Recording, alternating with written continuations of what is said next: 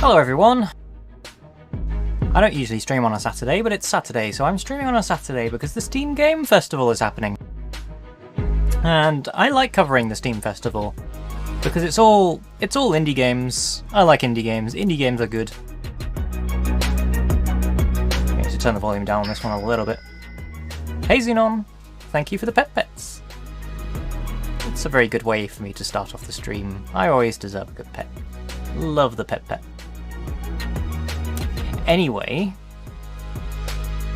I say we're off to a good start. This game doesn't appear to have controller support, or at least my controller doesn't seem to be doing anything. So I'm going to put that to the side and get my keyboard out.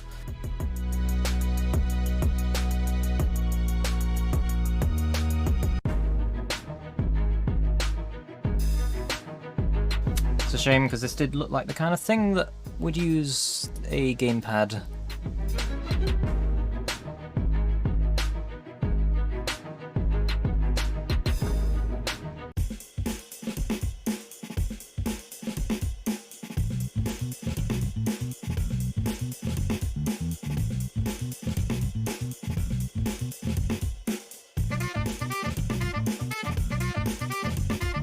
Okay, what is going on here?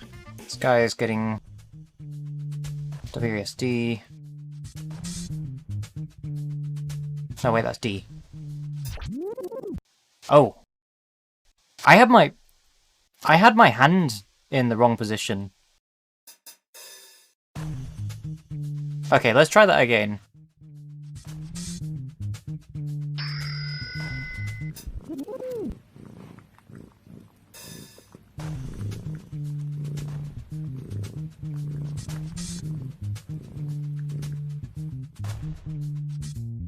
That's a bit of an odd position to slow down time. I would have thought you would slow down time a bit more momentarily before you have to press the button, not because there's quite a large gap there between when I press the button and when the thing. Well, there's quite a large gap between when I actually have to press the button.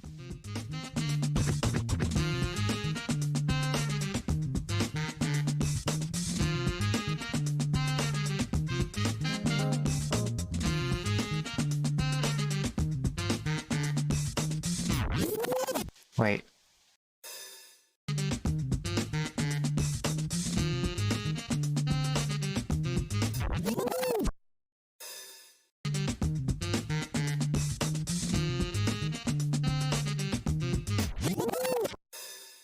Am I jumping over that?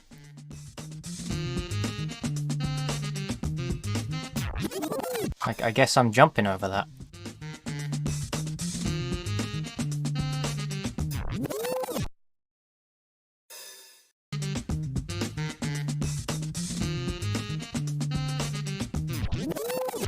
What exactly am I... Is it A? I guess it's A. I don't know why there wasn't a button prompt there.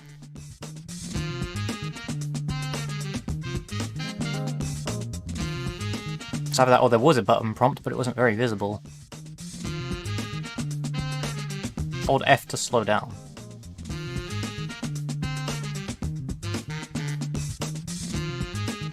Again, this is much...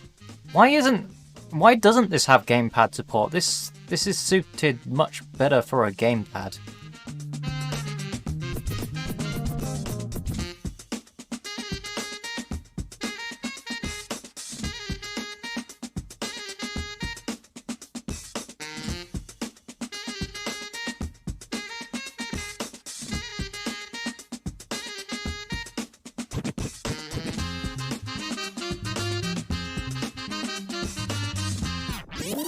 Oh.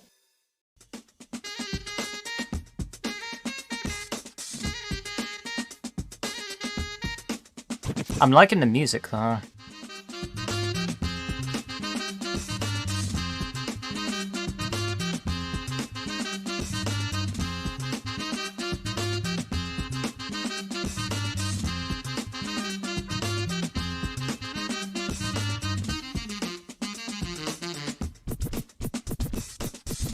Whoops, wrong button.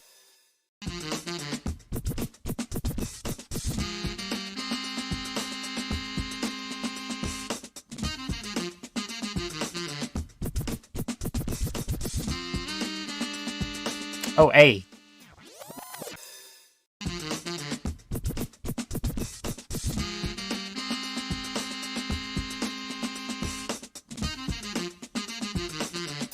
I did the same thing again.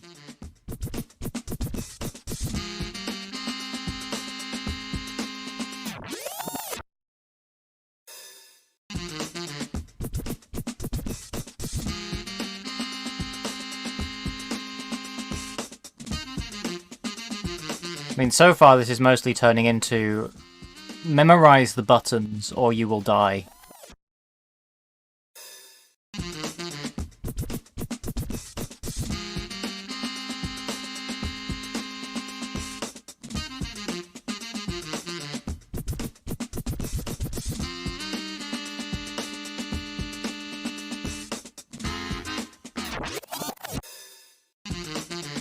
Oh.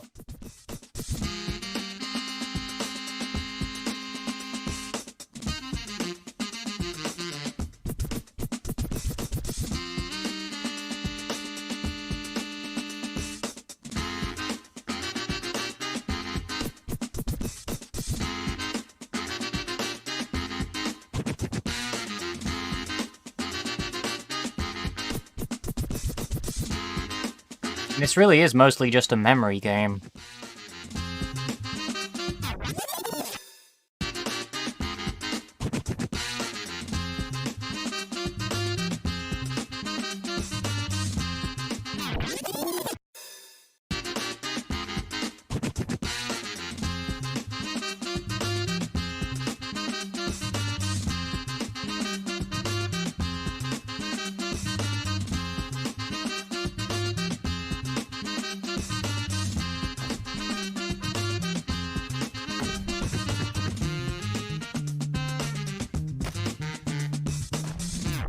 Wait, what?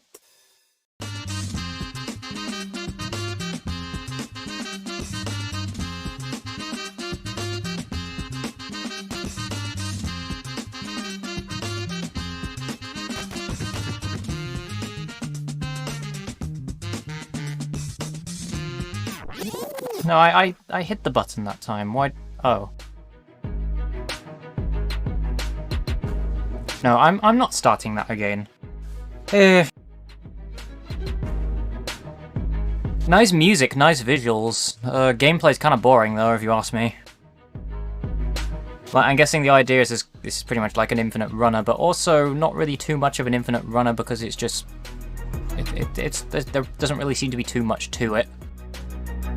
Mostly just hit the buttons, remember which buttons you gotta hit at that point, and that's it.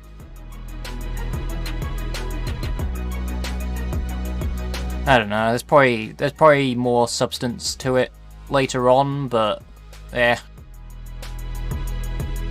First impressions aren't too great. This one has good visuals going for it at least.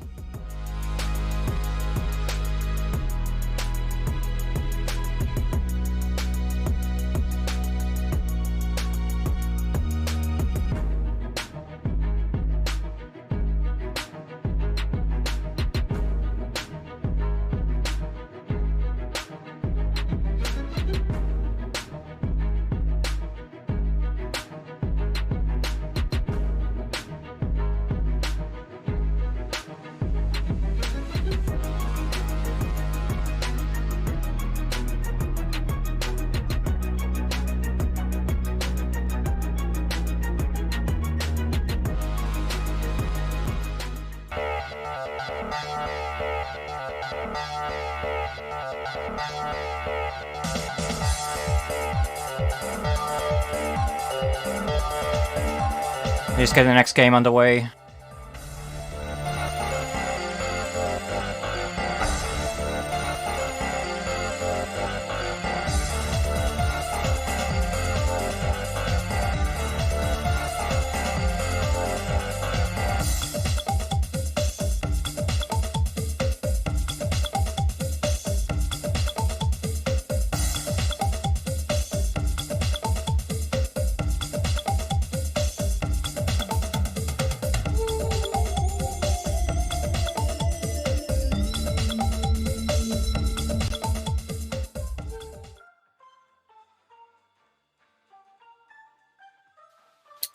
Okay, this game is called Alekon. Does this one have... Whoops, nope. Okay, I guess this one doesn't have controller support.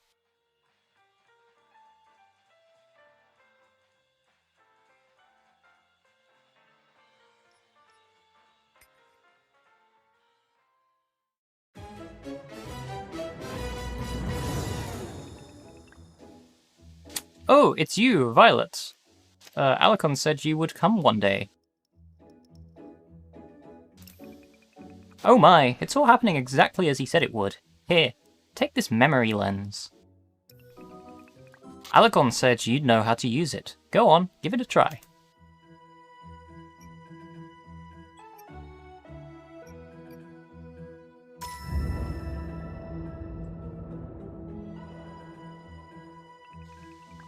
Wow, look how much dullness it removed. The picture you just took is turning into pure creativity. Now I understand what Alekon needs me to do. We should find him as soon as possible. Ho ho, yes! This is it! It's time to embark on a journey filled with magic and adventure. I'll explain what's been happening later, but for now, take pictures. It'll bring us one step closer to finding Alekon. The cloud you're on will guide you through the realm of fiction. Once you've explored the surroundings, you will be able to walk on your own 2 feet, but then stay on the cloud. And with that, into the realm of fiction you go!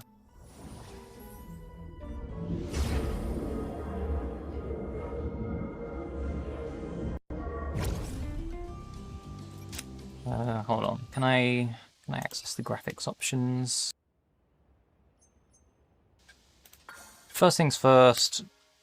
Turn VSync off. Quality, I'm going to turn you down a little bit. Spino borderless, okay. Actually, I don't know, it might run better if I do it in exclusive full screen.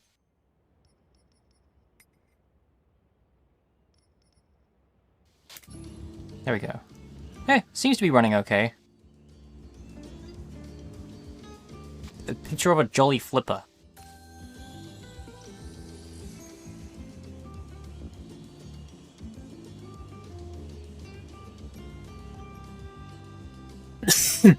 Well, yeah, so far it's Pokemon Snap.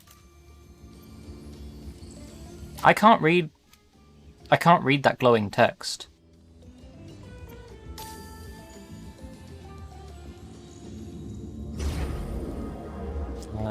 It would be helpful if I could read that glowing text.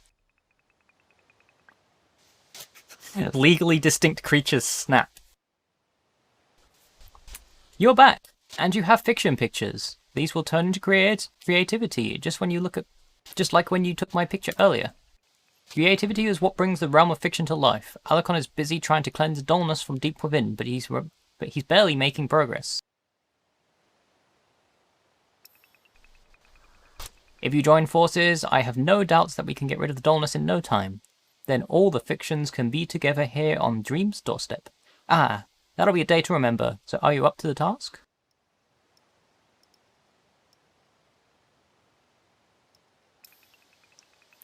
But of course, let's find out how much creativity we're able to extract from these pictures. From there, talk to other fictions on Dream's doorstep, then meet me near the giant portal in the blue field. Oh, that's an aura shell. You'll find them filled with personality quirks, and averse to all conflict. Some say they are all part of a secret society.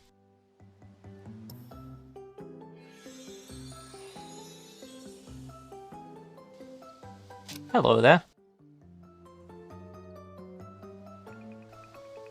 Aura shells spend most of their time in their shell, peering through the bottom looking for tasty secrets to conceal.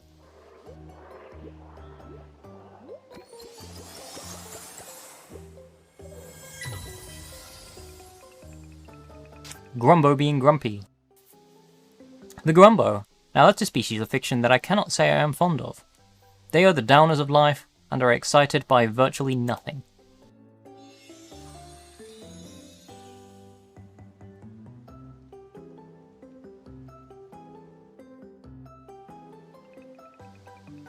Grumbos seem to be able to see the worst in any situation. Lonely when alone and annoyed when in company. I still believe there must be some way to cheer them up, though.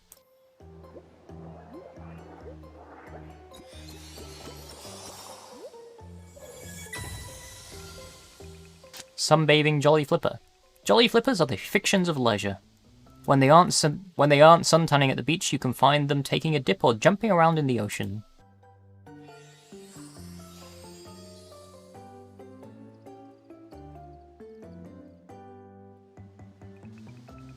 Jolly Flippers love lying around in the sun, but too much time on the land can be bad for their skin, so they balance it out with frequent laps around Idle Island.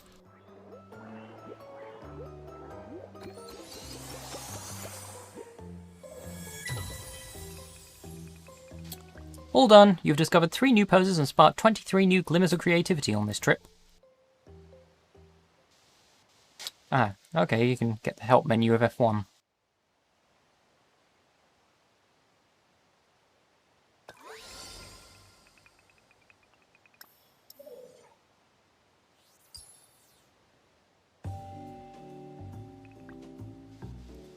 Sup, Grommet? We're running low on donuts down on Idle Island, so why don't you grab some from here and bring them down to share with the rest of the islanders? Here, throw one at this rock for me. Hold F to throw a donut. Throw one back at the... Throw one at the rock for Jolly Flipper. Oh, that one went in the water.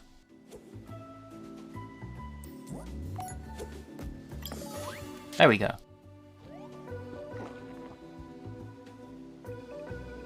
Ah, that was rad. I've got a donut tossing stand over there behind Chocobird's hut. Or Choco? I don't know. Come on over any time, and I might have something extra for you.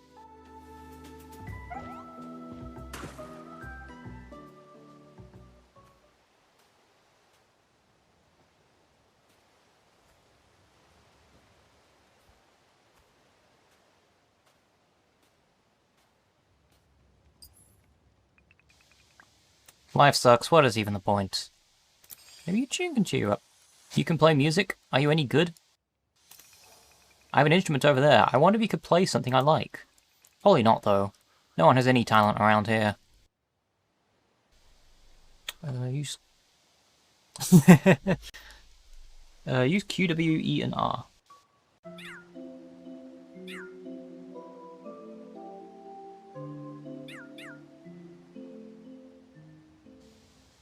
Okay, yeah, that was...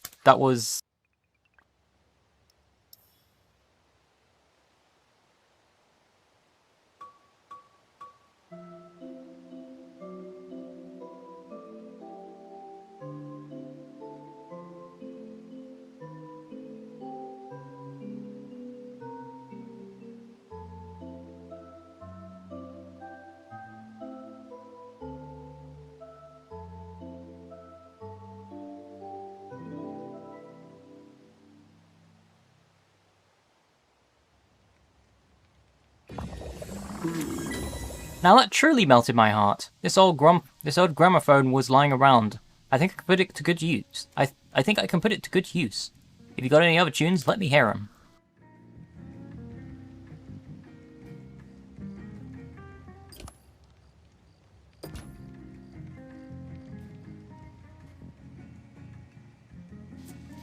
Okay, let me have another quick look at the comfort. No transition speed, motion blur. No, not avenue on. Field of view, reticle and cinematics hidden.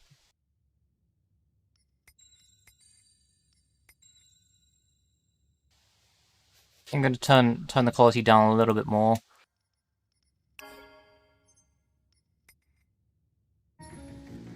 Oh, that seems to be a lot smoother now. I mean, it probably doesn't look visually as good, but as long as I can play the game, that's fine. I think it's less the font glow and more the fact that that text was made out of particles, and it was kind of difficult to read.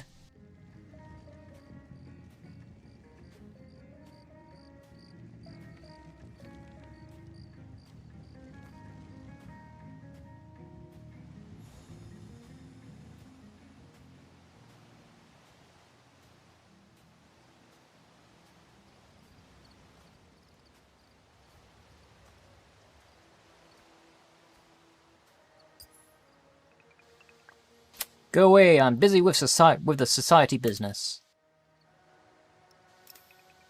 The most glorious society of concealment, of course. Why? We investigate secrets within the realm of fiction. Each Orishell who joins needs to prove their worth by finding a concealed secret. Have you found any such? I'm glad you asked. Asking is one of the best ways to reveal concealed things. Now for your application, perhaps I can help you. We Orishells have a game called Conceal and Reveal. I'll conceal myself somewhere nearby, and if you manage to reveal me within half a minute, that will prove your skills. Very well. Close your eyes while I hide. Okay, now I've got to find where the Orishell has gone. Oh, there you are.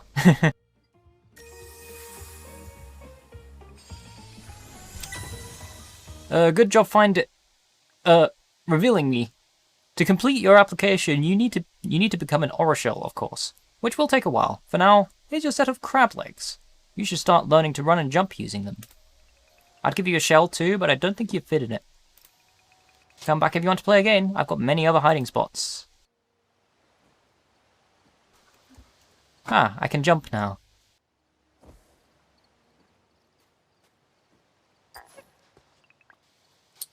Sup, Grommet?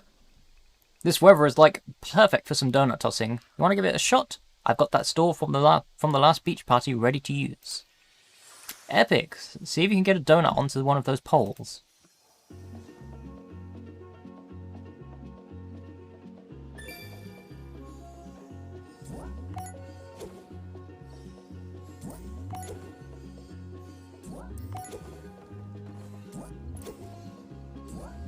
Really don't. I don't like virtual ring tossing.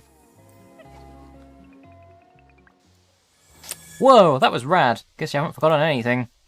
Now, if you fancy a challenge, try to get a donut onto a pole on each level. If you manage that, I'll teach you a little beach secret we call the sprinkled donut.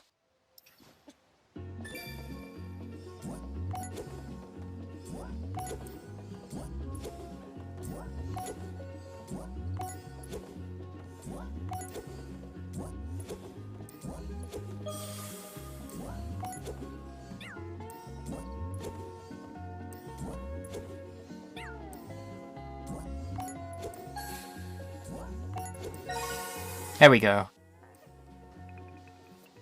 Whoa, that was totally tubular. I can toss a donut or two for fun, but you absolutely rip.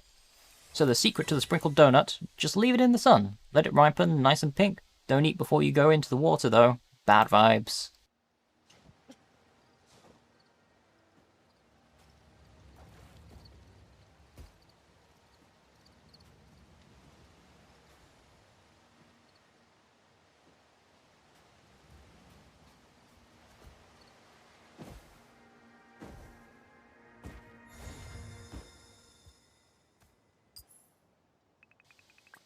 This is a map of the realm of fiction.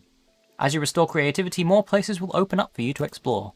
I put signs with my estimates of how much you'll need for each location. Your next stop is Snowdrop Slopes. Alekon must be within the Limitless Library. It's going to be a long road ahead to get there. Keep taking pictures of them in the realm of fiction and helping fictions here on Dream's doorstep. That's sure to help restore your creativity.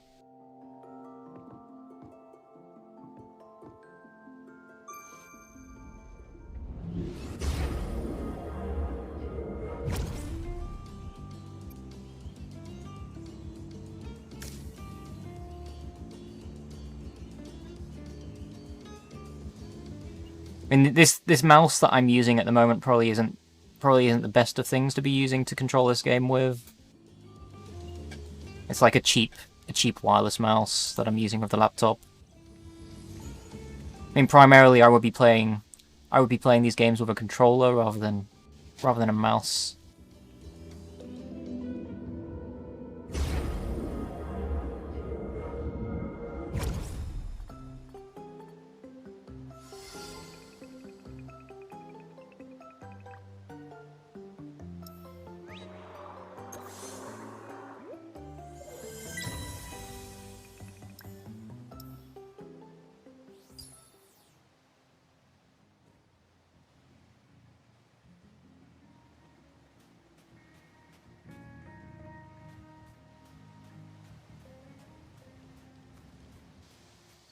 Hold on, where...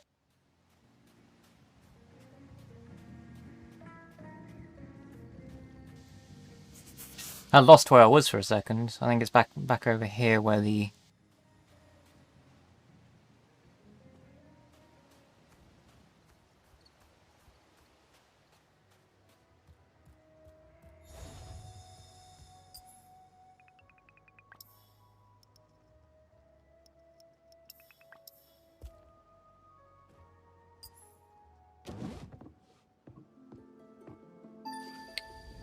Okay, Choco Village.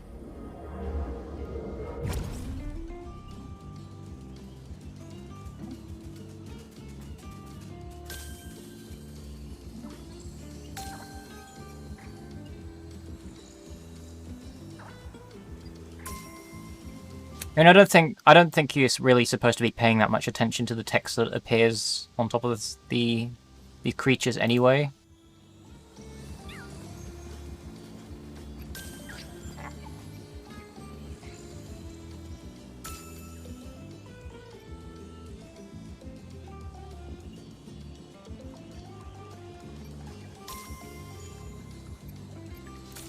It's basically just an indicator like, hey, you managed to successfully get a photo of this thing.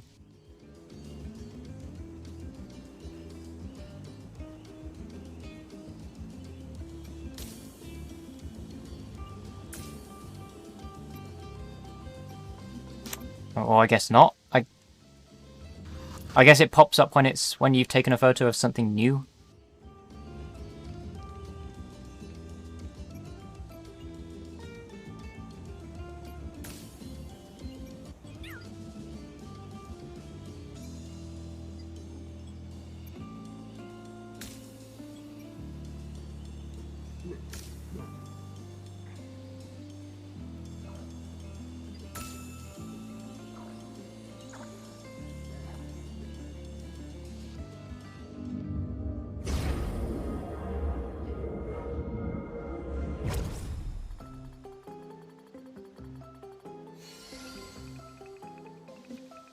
A busy bird. These beaky fictions love telling each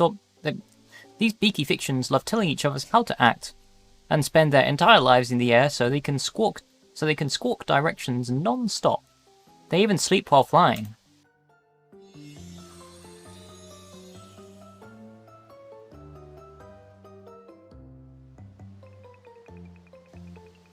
The breezes of Idle Island form intricate airstreams around the skies, and busy birds have perfected the technique of gliding effortlessly along these paths.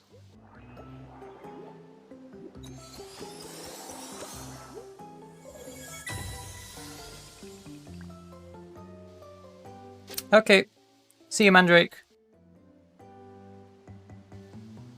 The fiction is too hard to see here. Try getting a closer shot. You have a few pictures of the same pose. I'll only score the best one, and if you have the Muck Money box, you can store the others if you like. Looks like you captured a better picture of this pose. Let's toss the current one and replace it with the new one. It'll spark some extra creativity.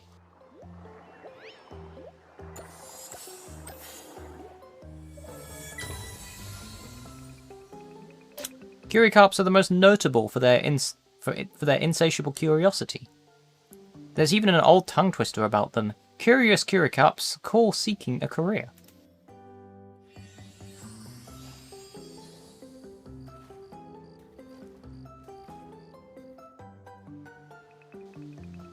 The Curicarp evolved from the Curicrow, a bird species, so sometimes they forget that they can't stay out of the water for too long, which leads to these unfortunate incidents.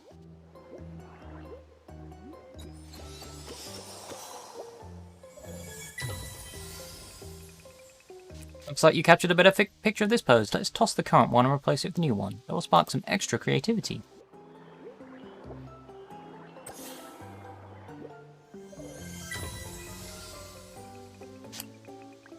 Not the most graceful mode of locomotion, but it works. Jolly flippers usually only come out of the water to sunbathe anyway.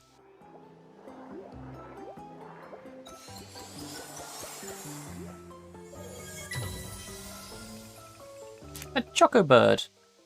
The forgetful nature and single-minded pursuit of chocos makes them ill-suited for life outside Idle Island, but on the island they prosper.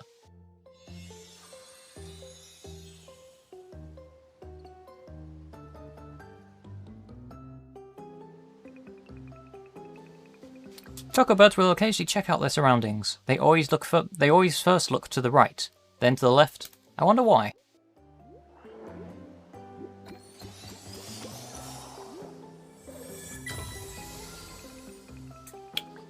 Aura shells have a unique gait, coordinating all of their legs while perfectly balancing the shell.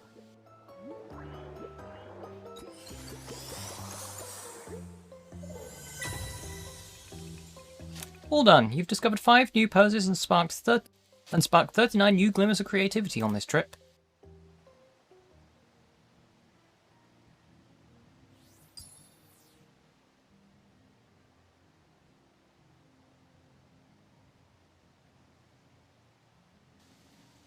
Just give me a second. There you go.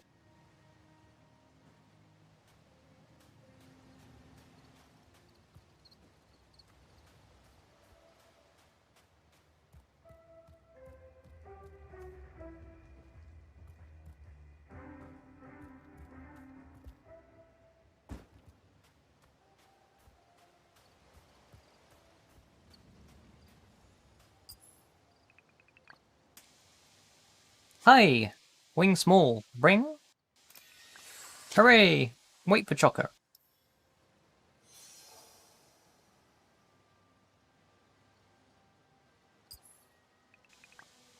No Choco?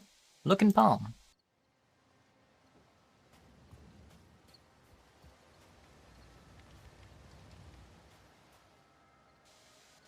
I'm talking about the palm trees.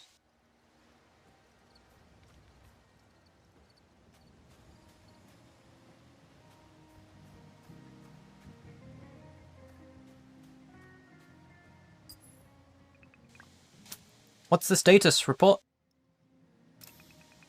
Oh, you're an expert on fun then? That's exactly who I've been looking for. Our beach party was reported to have 38% attendee dissatisfaction and 16% decreased month-over-month participation growth. That won't do. It simply won't do. I've decided to bring on board a fun expert to optimize our party spot allocation system. Are you up for the job? Excellent. I will sign you on as an independent contractor. Let us head on to the party venue, and I will pick up who should be assigned to each party spot.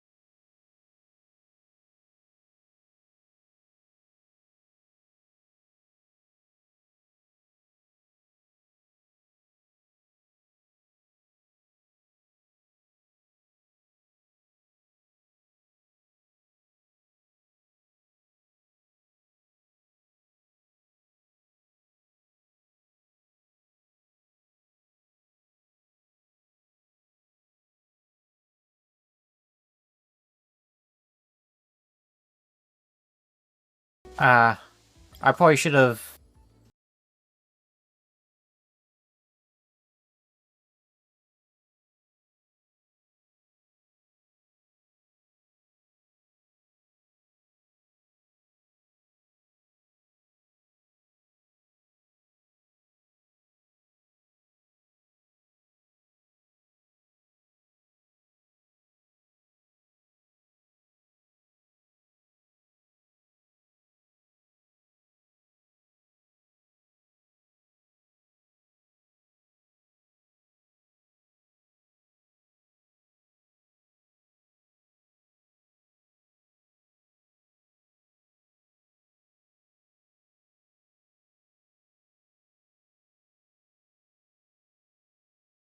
No ideal, but at least some guests were satisfied. Perhaps you can try planning the next one so that every guest's needs are met.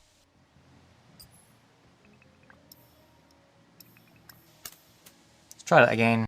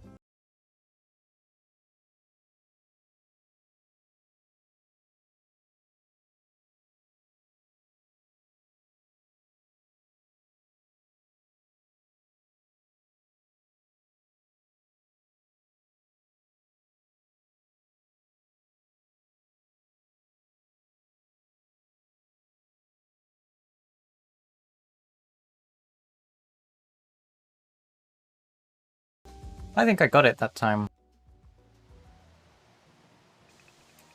Magnificent! Everyone was completely satisfied.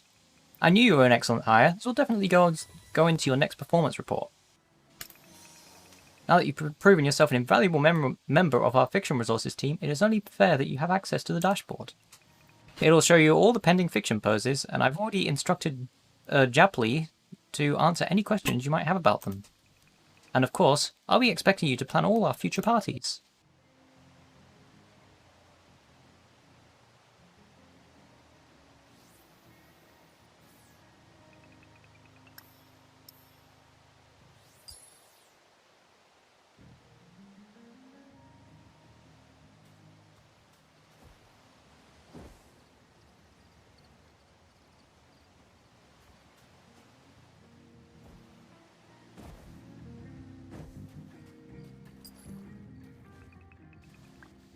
Hey Violet, Japli told me you take wonderful pictures, so I was curious.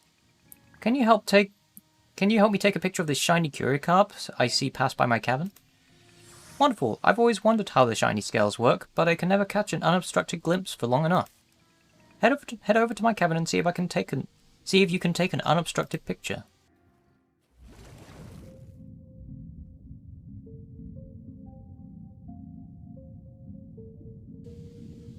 Or a shiny one.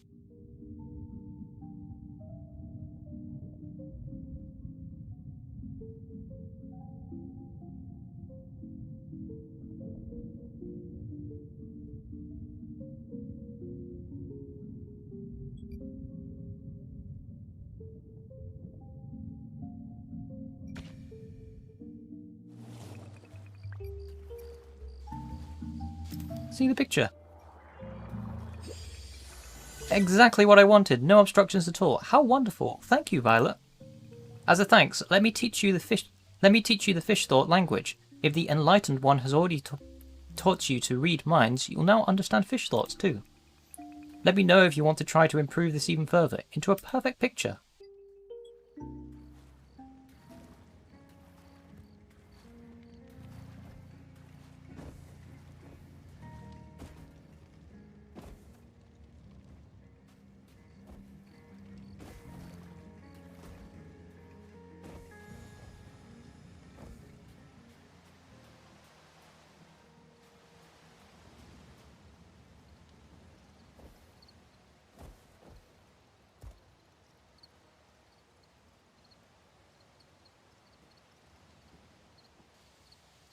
Hold on, what do I... It's like a weird looking platform with a...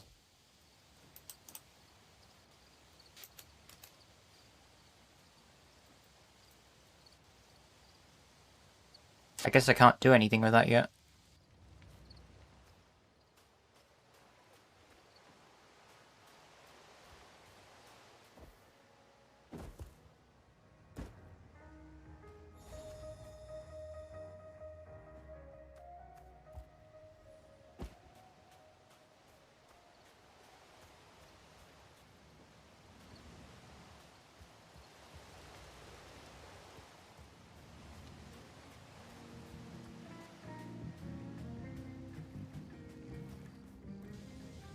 Well, I think I've done everything I can with the creatures that I've already taken photos of.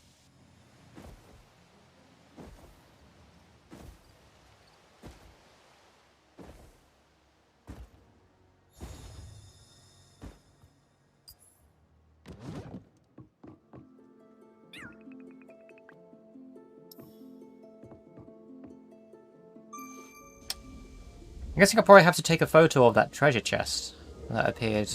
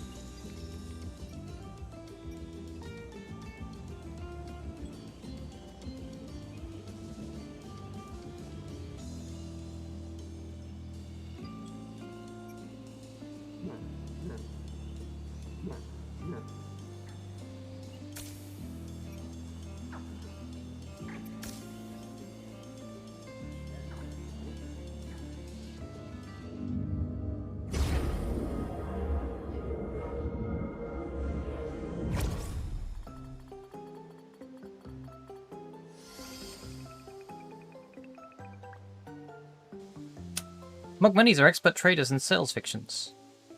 They even make their homes into treasure chests, so that everyone can see how wealthy they are.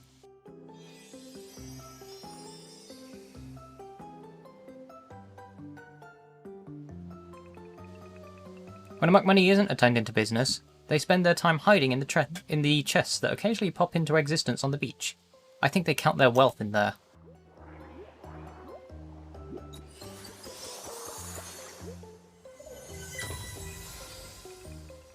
The idle island climate is very hot, so busybirds learn to flap their wings in order to remain cool.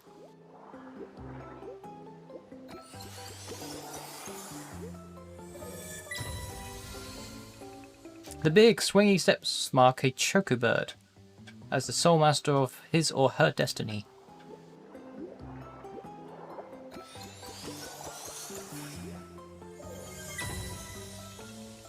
Well done, you've discovered 3 new poses and sparked 23 new glimmers of creativity on this trip.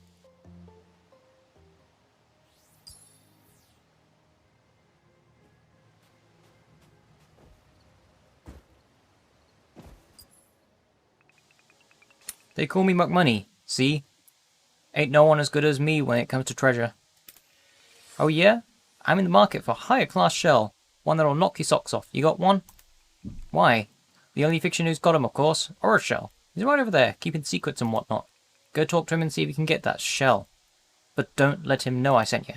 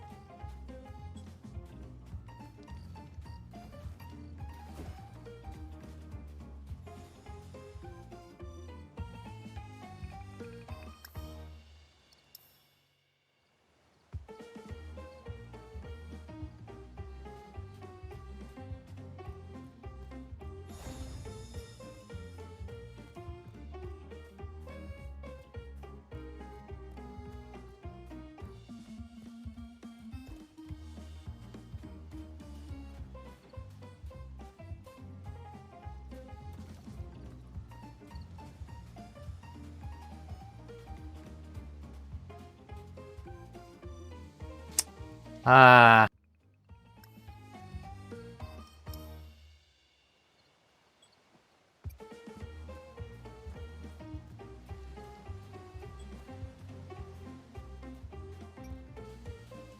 Wait, where was that? I did see them.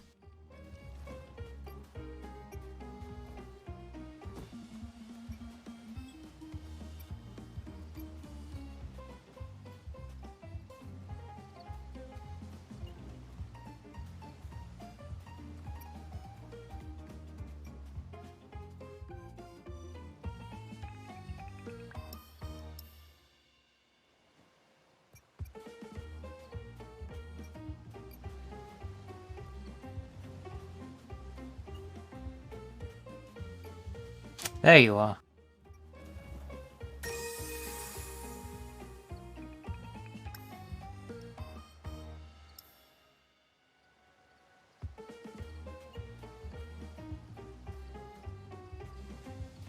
I'm not entirely sure if I have to be doing this or not.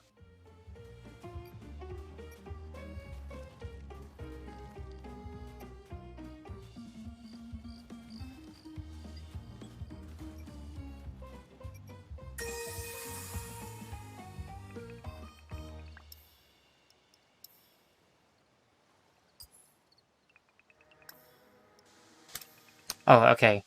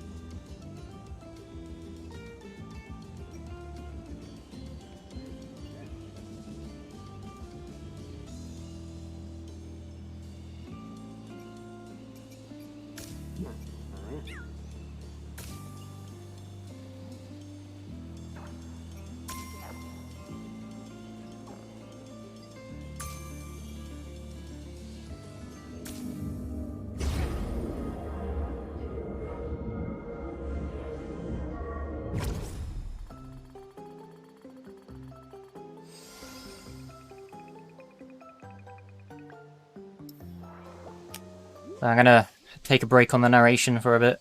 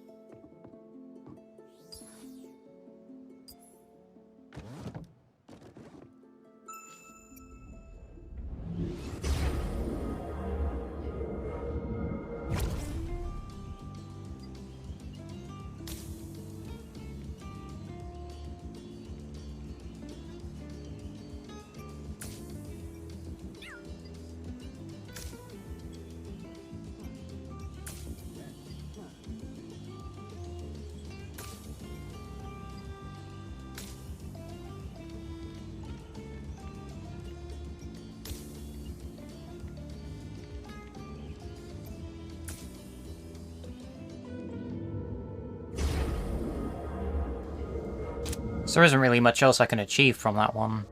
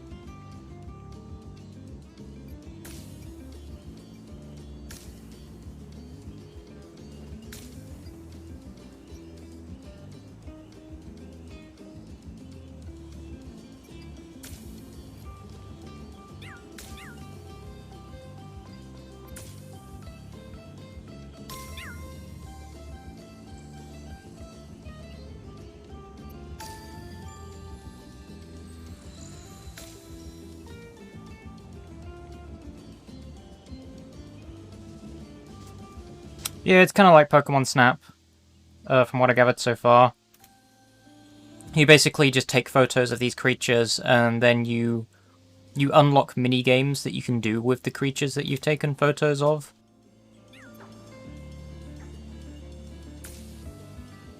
And that's all I've gathered from this so far.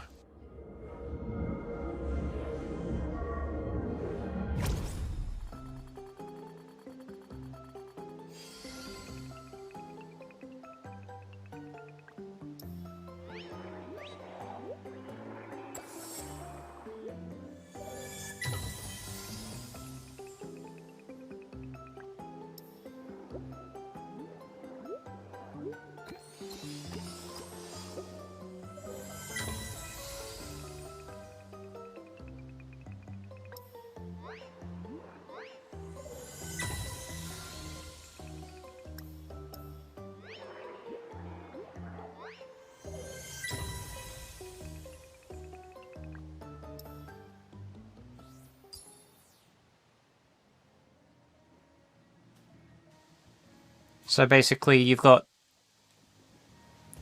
these blue outline of these characters here. These are all the ones that I haven't managed to get photos of yet.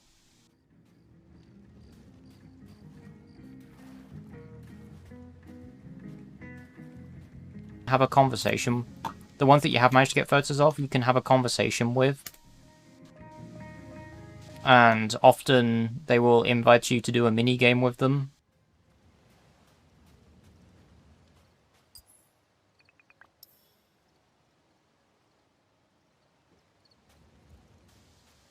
But I think at this point, I can't tell if I've actually fully done everything that I can do in this demo so far.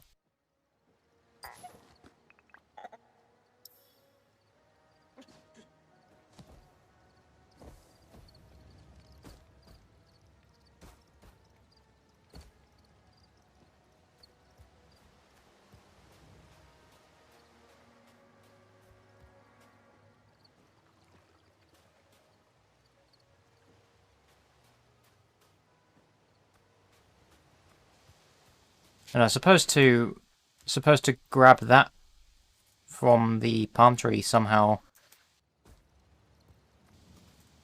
There's like a little platform here that I can't do anything with.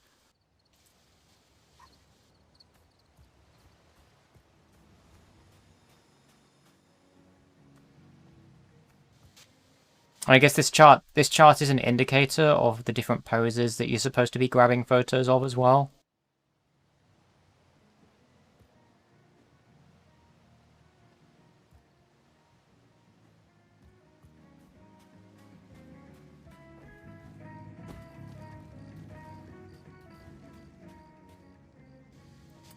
Either way, I think I've showed off at most what this game is. So, without this game taking up the rest of the evening, because it does seem like there's more that I haven't uncovered yet, but I do need to move on, so gonna give this one a rest.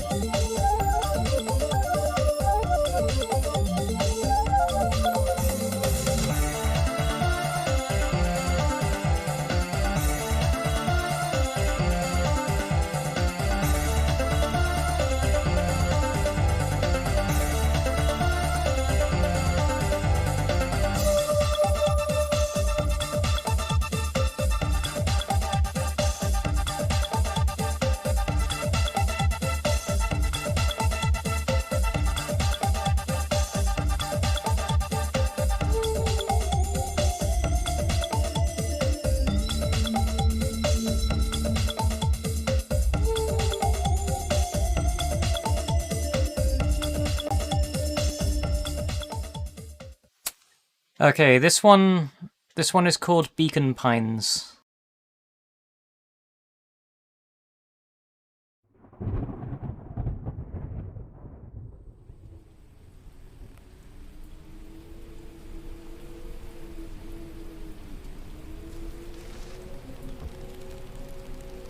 Dear reader, allow me to introduce you to my book.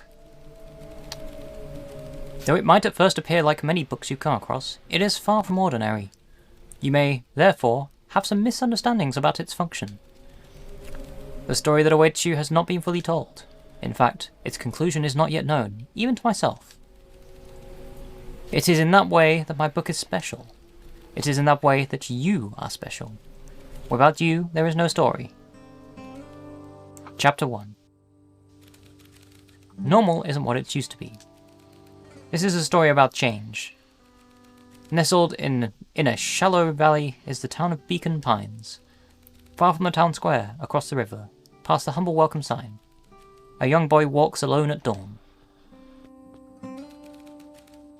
His name is Luca Van Horn, and like you, dear reader, he is here for a reason.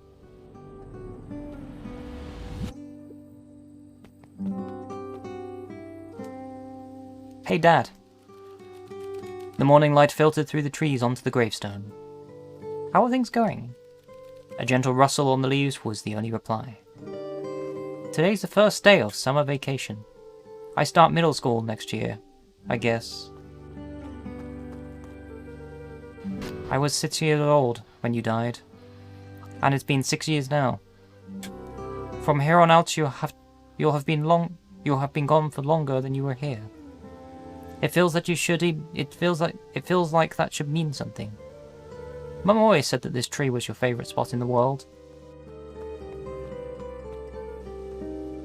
Me too. Hey Luca. Rollo was Luca's closest friend. I knew I'd find you here. Well, after I banged on your door till Gran finally came. He possessed many fine qualities, but subtlety was not one of them. And after I checked the pond, and climbed up onto the treehouse, then I knew I'd find you here. Rollo finally noticed the fresh flowers on the grave and the tears welling in his friend's eyes. Oh, yeah, right. You and your mum always did this on your dad's birthday. Yeah. I didn't know if you were going to keep it now. I didn't know if you were going to keep doing it now that your mum's gone too. She's not gone. She's just not here. Sorry, I meant to say since she went missing. She's gonna come back, Rollo. Of course she is. Okay, Dad. See you next time. I think I'm ready to get out of here. Sure, lead the way. Oh, well, this is coming on to a pretty sad start. Oh yeah, I almost forgot. The whole reason why I was looking for you. I was wondering if you would ever get to that. You know the abandoned warehouse by my place? The old Valentine building? Yeah, well, it isn't abandoned. What makes you think that? Get this. Last night, it was glowing. Glowing? Are you sure? Kinda. No one has used that building since. Since before the foul harvest? Yeah.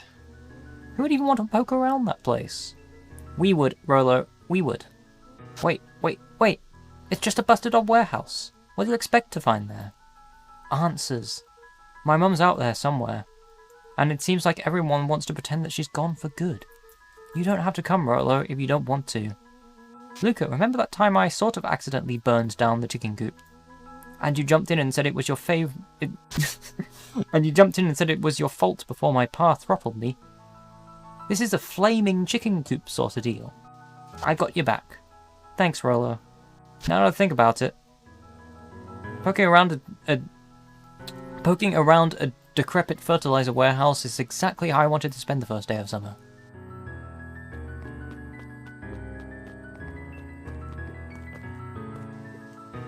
Hey, Jack. Morning, Jill. Salutations, dear Hossam for the Third. Just talk to the pigs.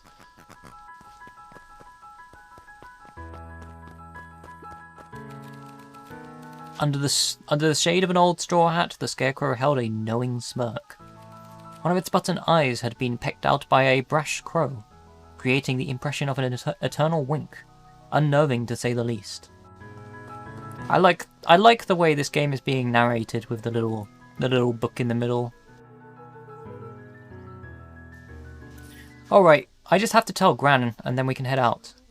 What are you going to tell her? I don't know, I'll think of something. If it's all the same to you, I'll meet you at the welcome sign. Your Gran smells kinda funny. Suit yourself, I won't be long.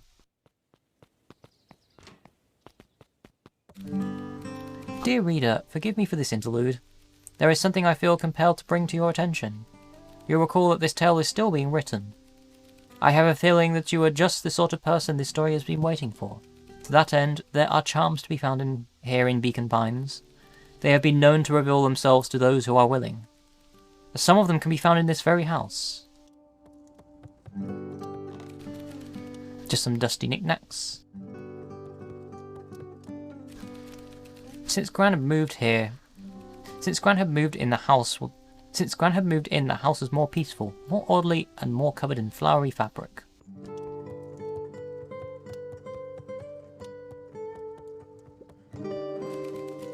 The drawer was packed with Dad's old baseball card collection. Never got the appeal of collecting things.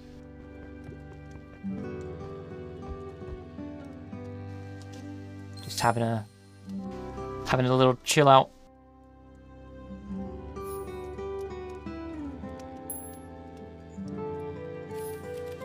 Ah, you found one. Most excellent. That charm is a very special thing. Very special indeed. Keep hold of it for now. Its purpose will reveal itself soon enough.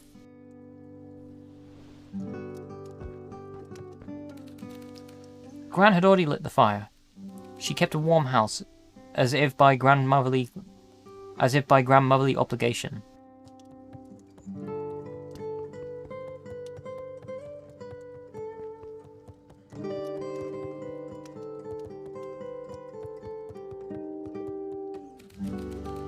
Luca paused at his parents' bedroom door. He wasn't ready to go in just yet. Gran had commanded the upstairs closet when she moved in. Some things need shelter from a young boy's mischief, she said. That's cute.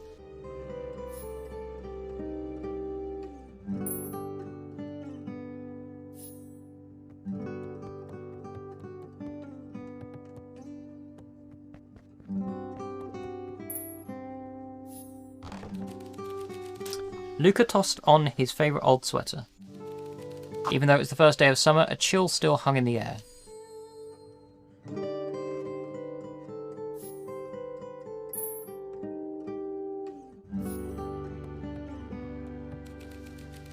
Gran's moving in meant that most of Luca's things had been crammed in the corner. Luca was somewhat annoyed by the situation.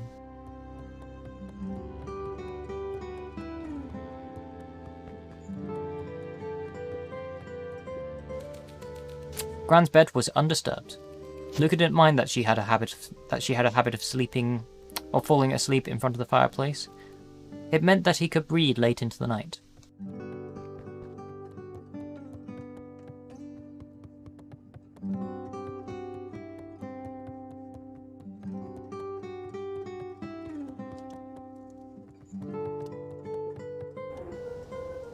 Oof, something has gone wrong in here.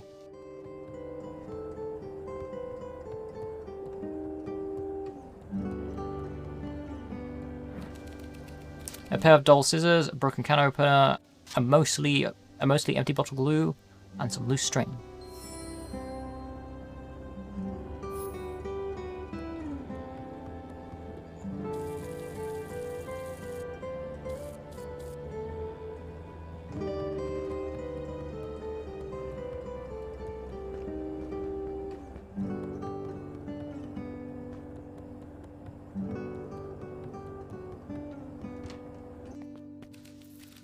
Oh my, this is quite exciting indeed. I am now certain that you are the one I have been waiting for all these years. You recall I was a bit coy regarding the use of the charms earlier. Excuse me, I tend to have a flair for the dramatic. You are about to encounter your first turning point. There are certain times in this tale where everything hinges on a single word. You can use the various charms you have encountered. You can use the various charms you have collected to alter events and thus completely rewrite the fate of Beacon Pines. This is no small thing, so step forth, dear reader, and grasp a hold of fate itself.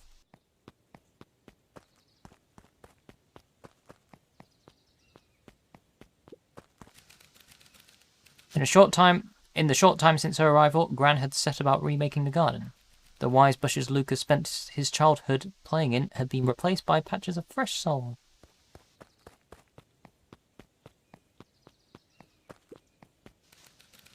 A beginner's guide to gardening laid open on the bench. Hey Grant, I'm gonna go hang with Rolo for the day. See you later. Hold up now. Where are you and Rolo headed exactly? Oh, nowhere special. The less Gran knew, the better for everyone involved. We're just gonna go...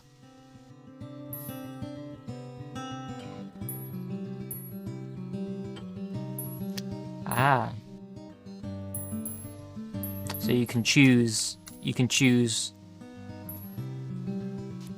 the different options to affect the story.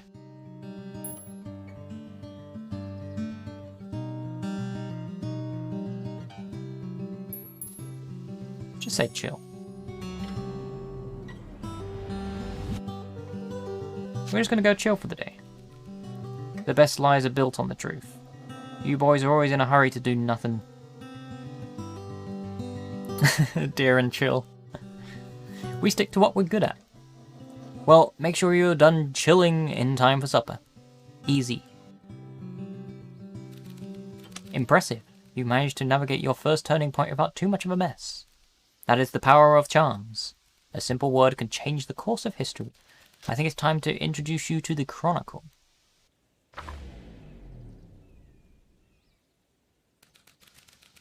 The Chronicle is a record of the decisions you've made. You can see the turning point which has been revealed.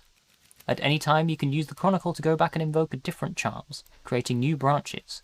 This conversation with Gran seems innocent enough, the perfect opportunity to experiment with rewriting things. Luca lies to Gran.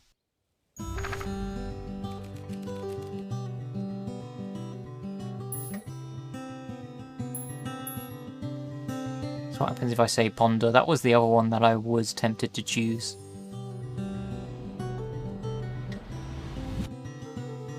We're just going to go ponder for the day. Oh, really? What are you boys going to ponder on such a... What are you boys going to ponder on such a lovely day exactly? This was Luca's chance to sell his alibi. You know, big stuff, small stuff, medium, mostly medium pondering. Nailed it. Well, make sure you don't overburden yourself with a preponderance of pondering. Huh? Oh, forget it. Off with you now.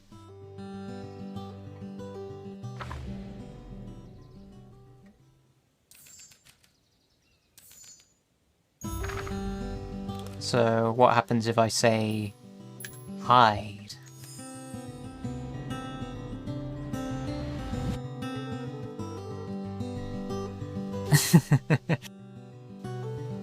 We're just gonna go hide for the day. Hide?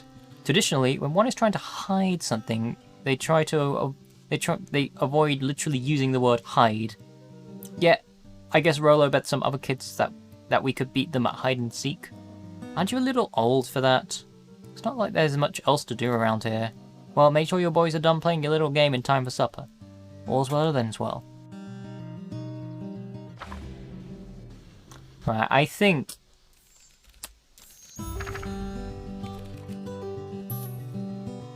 Ponder is probably the best fitting one for that.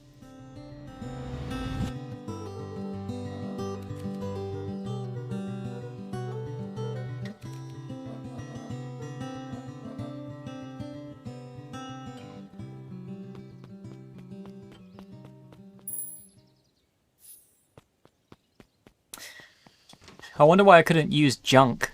We're just gonna go junk for the day.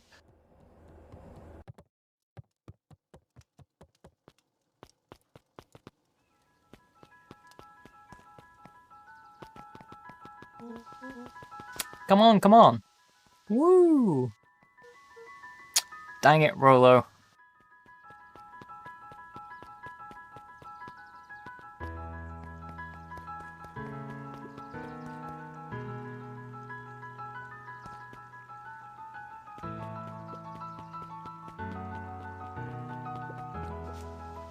Hey, Luca. Looks like you guys are in a hurry.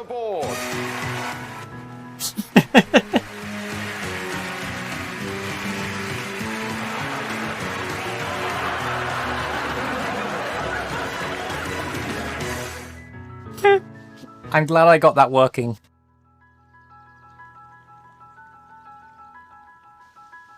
Looks like you guys are in a hurry. I'm just keeping my eye on the boat.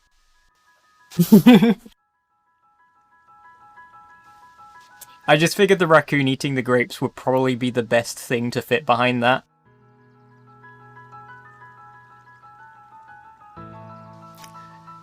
The SS Maritimes.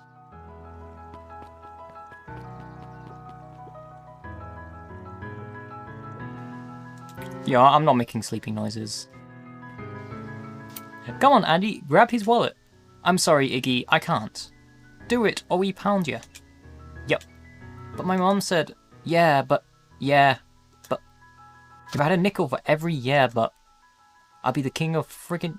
I'll be the freaking king of nickels. Did you hear that, Tish? King of nickels. Haha. Yep.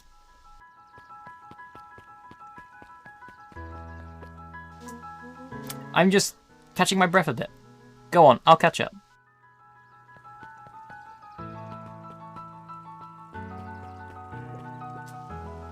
Hey, Mr. Wilder. Morning, look. What's the day have in store for you? I was wondering if you heard any news about... Well, if there's news you want, young lad, you've come to the right place. Oh, great. Have you heard about something going on at the old fertilizer warehouse? Nope. Oh. Rolo thought he saw some lights there last night. Rolo ought to be careful poking around that part of town. The winds of change are blowing, and change is a dangerous animal.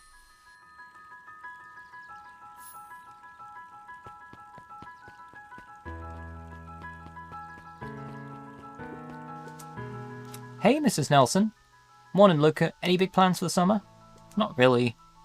Heard anything about the old fertilizer warehouse? Any strange happenings? Can't say I have. Either way, a dusty old warehouse is no place for a young boy to enjoy his summer. Yeah, I guess not. You be safe now.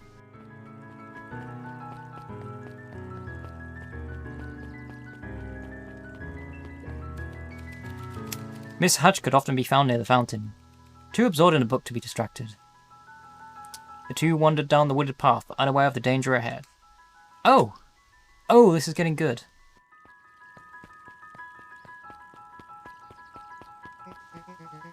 Luca, just the fellow I was looking for. Hey Roxy, what's up? Oh, right. Rendezvous with Roxy. This is an important turning point. The first time where your charms will change the course of fate. And currently, we only have one suitable charm at our disposal. Have no fear, we can always return later using the Chronicle once we find more charms. Well, now I'm just rambling here. Where are we? Have you seen my idiot brother today? He skipped out before breakfast. Well, not really, no. Can't say I have. Can't say or won't say. Come on, Roxy, would I lie to you? Luca, wait up! I almost forgot to tell you. Roxy might be lurking around here. This is one of her favourite places to stand around and be useless. Rolo. So I need to make sure she doesn't spot us. Rolo. Why are you doing that turning thing with your body? Wait. You're not scared, are you? She's harmless. And stupid. And she's right about that corner, isn't she? Good job. Don't mind me just over here lurking. Sorry about that. Don't mind me just lurking. My throat. I'm gonna have a quick drink. Hold on.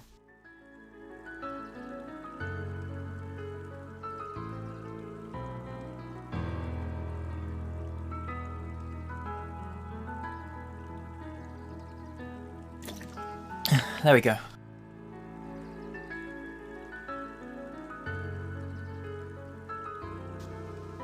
Don't mind me, just over here, lurking uselessly. Hey sis. Nice weather we're having, eh? I couldn't help but notice you slipped out this morning before breakfast. Wasn't hungry. Also, couldn't help but notice your morning chores were left unchored. Must have slipped my mind, thanks for letting me know. Anyways, Luca, I have places to be, so if you don't mind... Oh, I do mind. I'm not gonna catch hell again because of you. So either you march yourself home and feed those pigs, or I haul you home myself. Rolo froze as Roxy took a step toward him, cracking her knuckles. Luca knew he had one chance to save his friend from being dragged home. In the past, he found the best way to deal with an enraged Roxy would be a little... Oh, chill is the only one I have.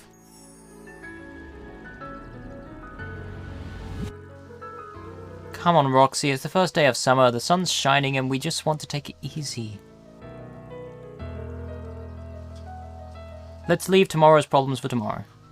That's great and all, but Rolo's problems have a way of becoming my problems. And Pa always says tomorrow's work is best left for yesterday. March, you big oaf. Oh, rats. I expect a full report about the Valentine place. A full report! So, Fitz, what are you up to on this lovely day? Nope. Cool. Don't really have much to say, do you?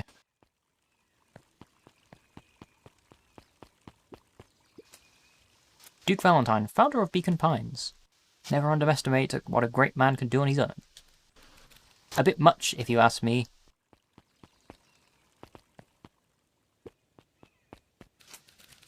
Gibbs Hardware went out of business over a year ago.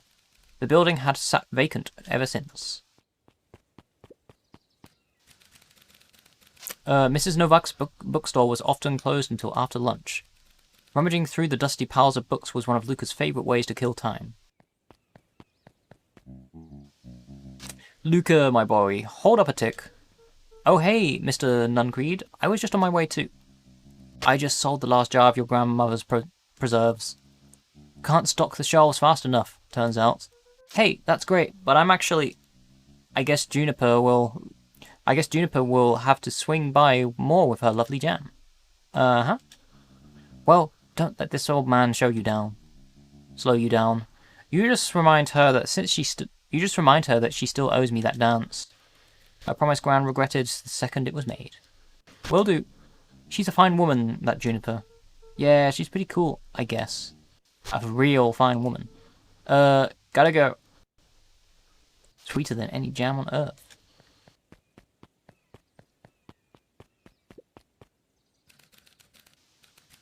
The phone booth was brand new, part of the town's Beacon Pines Reborn initiative. Didn't seem much use. I mean, he's standing right outside the drugstore, of all places.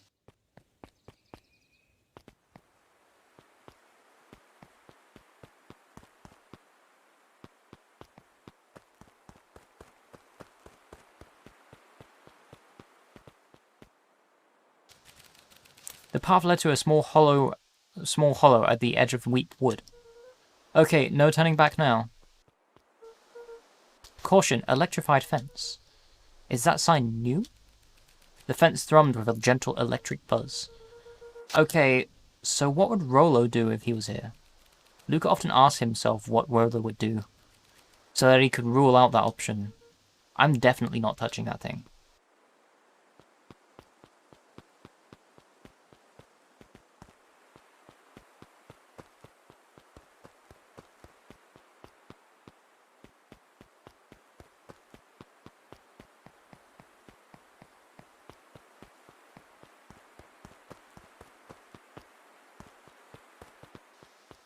Hold on, I can jump. Not very helpful here, though.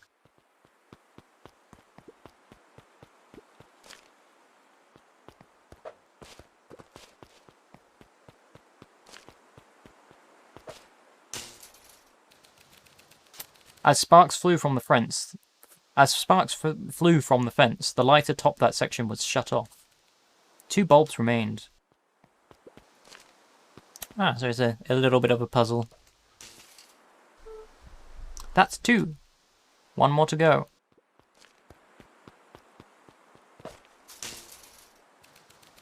The fence's buzzing gave way to silence. Okay, moment of truth. Every kid in town knew the old Valentine fertilizer building. Long abandoned, the warehouse once served as the industrial heart of Beacon Pines. Now it stood as only a reminder of things left behind. The dormant building showed strange signs of life. There was an unnatural light that glowed gently from the windows, throbbing in time with a low, mechanical hum. Okay, so Rolo wasn't exaggerating for once. What's going on here? There was only one way to find out. Wow, that smells awful. Too bad Rolo's not here. He'd have no problem poking around in there.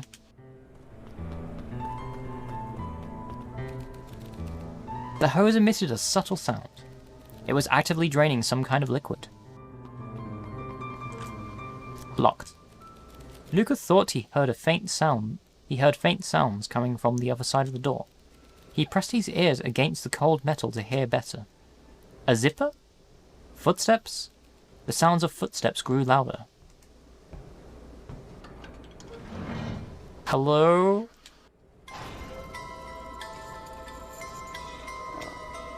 Shit. Excuse me? Well, that just took a turn.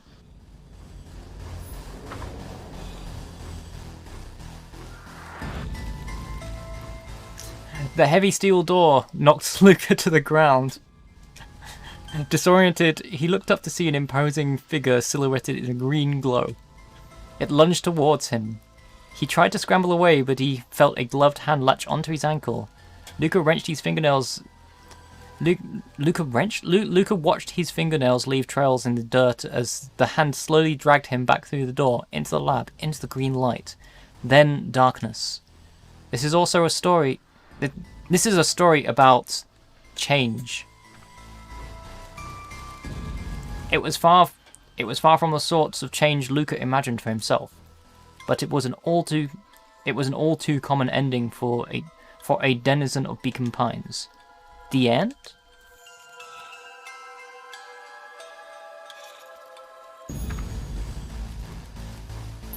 Well, I only have... Oh. Hold on.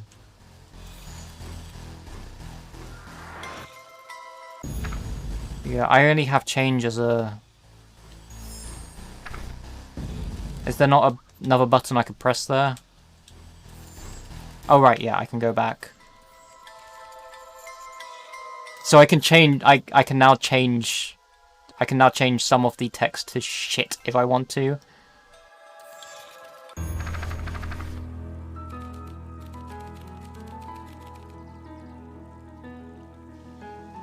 In the past, you found the best way to deal with an enraged Roxy was to be a little shit.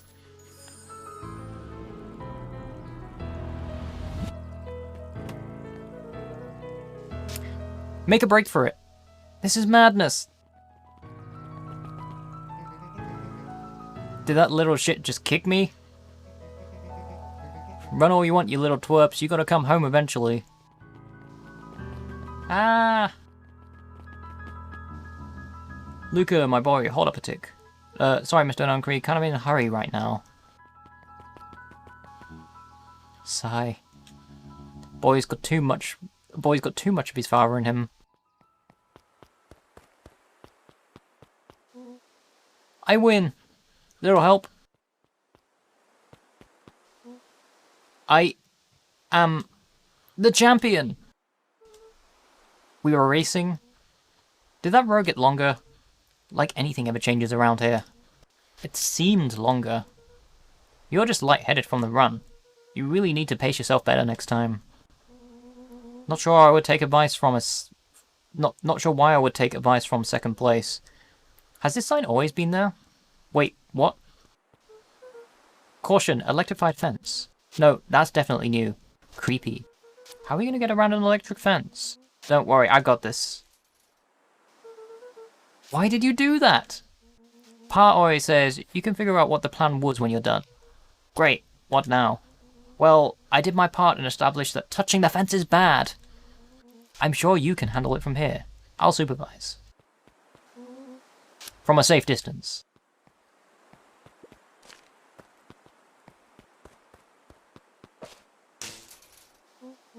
Whoa, you're a genius!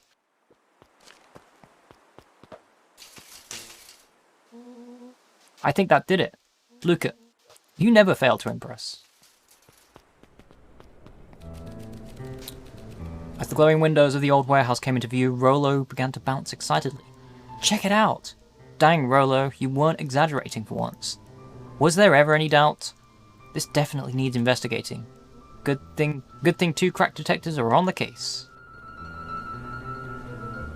This is crazy. This is awesome. Check out this puddle. That's not normal. And this hose. Aw man, the door's locked. Try harder. No dice, it won't budge. I'm tempted to prove you wrong, but I wouldn't want to embarrass you. Oh well. The dumpster is new, right? I bet it's got stuff in it. I can't really see what's in here. Who did all of this? My nose is itching. I think I smell some treasure. Are you sure that isn't the hazardous waste? Let me just get in. Rolo, it would be my honor to throw you in the trash. Come on, Lady Luck. Oh, dang. So, what's in there? Let's see. There's a squishy bag of squish. Wow. Hang on, there's more. A good inch of stagnant sludge. Your natural habitat. Wait, hold the phone. Hold two phones. Check these bad boys out. Are those walkie-talkies? Just like Hank Atomic Communications. Do these actually work? Ground command to Hank Atomic. Hank, do you read me? This is Hank Atomic, ground command. You're coming in 5 by 5. How are your vital readout? How are your vital readouts, Hank? It's getting a little stuffy in here. Requesting assistance for evac. Help is on the way. What was that? Someone's coming. Just shut up and give me your hand. I'm trying. Get a better grip. Scoot over. I'm coming in.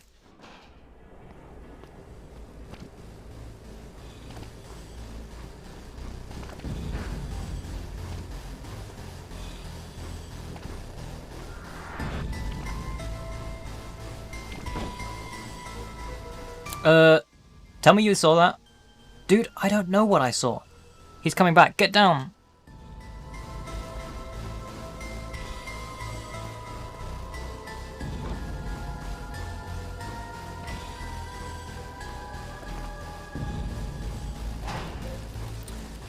The boys were petrified under the weight of the bag. Okay, I'm not waiting to find out what the other crud thing, what other crud that thing is going to dump in here today. I think we should make a break for it. Calm down. There's no reason to panic. I'm not panicking. You're panicking. Rolo, calm down. You don't have to keep squeezing my hand so hard. Dude, I am not holding your hand. Quit messing around. What other slime-covered hand would be in here? Hey, Curly. Ah! Ah! Ah!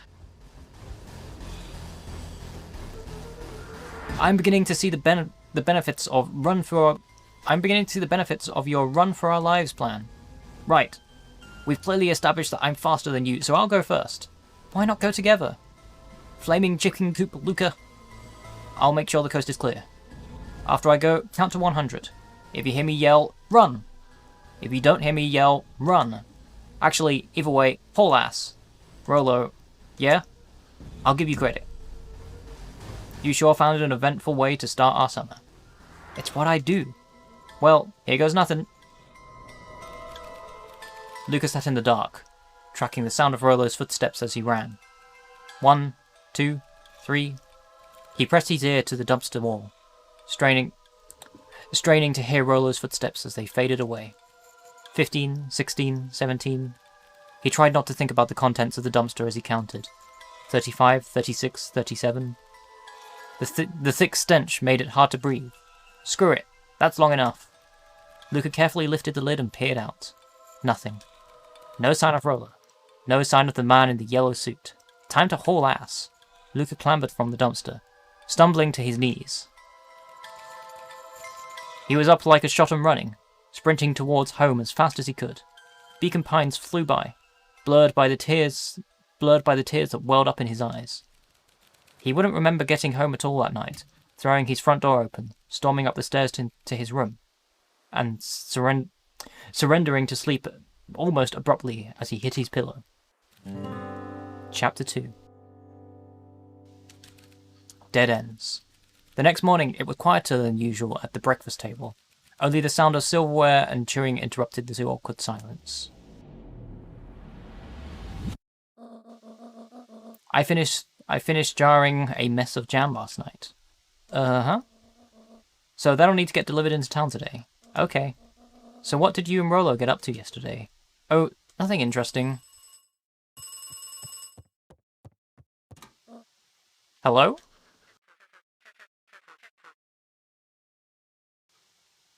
Huh. Calm down.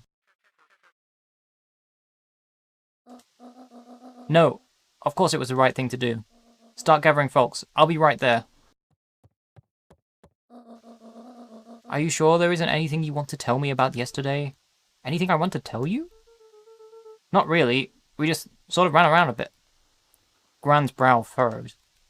She let out a long sigh. Her voice was quiet and even. I have to go take care of something. You are to stay in this house for the day. Under no circumstance are you to leave. What?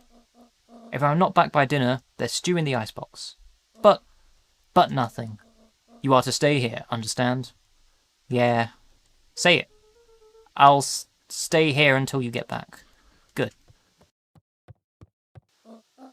Oh, and Luca, you left the icebox open yesterday. We're not made of money, you know. Luca stood in silent shock. Had Gran caught him in a lie? Where could she even be going? Well, that was strange.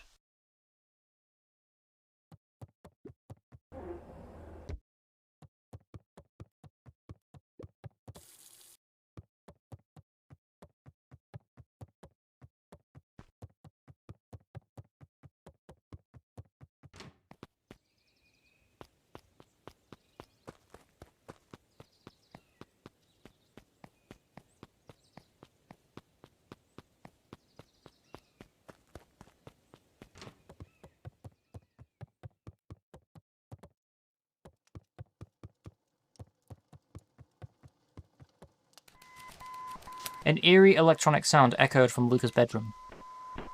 Hello? Is anyone there?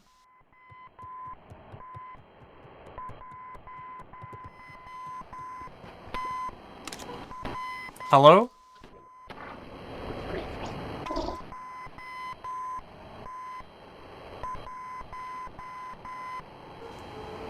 Rollo, is that you?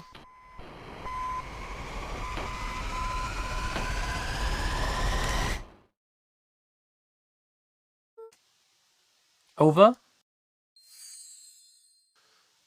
Strange.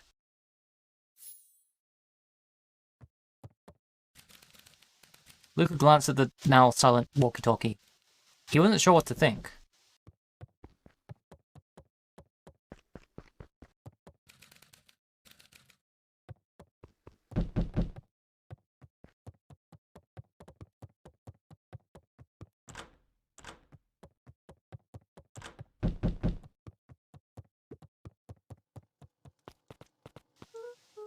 Oh, hey, Roxy.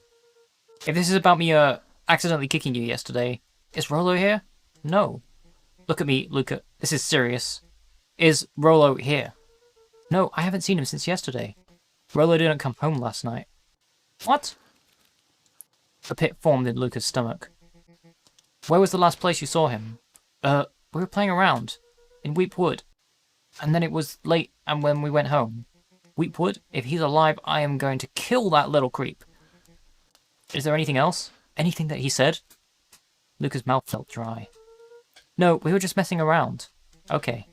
I need to go let people know to check the woods. If you can think of anything else that might help, let me know. Luca could feel his heart beating in his throat. Rollo? I've got to find him.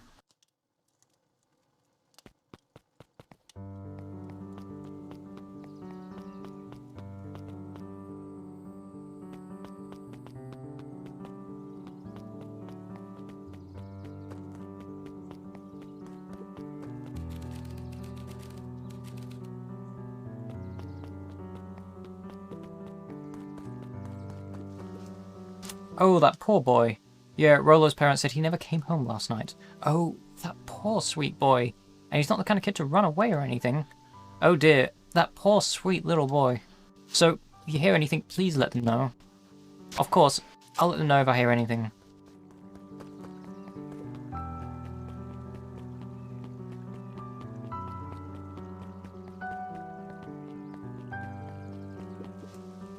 Rollo? Sorry, my boy. Haven't seen him since yesterday. I'll be sure to keep an eye out.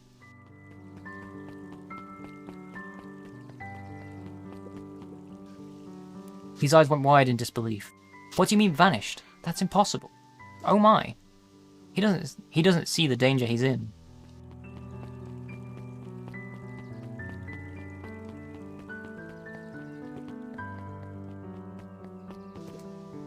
Of course, why would anything be open in this stupid place? Oh yeah, Miss Novak usually doesn't get in until after lunch. And you are? Luca Van Horn. You new here? Nope, yep, not by choice. Gotcha. I'm looking for my friend Rollo. He didn't come home last night. So he's missing? I guess so. Like, missing? Luca shifted his feet uncomfortably. Does that sort of thing happen a lot around here? I don't think so? Well, that sucks. Yeah. So, I should probably get going. Hey, wait up. What? I'm coming with you.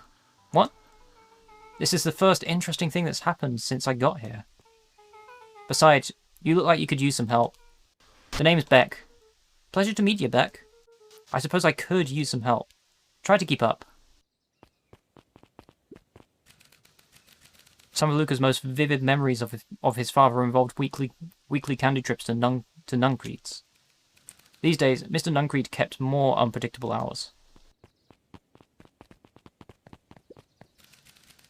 The phone booth was brand new. Okay, I've read that one right.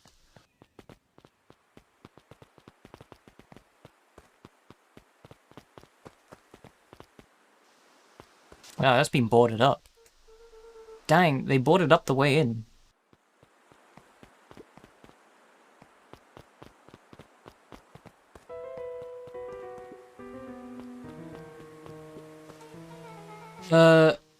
this sort of thing normal around here? Because puddles of glowing ooze are definitely not what I expected from this place. I have no idea what that stuff is. Well, the next obvious step is science. And what does science suggest? Poke it with a stick! Luca watched as Beck dipped a broken tree branch into the goo. Beck's eyes widened as flowers grew from the dead wood. First small buds, which quickly bloomed into vibrant petals. What the? Cool. As quickly as they had grown, the flowers began to shrivel and turn grey. Beck dropped the stick with a grunt of disgust. Okay.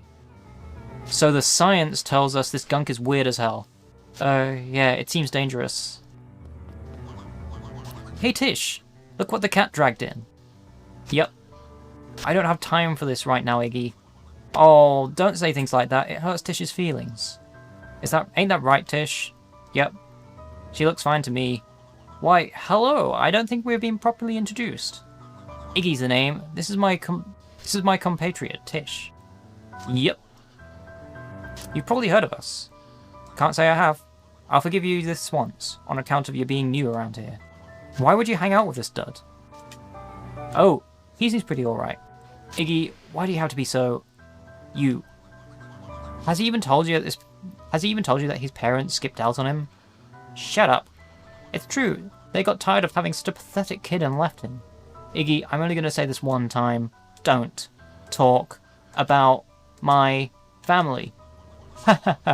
Well, look who's grown a backbone now that the girl's around. First his pops croaked. Then his mum finally couldn't take it anymore. Iggy took a step towards Luca, his sneer lit by the glowing puddle. Beck could see tears welling in Luca's eyes, his fist clench. Some things about Beacon Pines were very different from the city, but a bully from a hayseed town is really no different than a city bully. Beck took a deep breath and thought. Well, time to bust out the... Well, strange is the only option I have. Yeah, this... I don't have a problem with that. I mean, overall, like, this is a work of fiction, and I have to say, kids can be assholes.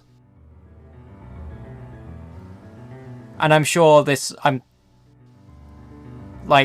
not familiar with the person who does the writing for this, but I'm sure there may be callbacks to childhood, quite possibly.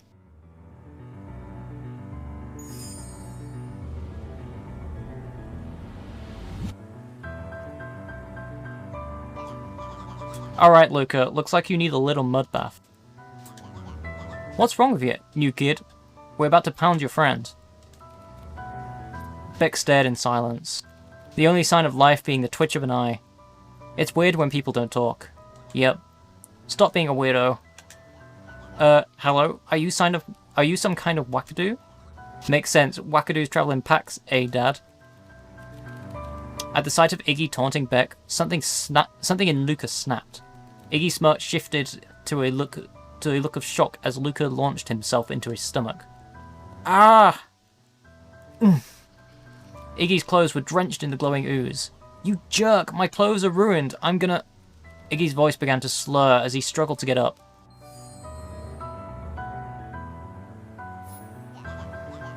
I don't feel so good. Huh. Oh shit! I'm sorry,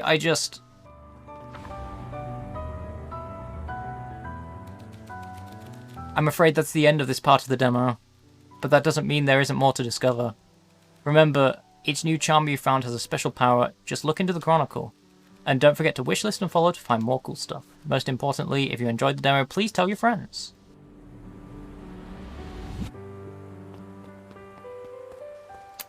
I'd say this is quite neat so far. Like, I absolutely love games that, like, games and storytelling in general, that plays with the concept of basically being able to go back whenever you want and change what happens, and especially, like, the way this is doing it is you collect different charms that you can use. Whoops, that's not the one that I wanted to press. You can collect different charms that you can use to change the dialogue options, which is quite interesting. I mean, this probably isn't the first game to do this, but I like how this is being played out so far, and also it's ended on quite an interesting cliffhanger as well. So I might consider playing the full thing. I like this. The art style is also very charming as well. I mean, I can't say no to fluffy animal characters.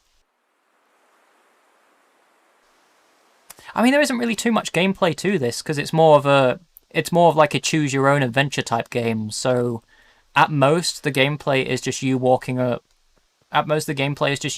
around and talking. I'm sure there's probably one or two more interactive parts that may come in later on as well. But as I said, this is more, yeah, it's more like a point and click game, or even a visual novel to an extent as well.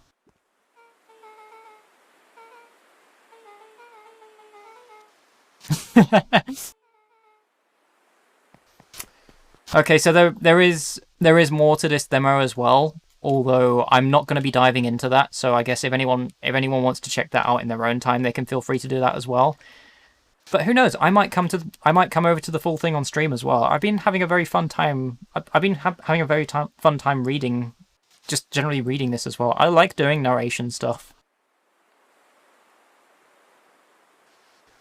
Anyway, I'm going to be right back because I need to have something to eat. But I will be back with more games after I've eaten. So see you all soon.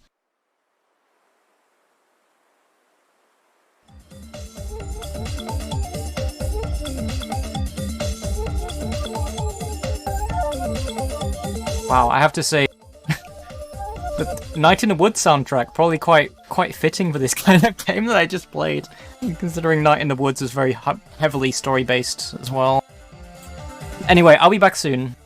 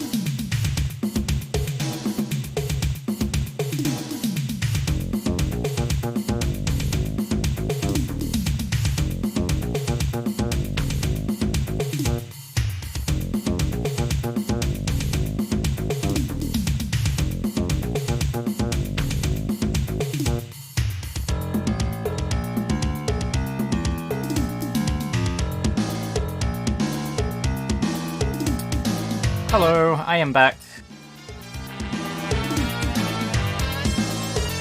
Get the next game set up.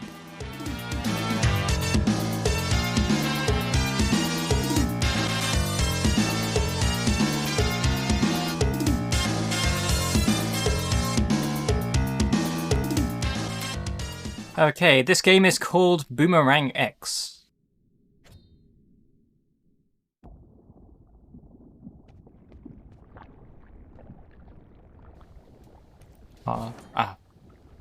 Wait, no, what? That's... Throw RB.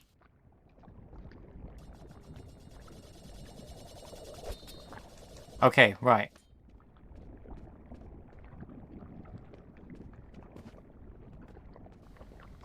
Charge, hold RB. Call Boomerang LB.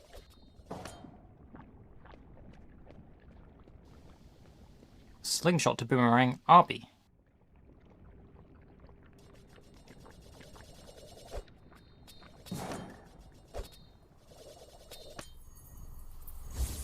Okay.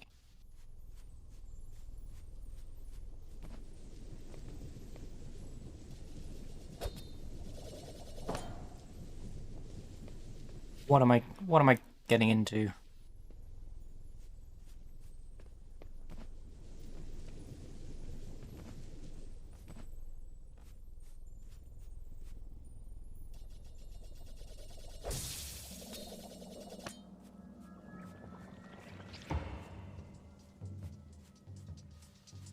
Ah!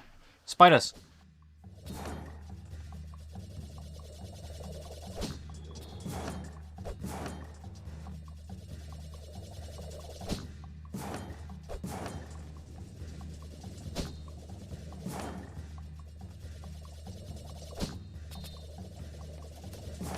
Why do they have a circle on top of them? Oh, is that the...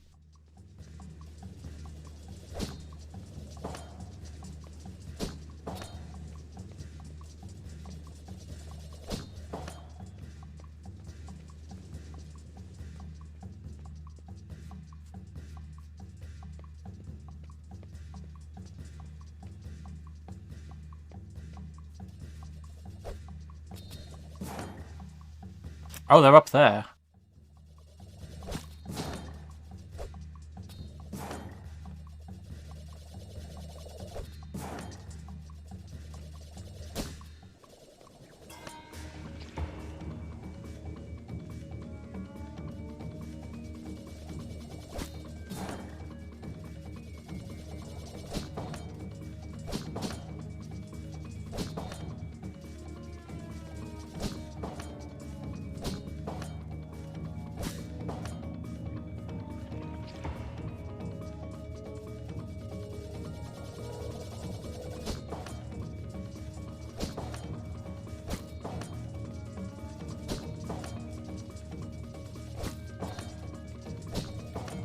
Well, this sure is an interesting one.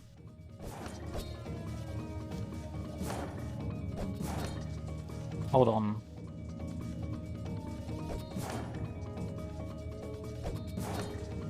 Oh, I'm still trying to figure out how these jumps work.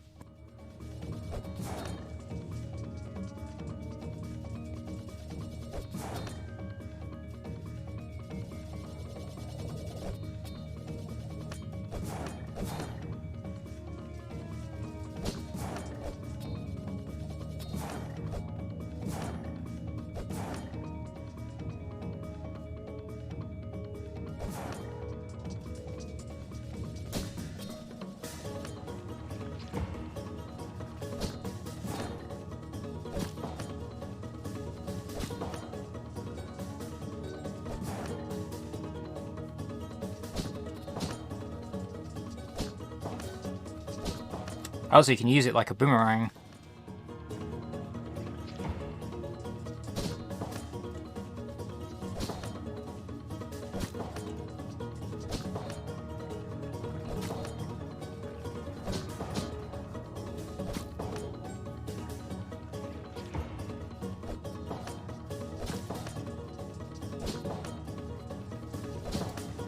So is this just like a wave shooter? I'm kind of confused at what the idea of this is.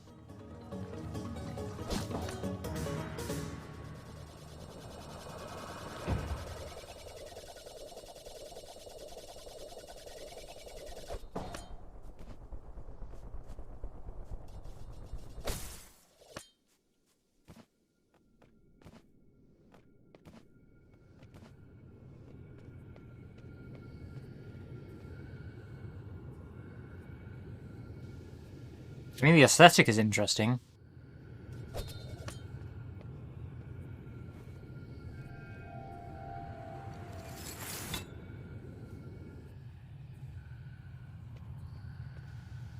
Ugh.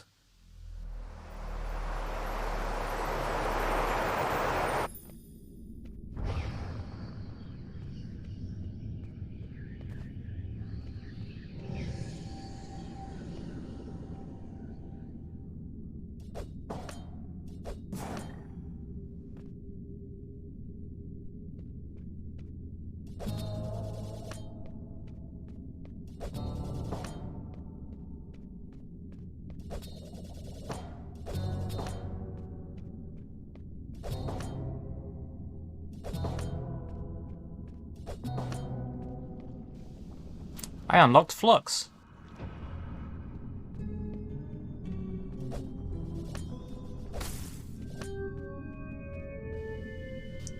Flux, hold LT while charging to slow time.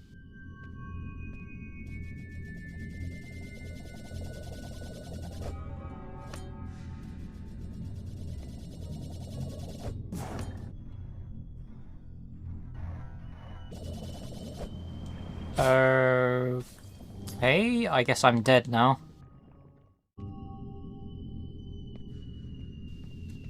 Also, I get the feeling this one might be a bit easier with keyboard and mouse, I'm not sure. I'm diving into these with controller. This does very much feel like a keyboard and mouse game.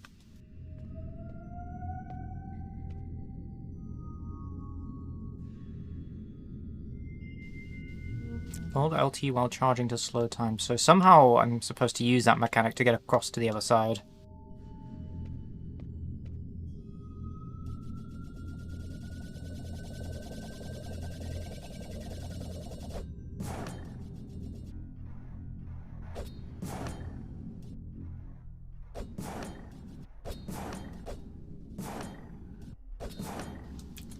Oh, I think I get where... Hold on. Because you can do this more than once, but also it's a lot easier to do it while time is slowed down as well, so I guess that makes sense.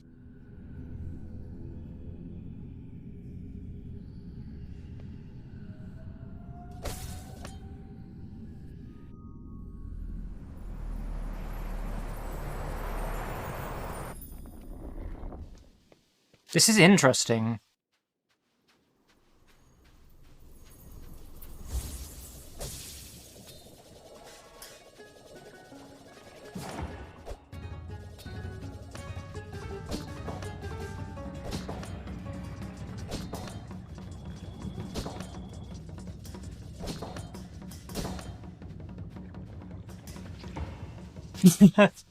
Yeah, I really like jumping mechanics in a lot of games, especially if it's just really easy to control as well. These controls don't seem too complicated so far.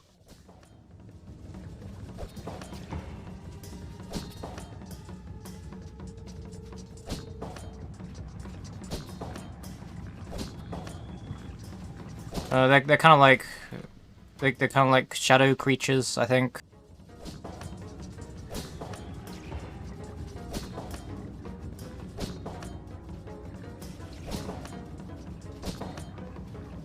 If you have arachnophobia, this is probably not a game for you.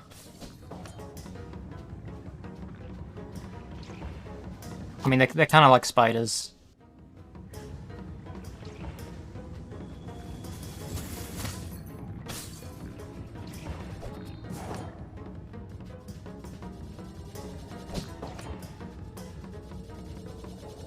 And the game is called Boomerang X, and the main thing that I am controlling is what I would assume is a boomerang.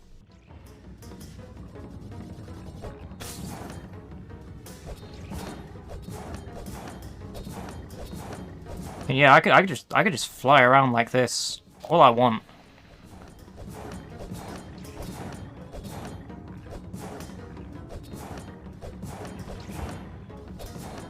Anyway, I'm guessing this is the...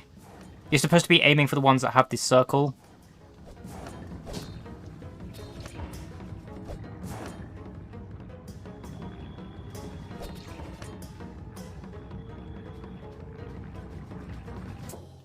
Oh, I'm dead. Let's try that again.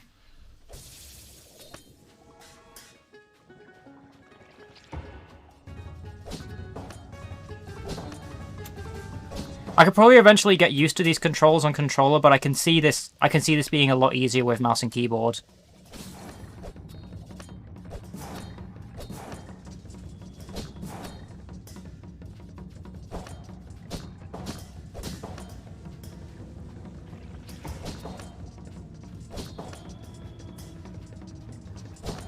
Yeah, I think the ones that don't have the circle on their head will just continuously respawn.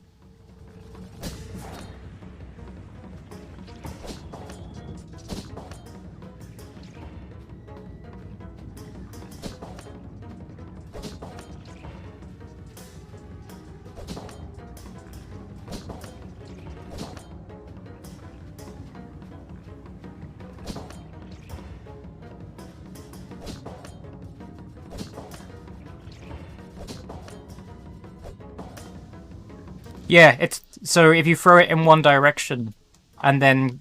So what you can do is you can throw it... Let me just get rid of this guy first. The boomerang bounces off things, but also you can throw it, and...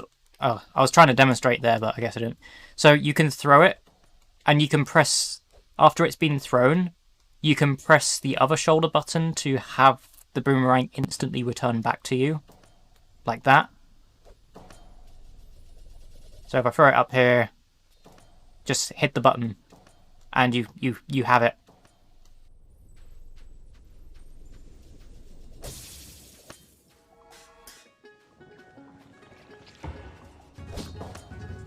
But the boomerang is also used as a way of instantly propelling yourself forwards as well.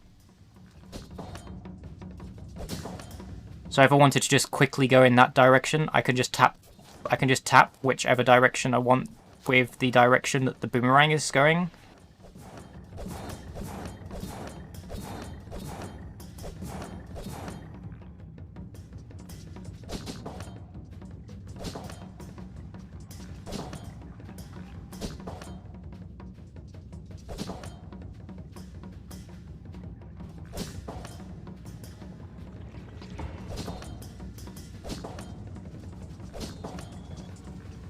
Hey, puppy.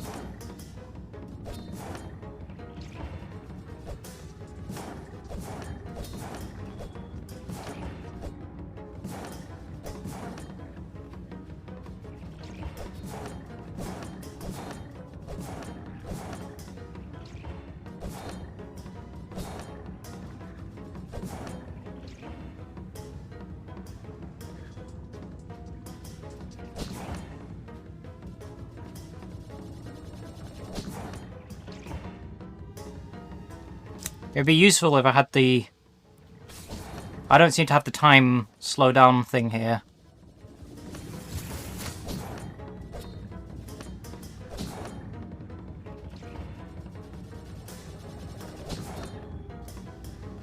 No, holding down the button doesn't seem to slow down time.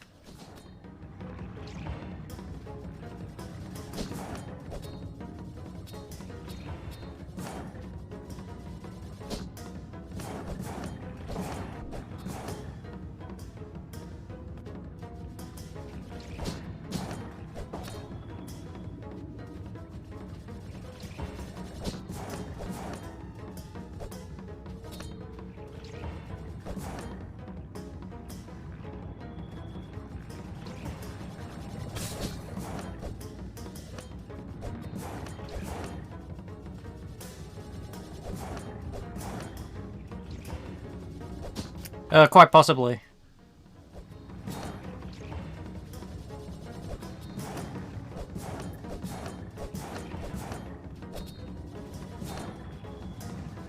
Oh, is it just not possible to get rid of them without slowing down time? Well, there's no option to restart.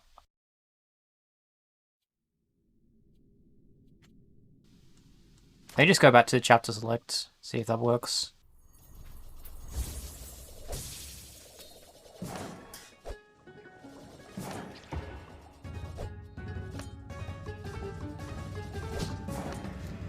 Okay, now I can slow down time.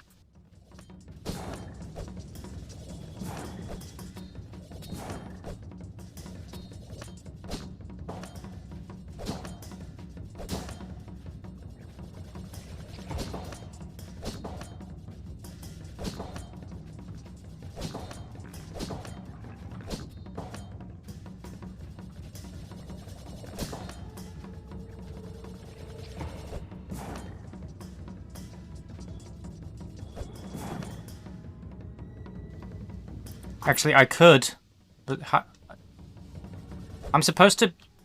Why isn't it doing it now? I could do it.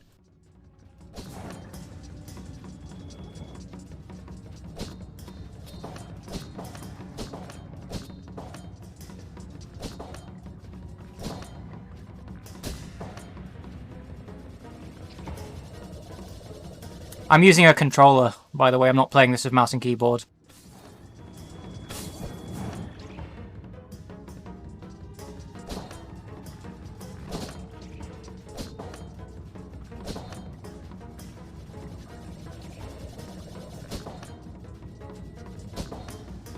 I like testing games with controllers, just to see how accessible they are when playing with a controller.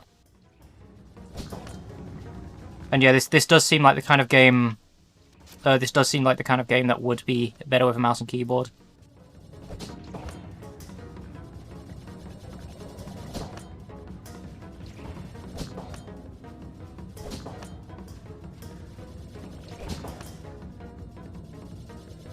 No, I'm going on to that one after this. I'm doing all of the ones that are downloaded in alphabetical order.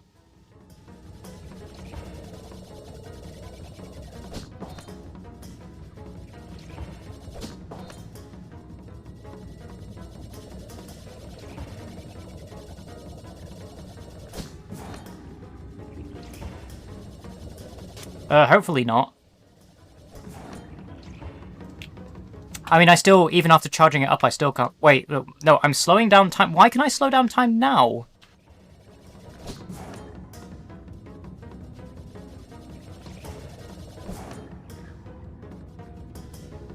So you have to... Wait, you have to hold down the button at the same time.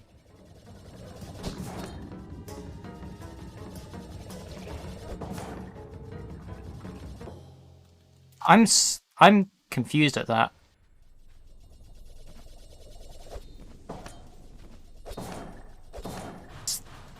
It either works or doesn't work.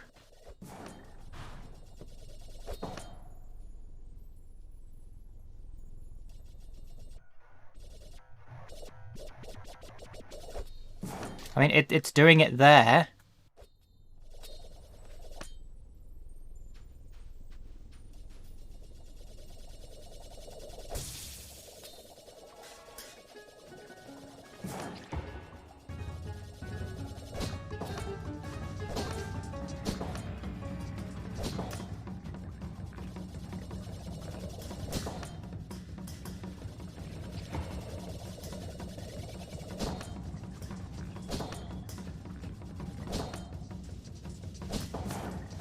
I mean, generally, the main difference between watching someone play something and actually playing it yourself is that you are in control of what's going on, so your mind is probably... Your mind will be focused on actually controlling the game rather than just looking at what's going on, which is probably less likely to trigger motion sickness. It's kind of like watching other people... It's kind of like watching other people play VR games. I can't watch other people play VR. Yeah, I'm fine just playing it myself.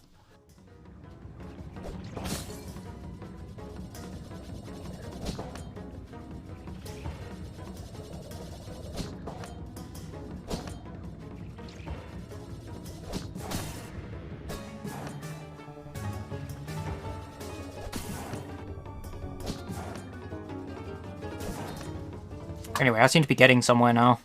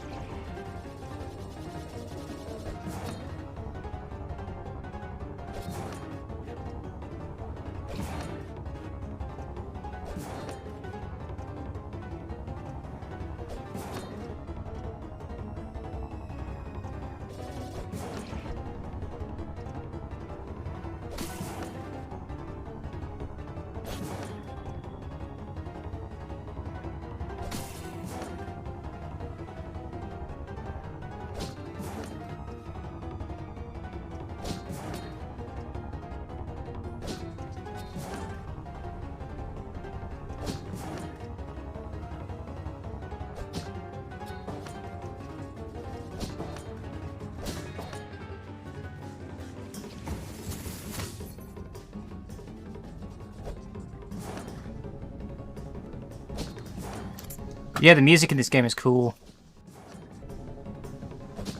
It seems to have a dynamic soundtrack as well. I dig games that have dynamic soundtracks.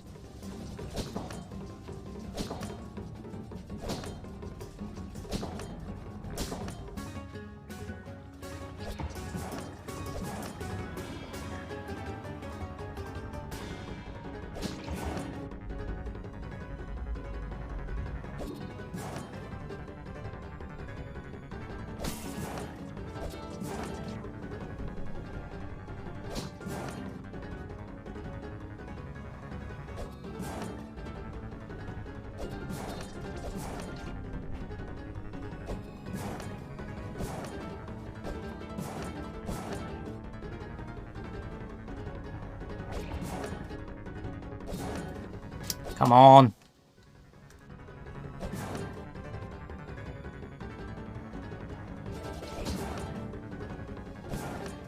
This is where the game would be a lot easier with mouse and keyboard just aiming.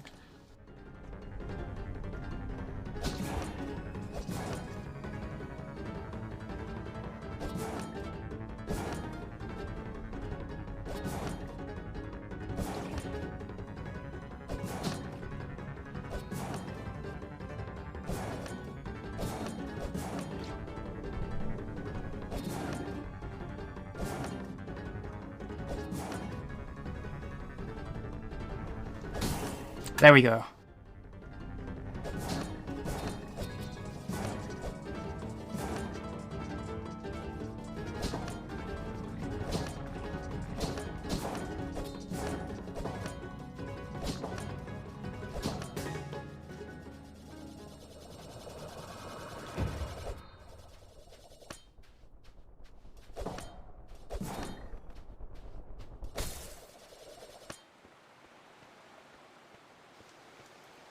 Possibly, although I think the sensitivity I'm on at the moment is fine. If I were to increase the sensitivity more, I'd probably have more of a difficulty aiming.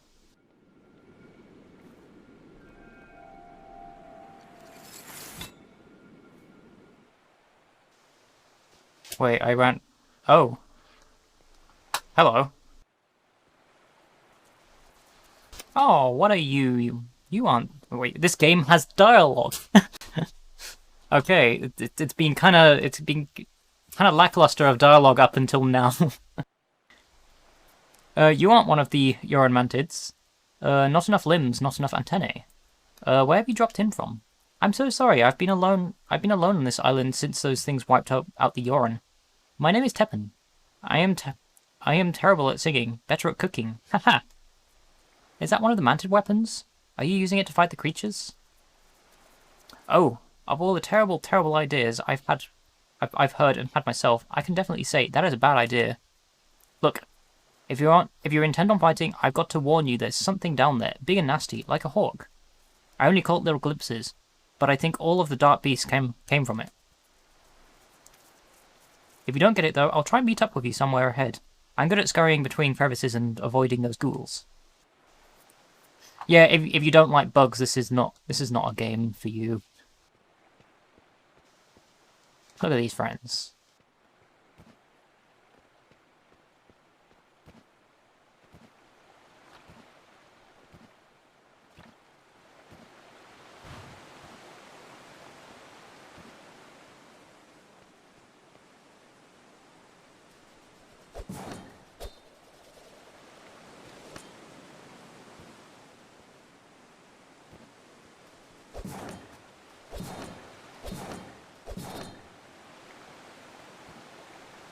I can jump.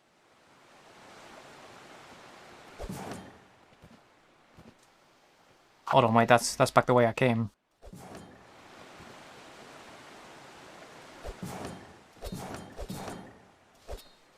Yeah, the art styles are really good.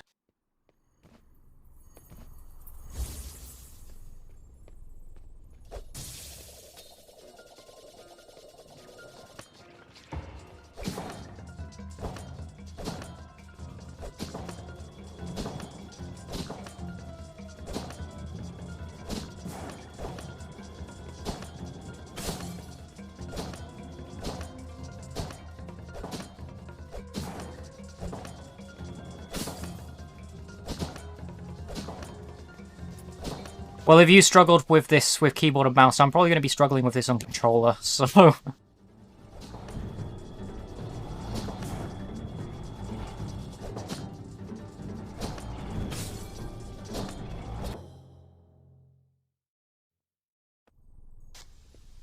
Okay. Well, I probably won't spend too long with this.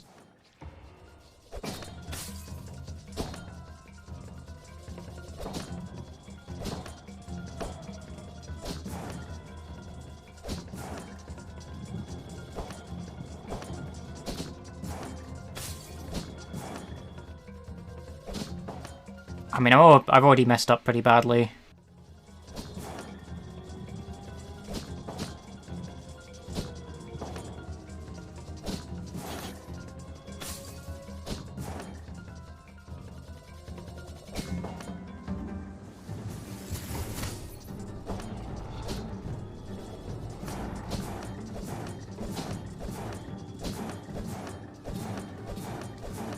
What if I just do this?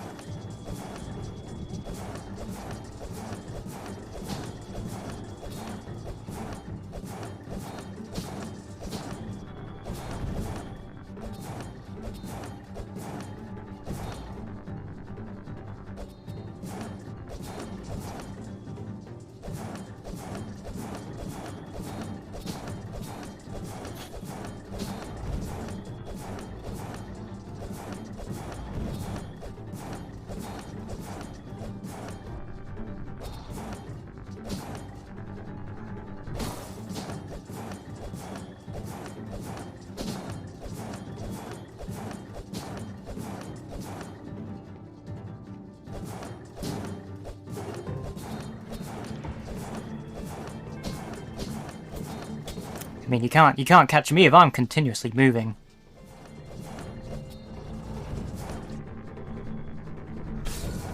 Why did I do that?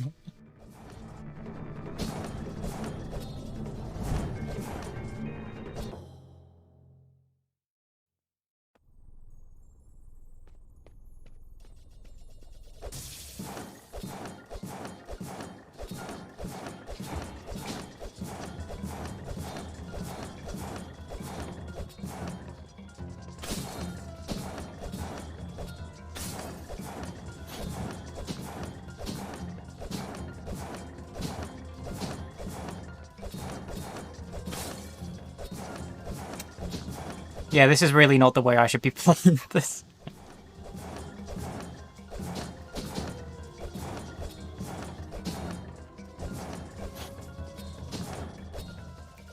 How about I just switch to keyboard and mouse? I think I pretty much got the idea of how it is with controller.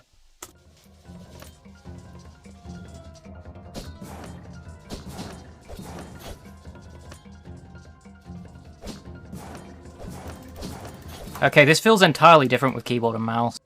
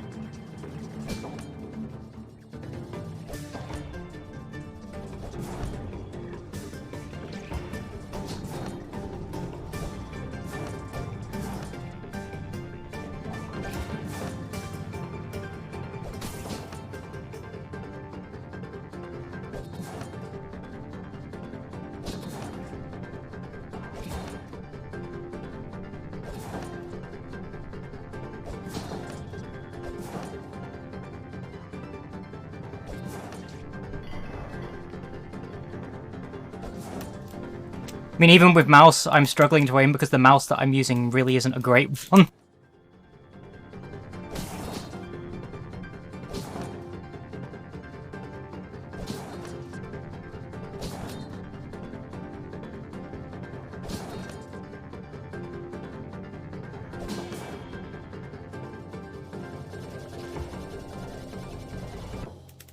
Whoops. I mean, it's a cheap Bluetooth mouse that I'm using with this. Either way,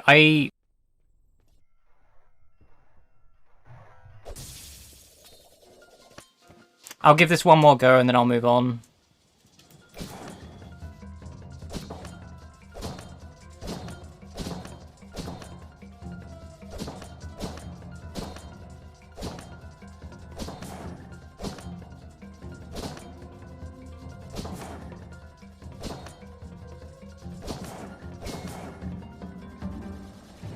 Yeah, this mouse that I'm using really isn't made for playing games with.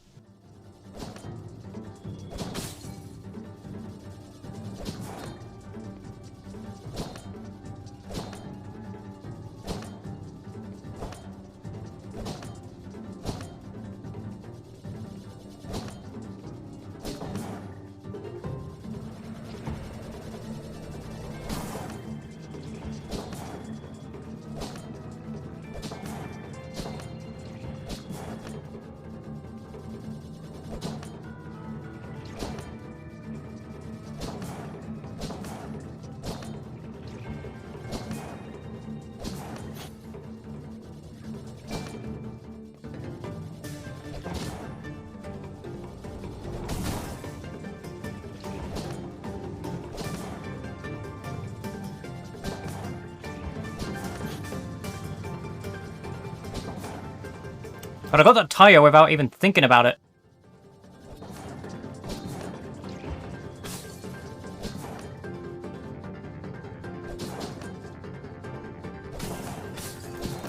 No!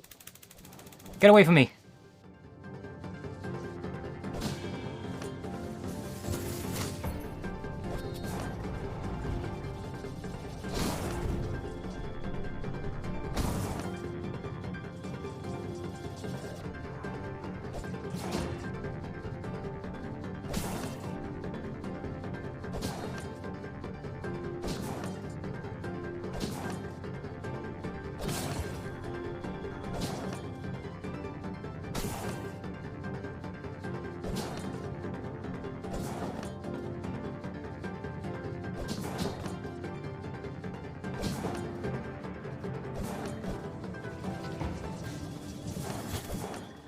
I need health.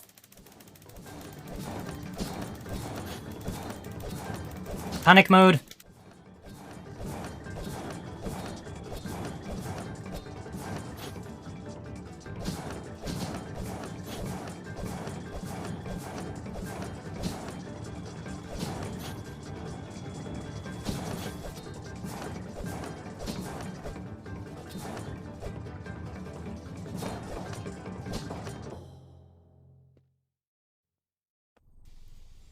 Right, I think I'm done with this.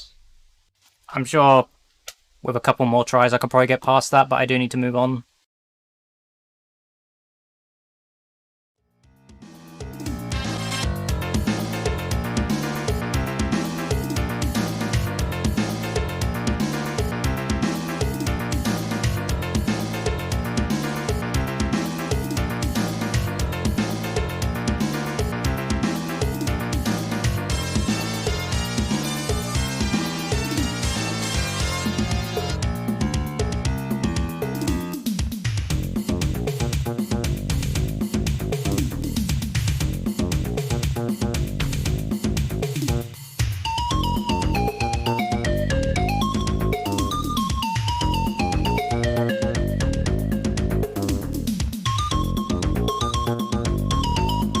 Okay, why does this game have so many graphics options? That's high in... Never mind.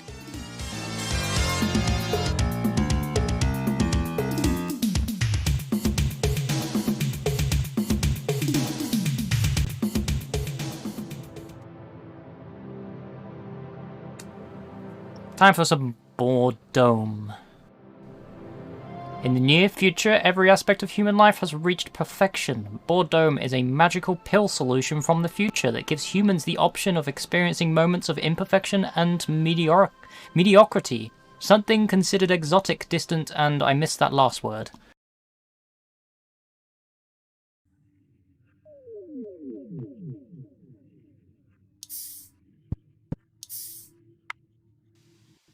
Hello.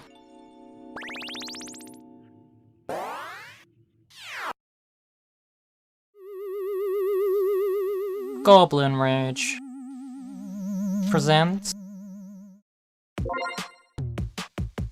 Is your life too perfect?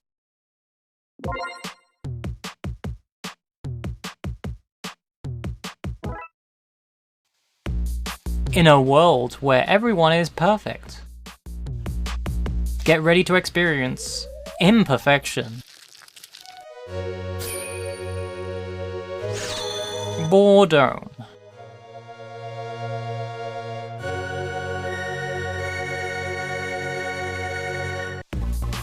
Equip your senses.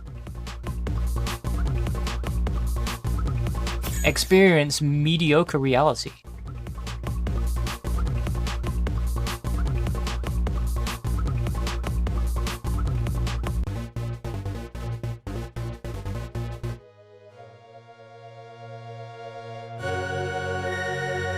Boredom.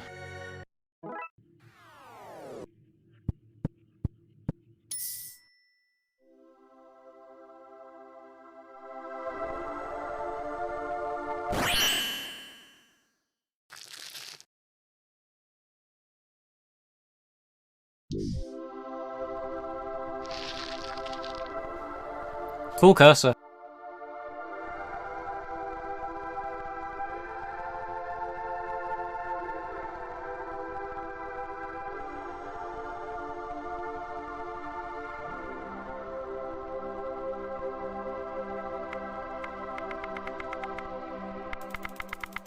Settings.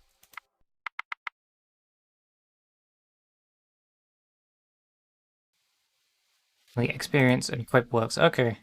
No, you can't change the settings.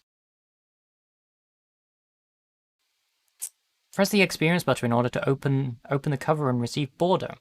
Select one of the packs with the up and down arrow buttons. If this is your first time playing, if this is the first time you're interacting with boredom, then we recommend first play the intro pack. Open the level with the enter button. Select which level experience you want to consume. Relax, expect nothing, experience boredom.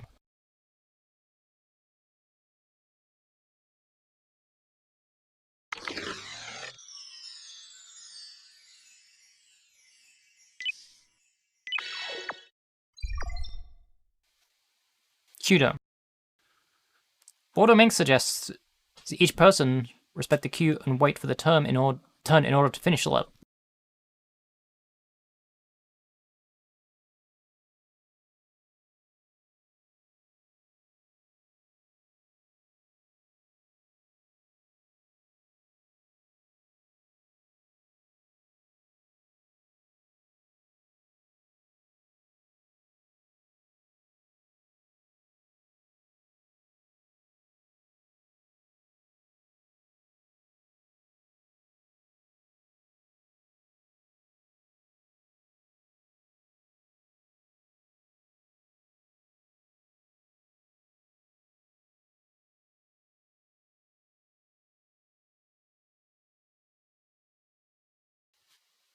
Okay, hello again. I'm back.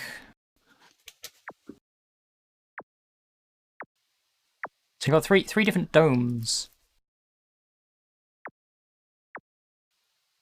The excitement dome offers you the ultimate experience of confronting I spread that as excitement. It says excrement. Don't mind me. No, it's the typeface that they're using. Like, I'm sure this is probably easier to read in my head than actually read aloud.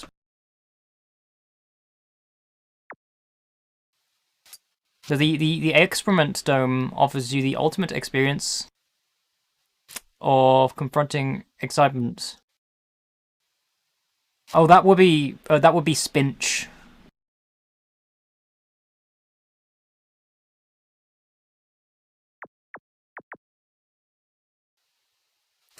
Q dome. The queue offers you the one of the most iconic boredom experiences. Wait in a queue. Will you respect the other person's waiting in the queue? The choice is yours. The vase dome. The vase. It's one of those pronunciations that I'm just going to pronounce it as vase for now. They're both correct. The vase dome offers you the unique opportunity of making some damage. Be clumsy. Well, let's take the excrement dome first. I'm going to do them in order.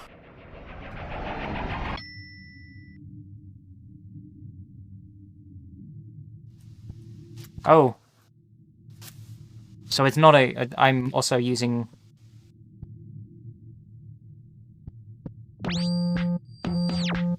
It's a shit. And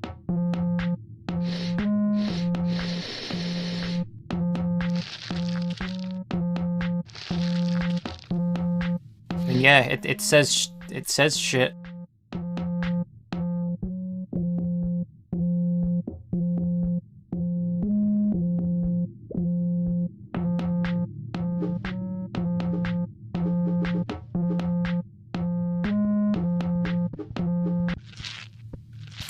I stepped on the shit.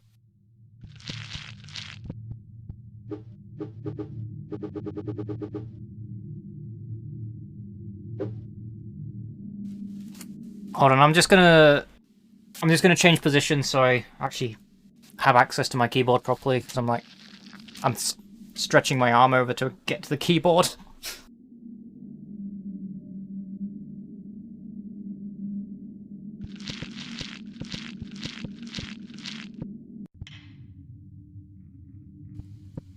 Ah!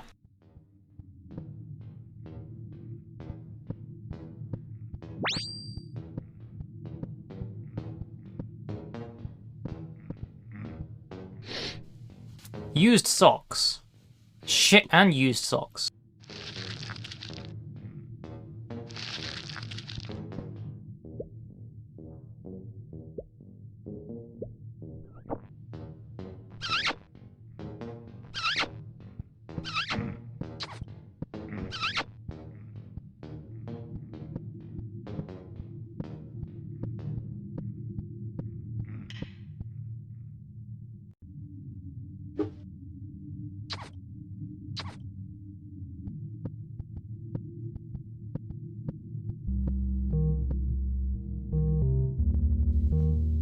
Wait, did I just...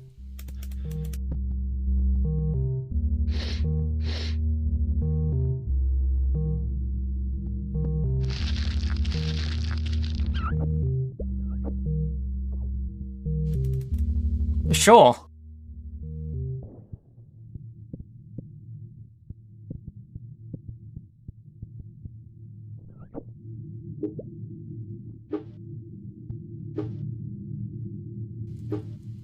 I mean, I was pressing buttons.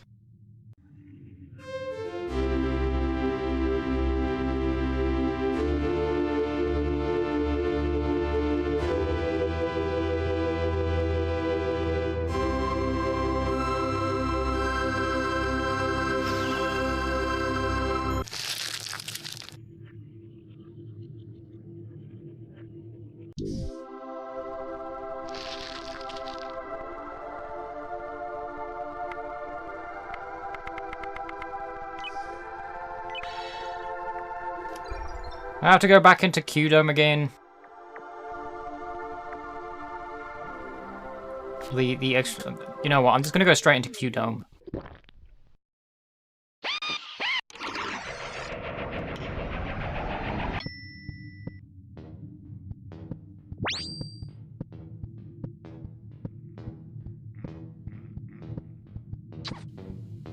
Rather than messing about, I'm just gonna...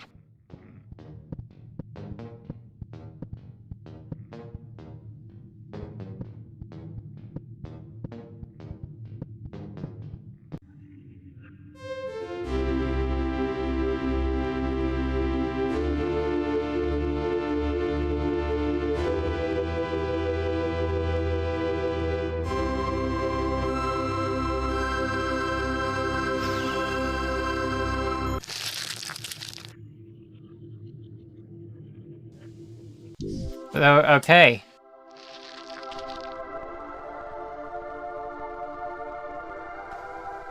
Is that it?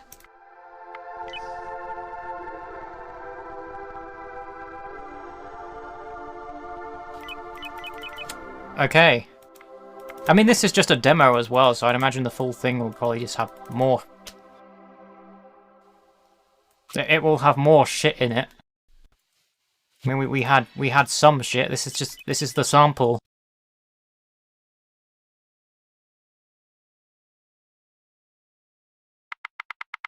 Let's rotate the board.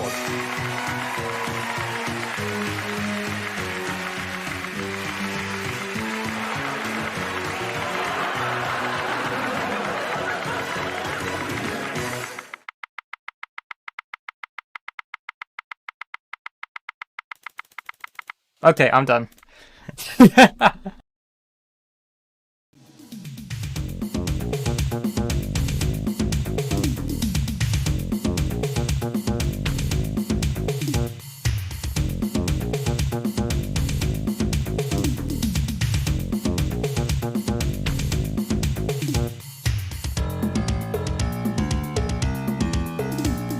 The board has been rotated.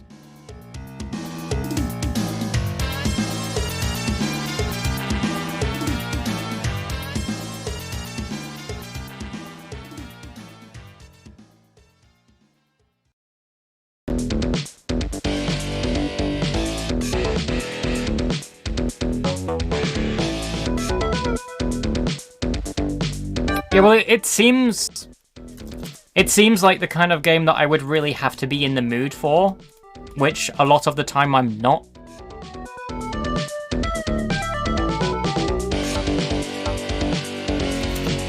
What is OBS? Why can't I...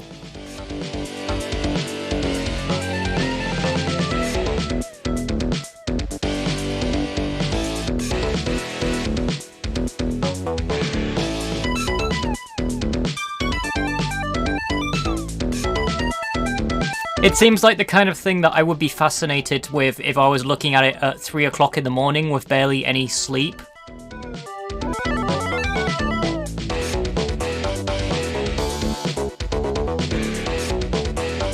Like pretty much a lot of stuff that I have encountered throughout Adult Swim.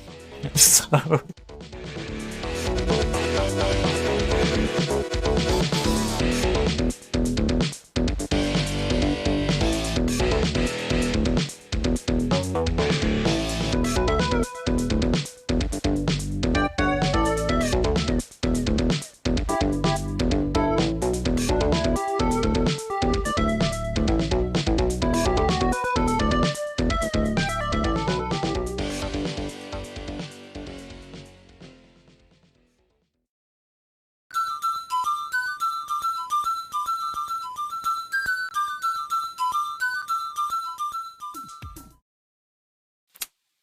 Okay, Cadence. Now I have played Cadence already, although it would have been a much earlier version of the game than the one that's in this festival, considering it was back in late February last year when I played this, because it was at Goldsmiths University in London, where they were showcasing different games from students at the university. So it'll be interesting to see how far this one has come since I last played it, because it's pretty much in it's in presentable form for Steam now as well. Because I wasn't aware this was coming to Steam at first as well.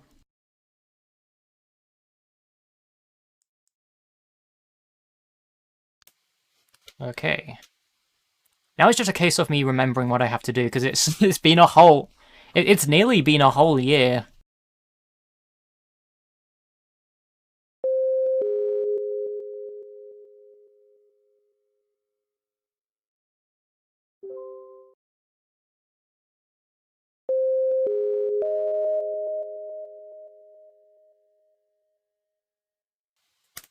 I mean, I have a whatchamacallit, I have a limiter on the audio, so things shouldn't get too loud.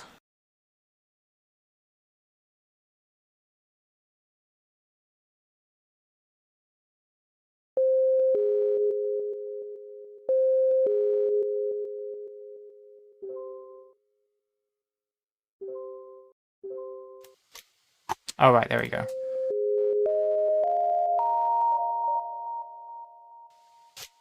Catty.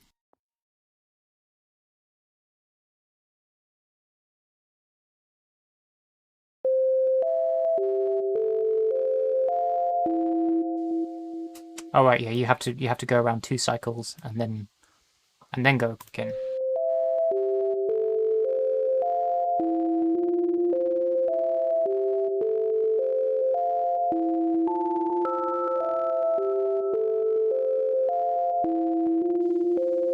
Yeah, I don't know why this one in particular is very loud, because yeah, it shouldn't be distorted. I reckon that's a bug, because I don't remember the audio being this distorted when I originally played it.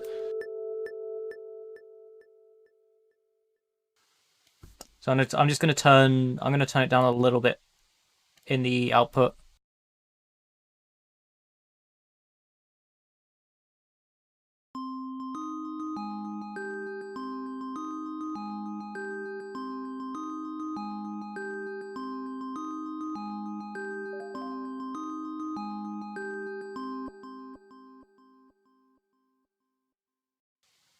So I've forgotten what this one does.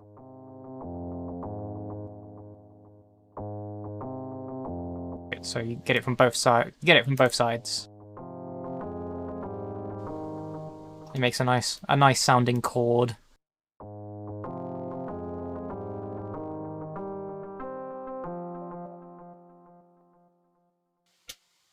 Right, then same with this one, except now it has to hit it twice.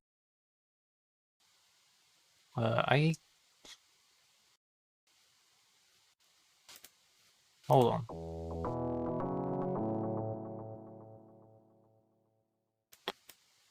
Reverse that and have it go rounds that way, then.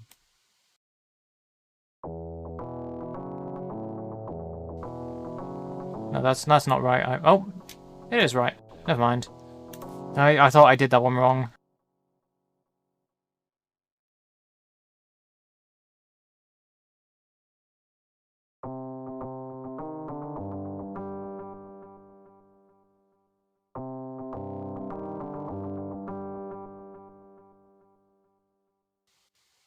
You need 2 hitting that one again.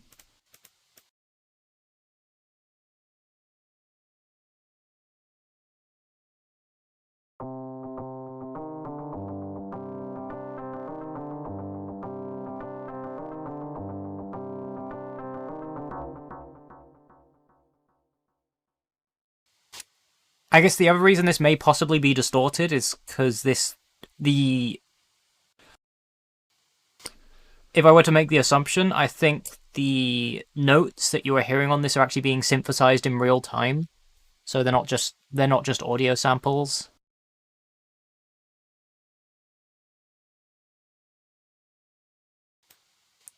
So the volume may just need to be adjusted a bit.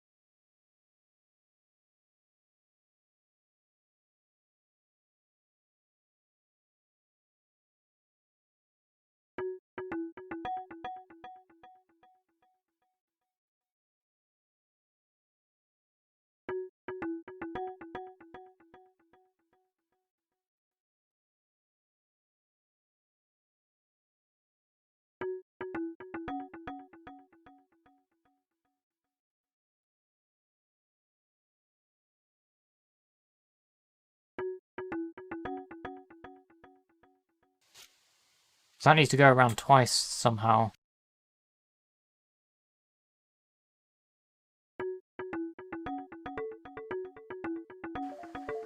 There we go.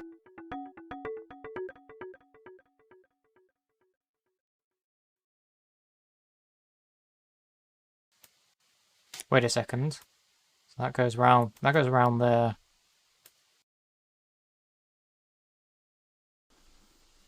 Yeah, it's a puzzle game that makes nice noises. I found it pretty relaxing when I first played it.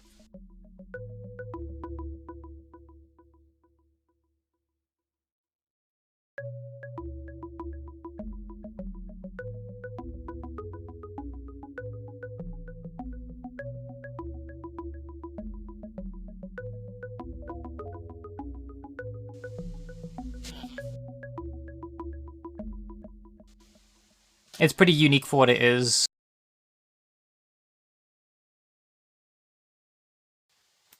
I mean, it's also the kind of thing that I would see if I were to like browse through the left field collection at EGX as well. And I'm sure if EGX was happening this year, this probably would have been part of the left field collection.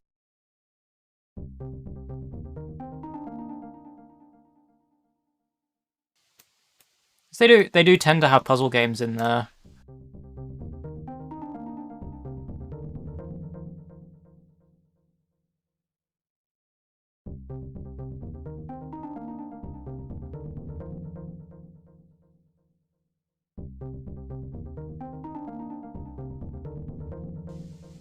I mean, yeah, I could see this working quite well on the Switch.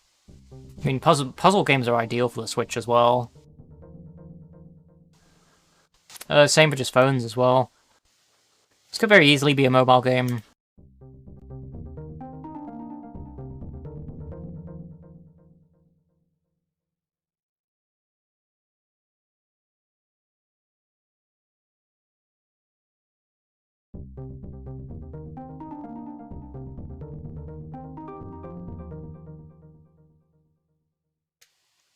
Anyway, you get the general idea of this. It's basically a puzzle game that you have to figure out the paths to take, and those while you are figuring out the puzzle, it generates synthesized sounds, and you can create your own levels as well. There is a level editor, and I never used the level editor because I think when I played this, the level editor wasn't accessible.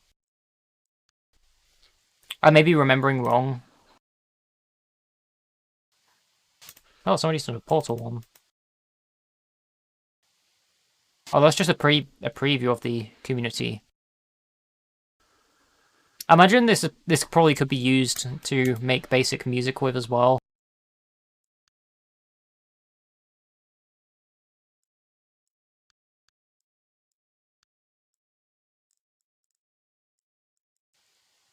Either way, I think it's time to move on.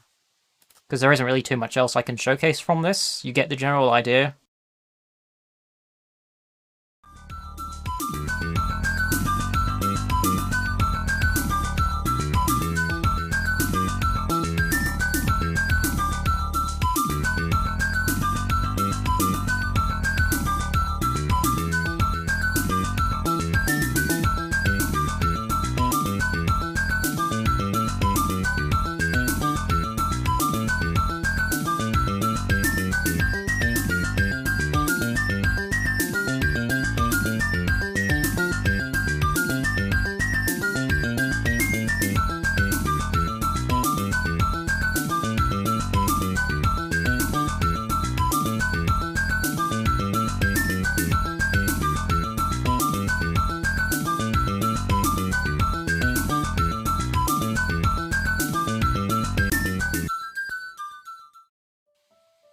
Okay, this one is called Catty and Batty, the Spirit Guide.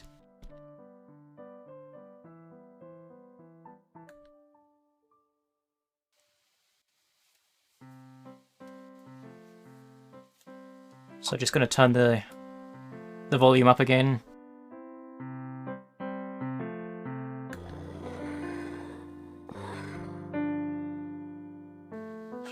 This one looked interesting. Mainly because of how everything looks to be hand-drawn and scanned in. It looks very much like a homemade project. Oh my, we need to guide these spirits home. We can use the cardboard boxes in your backyard. Meow, meow, meow, woof!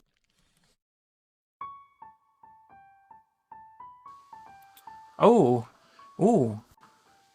We have gamepad controls, that's interesting. Let's see how this plays with controller.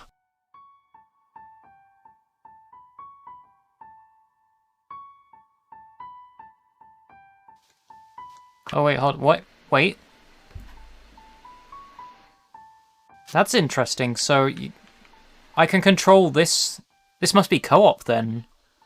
Because I can control this character with the mouse and this character with the gamepad. So it's kind of like picking up the controller as a secondary thing.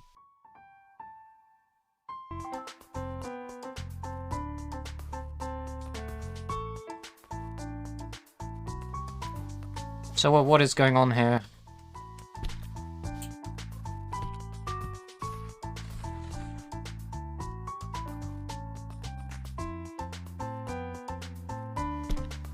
Is this kind of is this like Lemmings?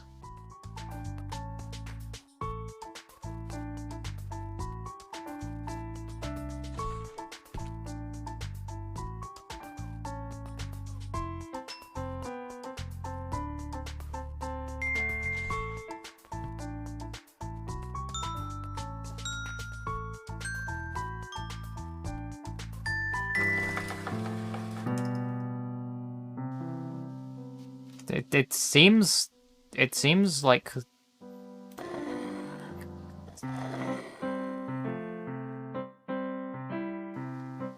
yeah, Choo Choo Rocket is another one. I was trying to put my finger on what it was reminding me of.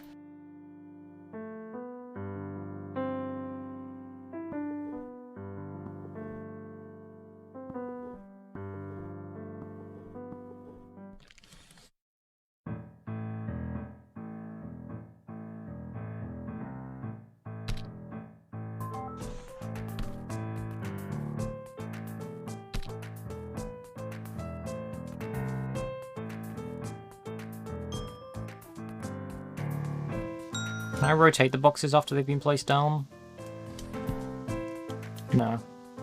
Yeah, I guess it doesn't... That one can be placed there.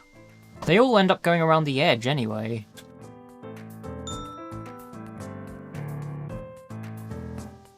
Like I can push the other player about if you really want to.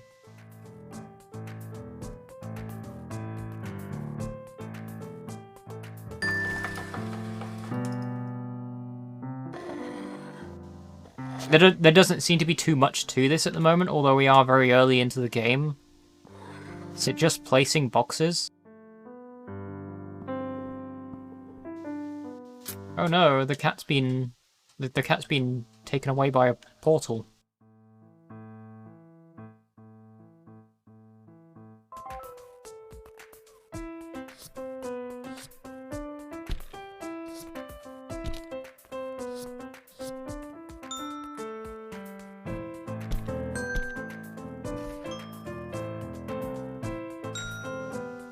I think the music is shifting tone again. Like,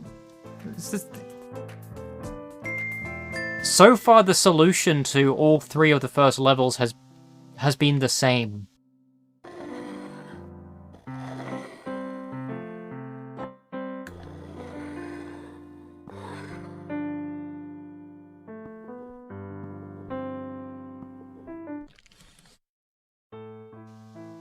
Oh, now I have a limited amount of boxes, but that doesn't really change much.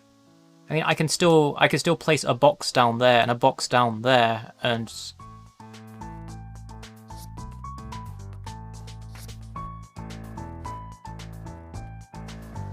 they're all just going to hit the end again.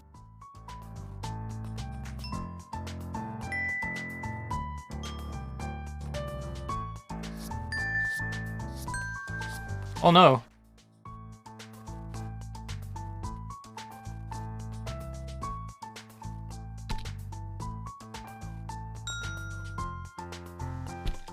Guess I'll place that one there as well.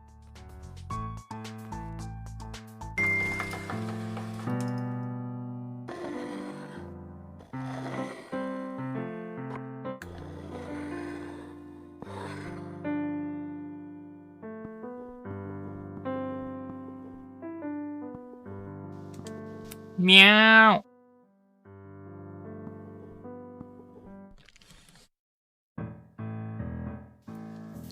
Oh.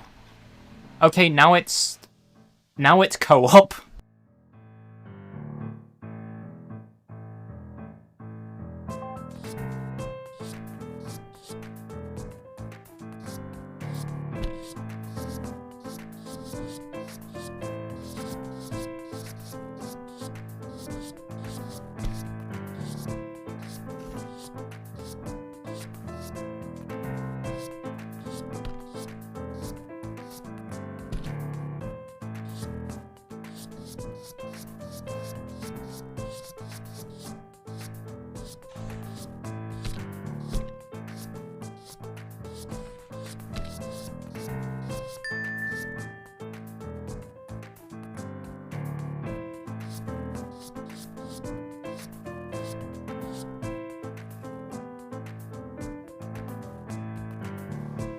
I'm kind of wondering what this game would have defaulted to if I didn't have the controller plugged in. I'm guessing probably keyboard controls.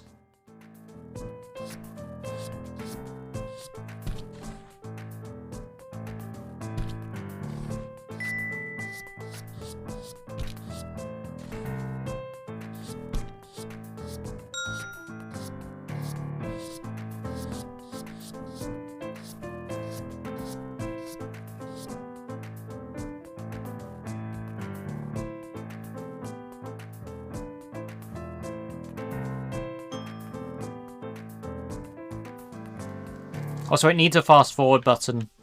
It doesn't have a fast forward button.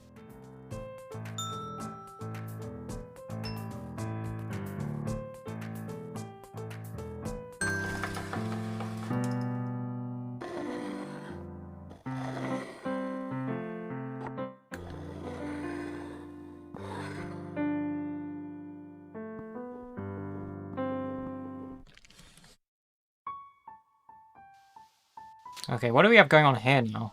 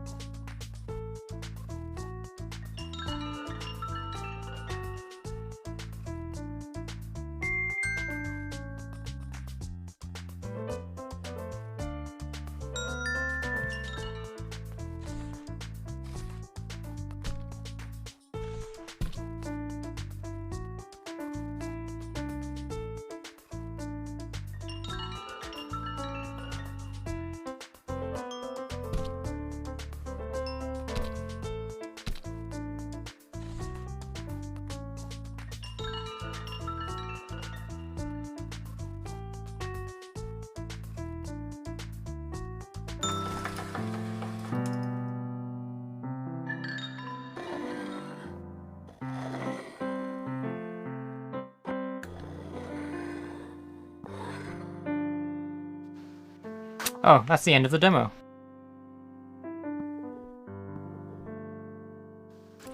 The full game has 30 levels in total, plus you'll get to know Hector. It's not that many levels. Although, I think the main flaw this had is that there isn't really too much they could do with the mechanics that they had, and it seemed very basic. Although at the same time, it depends what their target audience was for this game as well, because it does, especially with this art style, it seems like it could very well be targeted towards younger audiences as well. More children. I'm sure kids would probably enjoy this.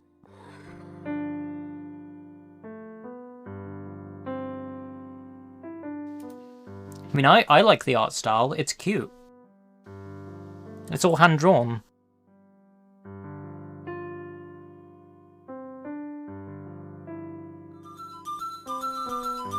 So I'm gonna skip this track because it's really not setting the mood for what I'm doing.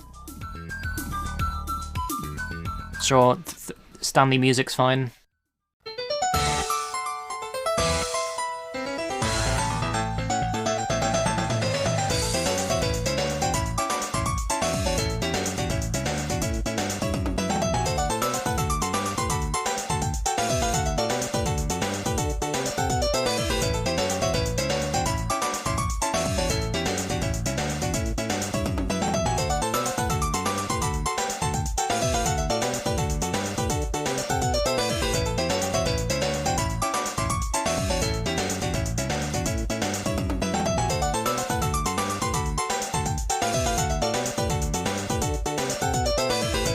How come the text scrolling for the music isn't going there? What do you mean?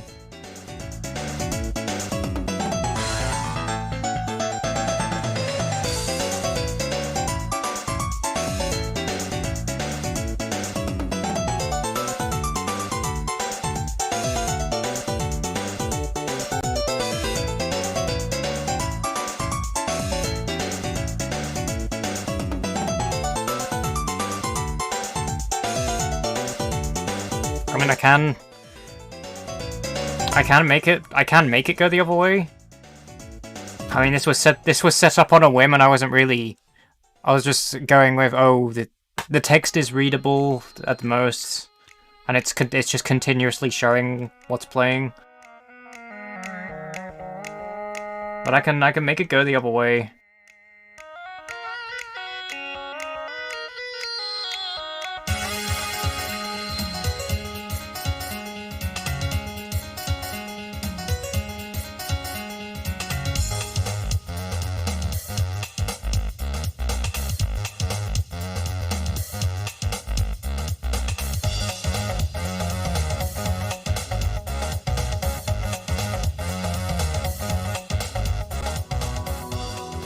Okay, this one is called Endline.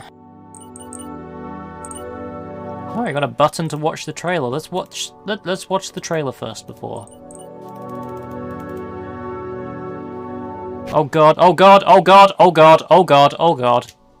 I clicked that way too many times. No, no, no.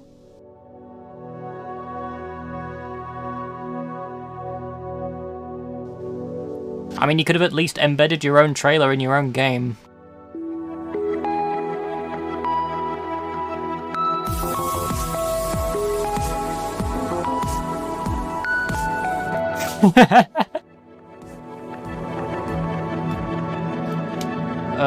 I don't want the audio to overlap, so I'm just gonna... Here, it's the trailer. Just play the game. It seems to be quite loud as well. It's some kind of bullet hell. I haven't really looked into it. I just thought, ooh, colors, I'm gonna play this one.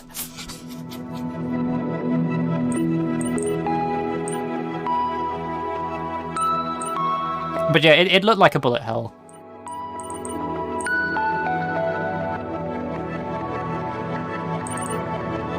I don't know what's going on with this menu though. But also, it's still way too loud. I can't...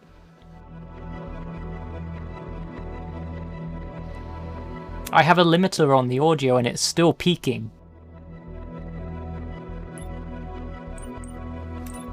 It's a cube. I'll figure out. I'll figure out what I'm supposed to be doing.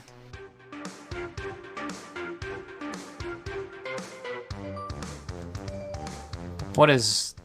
I said I'll figure out what I'm supposed to be doing, but I don't know what's going on! Wait a second.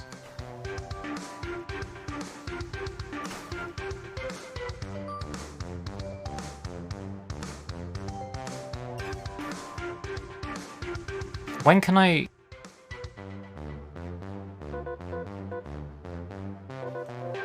I'm confused.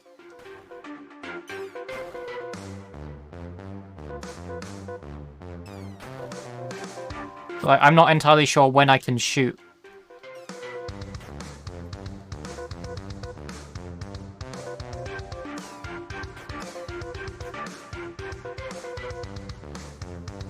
I mean, it seems to be on time with the music. But I'm trying to press the button on time with the music and it doesn't...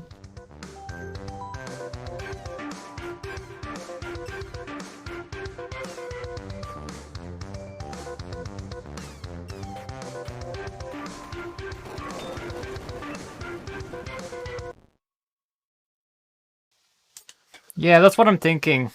However, I think my audio might be out of sync with the video, which may cause problems. Hold space.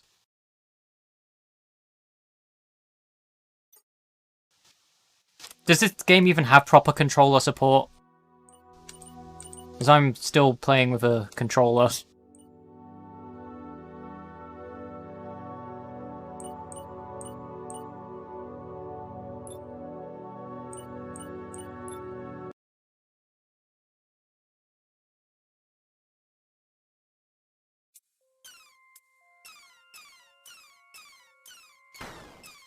Oh. I've been tapping the button, whereas you can just hold the button down.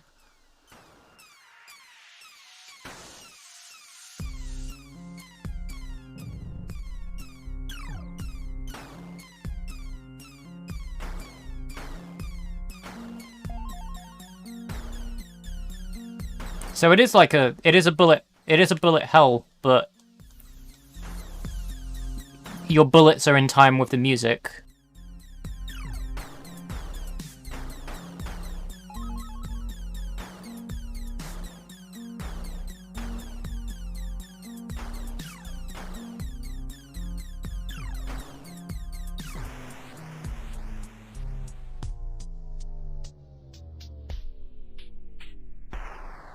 I did it.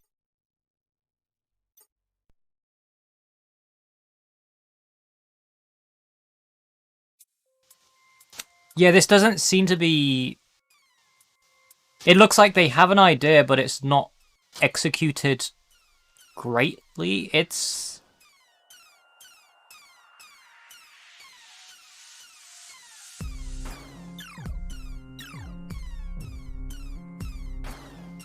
The execution of this is weird.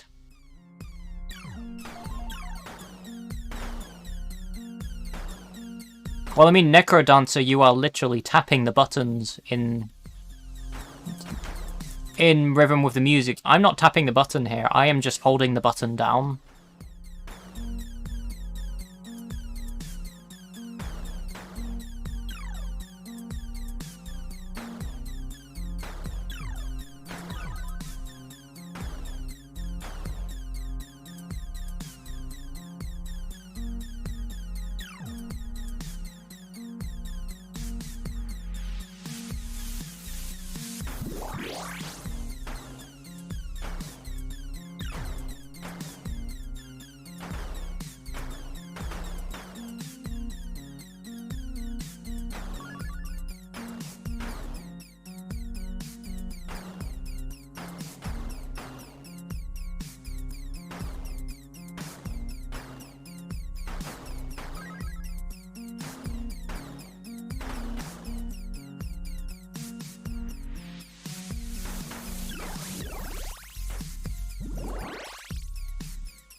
Oh wait, those red dots are health.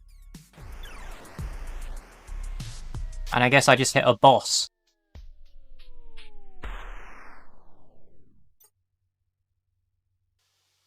No, the red dots aren't health, but the little red...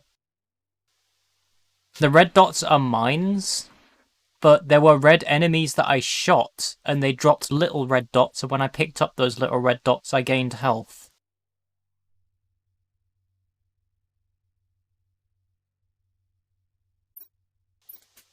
Yeah, that didn't really make too much sense.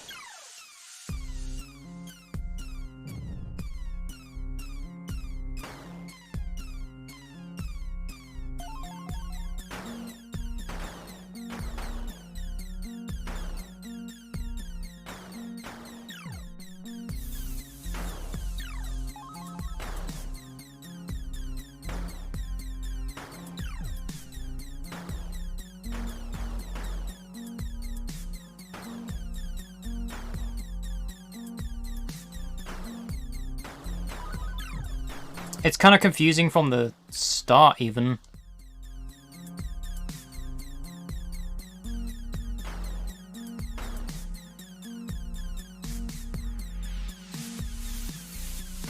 See? That red ship...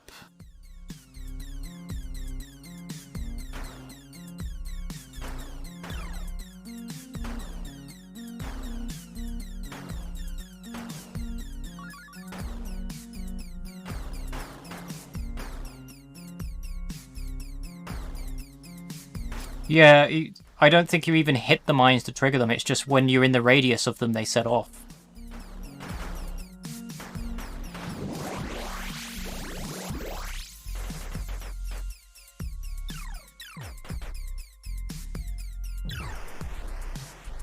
And that's an insta-kill on that.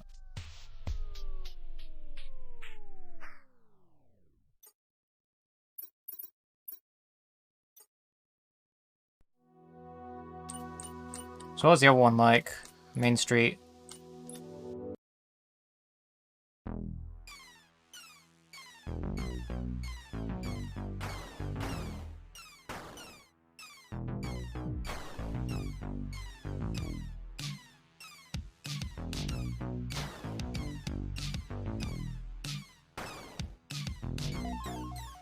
Free roaming on this one doesn't make sense. I should be able to snap between those lanes.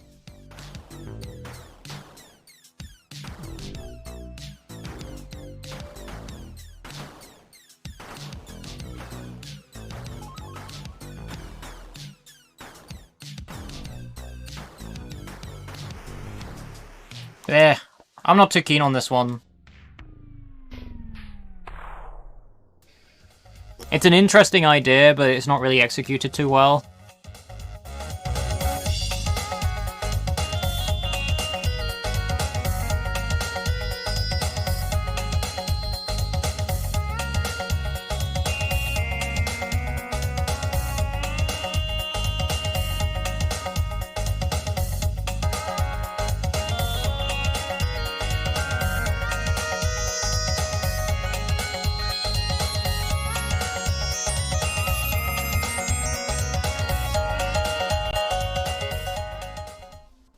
Okay, this one is Escape Simulator.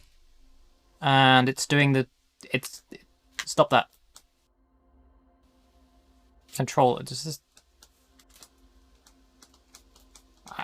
I get the feeling that's Steam input doing that and the game doesn't actually... The game doesn't actually have proper controller support. Anyway, I like escape rooms. This looked interesting.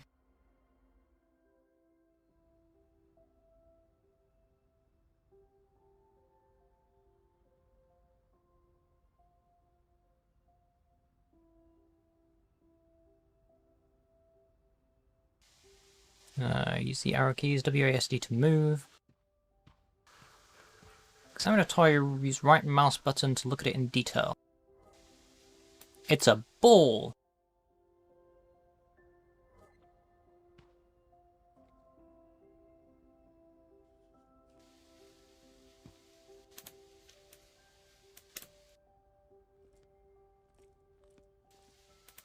Pick everything up. Oh, okay, I guess I can just... That's the thing I can do.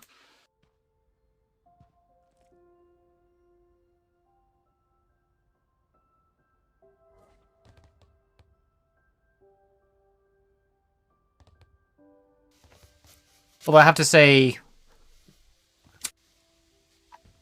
I'm probably not going to get into this too much, mainly because of the concept of virtual escape rooms. For a start, escape rooms would work a lot better in VR, and I don't like... Especially with a lot of games just that try to simulate real-world stuff, just kind of fumbling about with the mouse and keyboard, trying to remember which buttons do which things and things like that.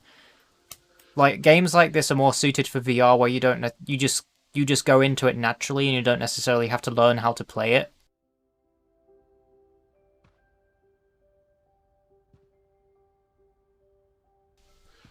And I have played VR escape rooms, and they work incredibly well in VR.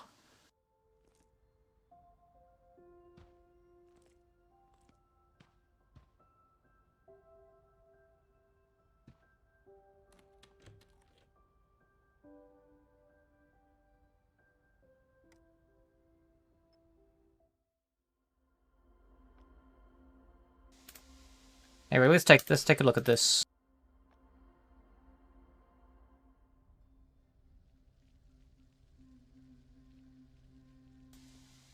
Pick up the Sphinx, the suitcase, just pick everything up.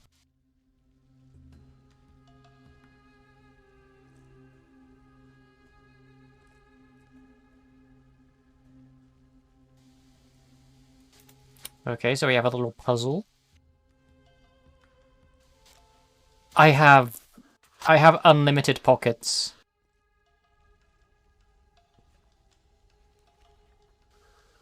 So you got the Egyptian alphabet in here.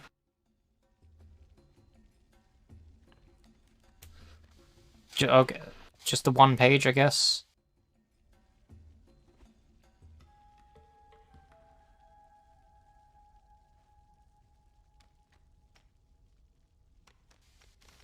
Okay, so this probably has to be in a specific sequence. What are you holding?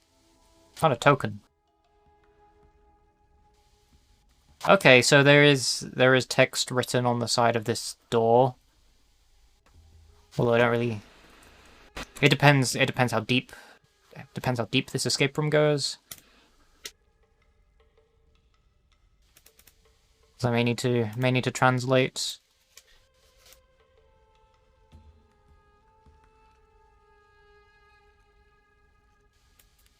It's a swingy pot.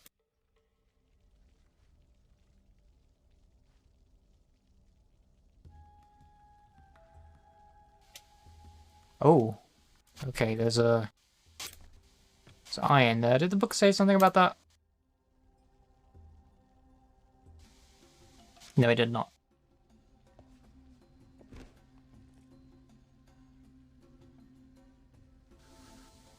Wait, I found... What do you mean I found a token? That there wasn't anything there. There's no What do you mean I'm finding tokens?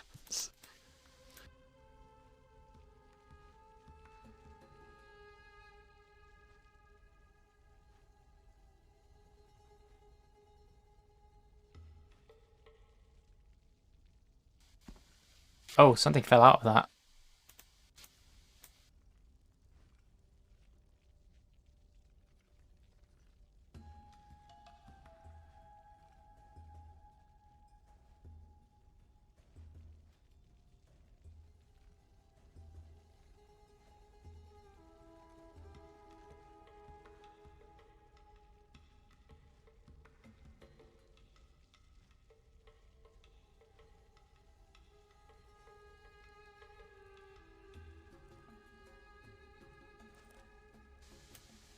There's a suitcase. Can I open it? Don't think I can do anything with the suitcase.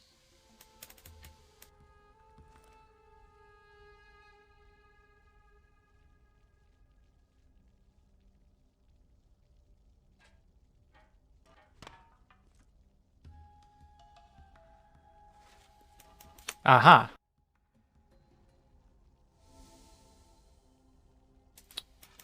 I haven't found much usage for the tokens yet.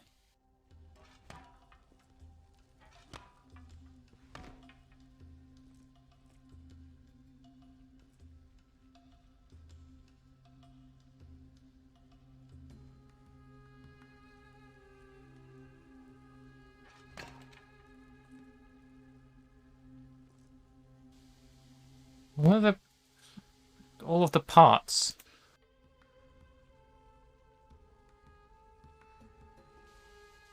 Oh, there's a little bit of a high... is it a hieroglyph? The little symbol.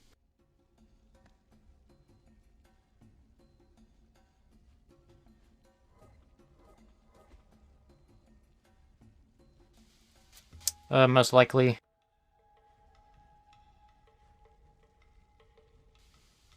Oh, there's another part.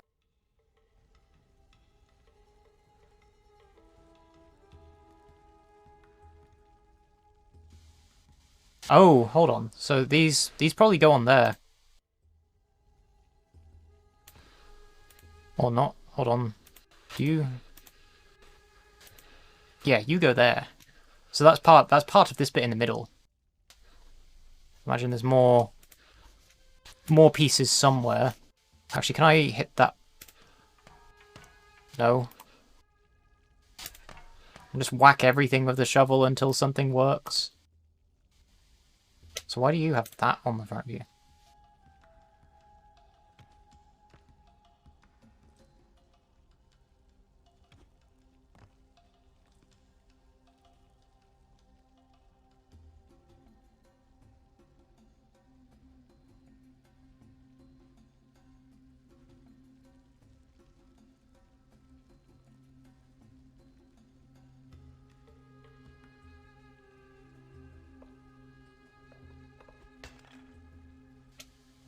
Is there anything hidden inside these vases?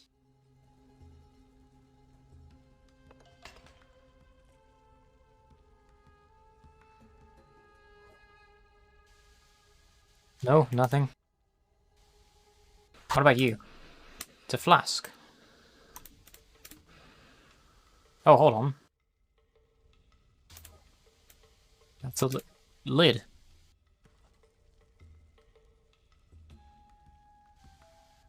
Hey, Rabby.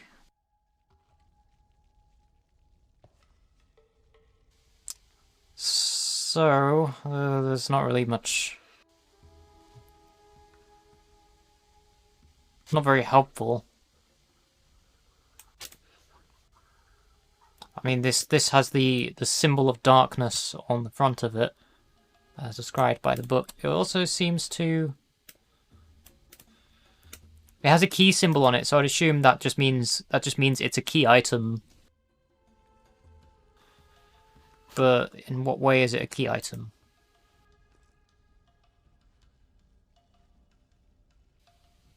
Yeah, it's basically just a simulator for escape rooms. Although I'm not great at escape rooms, but I do... they're a lot more fun. They're a lot more fun when you're with other people who can help you out. I mean, I'm streaming on Twitch at the moment, so if anyone has any suggestions, I guess that works out too. Generally, escape rooms tend to be done in groups rather than just solo.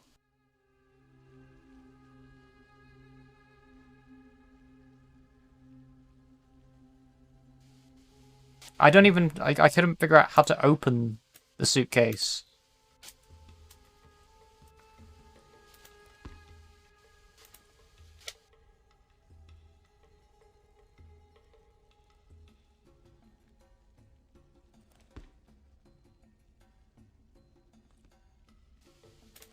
Which key on the keyboard opens it?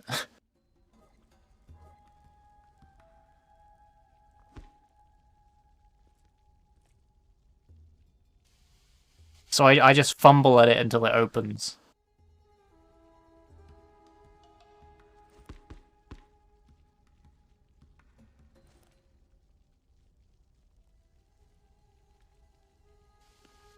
Oh, I didn't realize you could actually interact with the things. I thought it was just a view.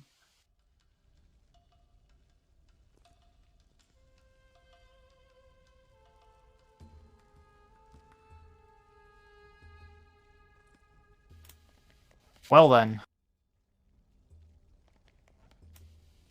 Yeah, I thought when it meant examine, it just meant just look up close at it. I didn't realize you could actually interact with it.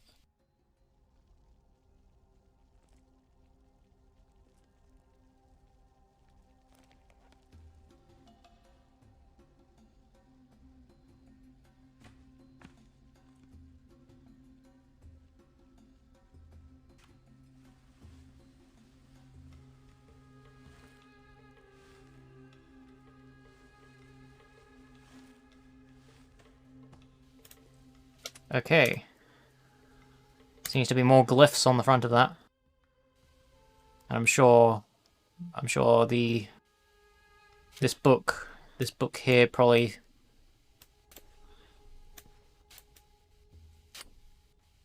maybe not. I don't see those symbols. How about this one? There we go.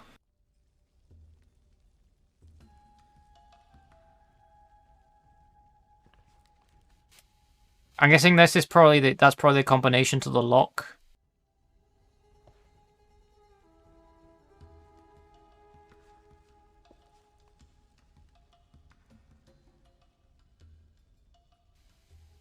Oh, okay.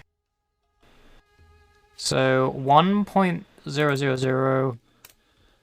No, open the book again.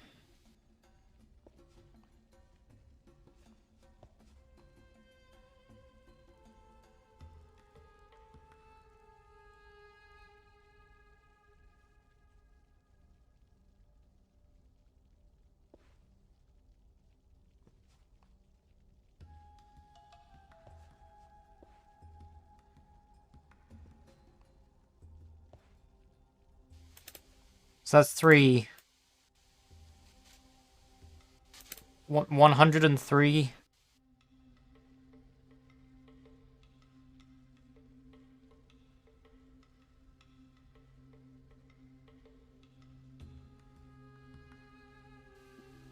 You know, I said I like escape rooms, but also doing escape rooms on the fly as well, even though they're supposed to be stuff that are done quickly under a time limit. I'm not necessarily good at, like, I'm not a maths person, is what I'm supposed to be saying here.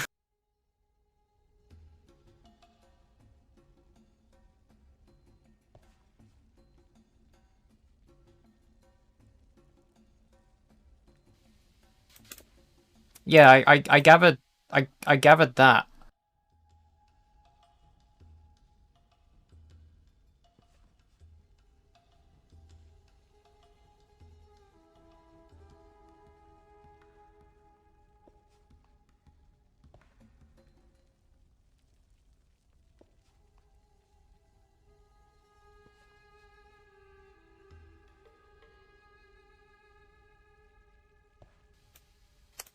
So you can add the lines together, so that's 3, 13, 113, 213, 313, 413, 14, 15, 16, 416, 400, so all of that together is 426.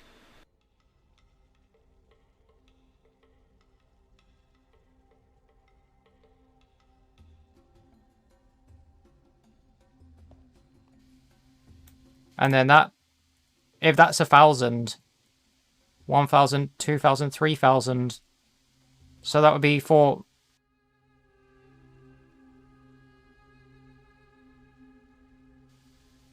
One 1,000, 2,000, 3,000. Where'd you get the 400? 3,426.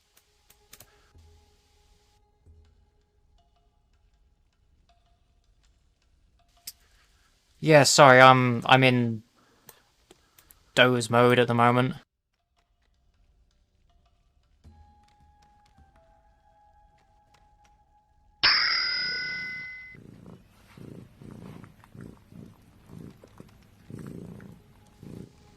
There we go. I have a key now.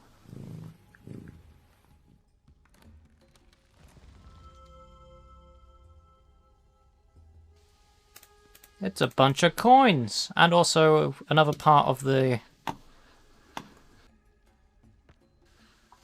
Now I got one more missing part.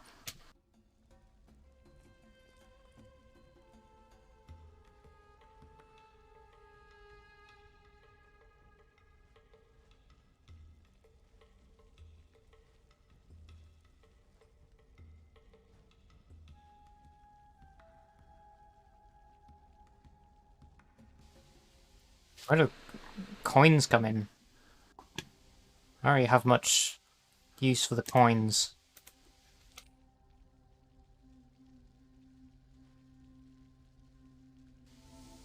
Wait, why did...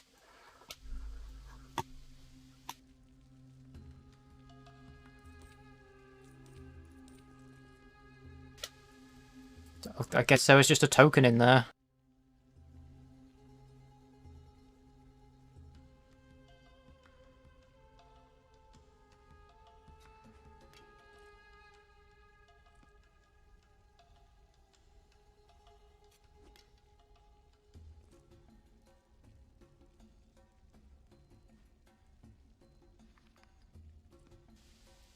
I've got a magnifying glass for some reason.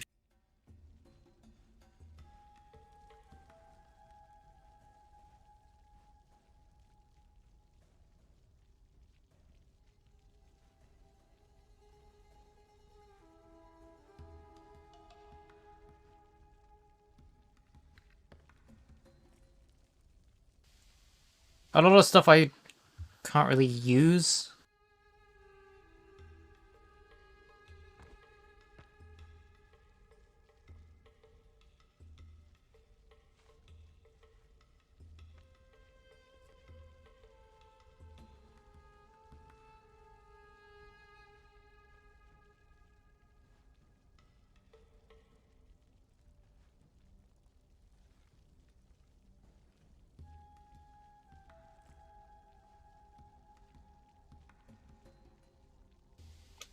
Yeah, it meant night or something like that. I did have a look at the translation for it. That's not the one. Darkness.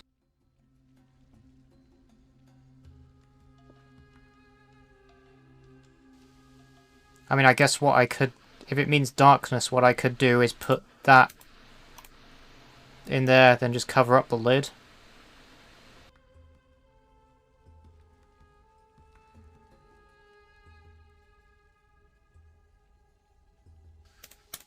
I did it.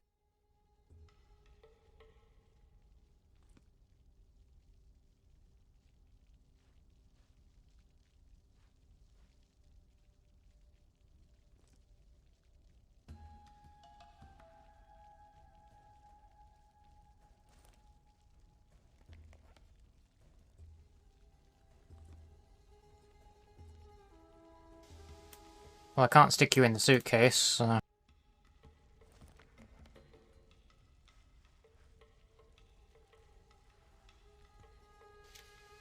Bit of wall that seems out of place.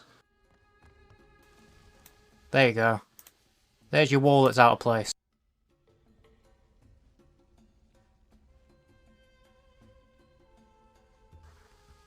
Now its symbol has changed.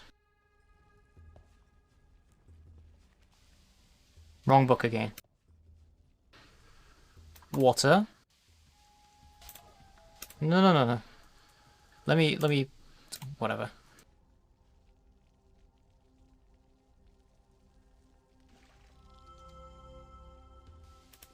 Now it's giving me a part of the pyramid.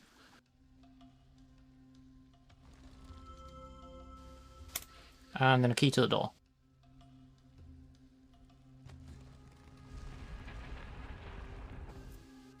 Yay! It's another puzzle.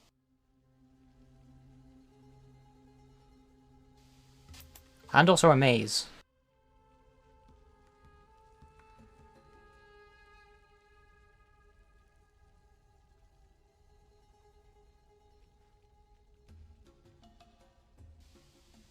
I would assume it's the symbols from one side of the maze to the other, so you follow through the maze and then just put the symbols in order that you hit.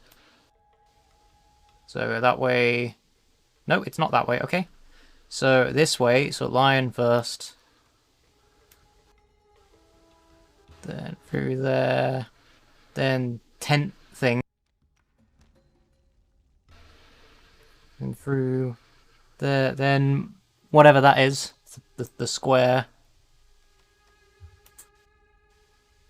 And then the hand. There we go.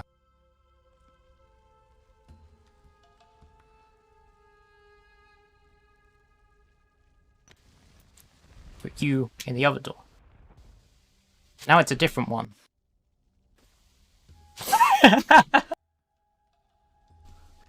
Well, I figure out one thing, but not the other. This is why you play with multiple people.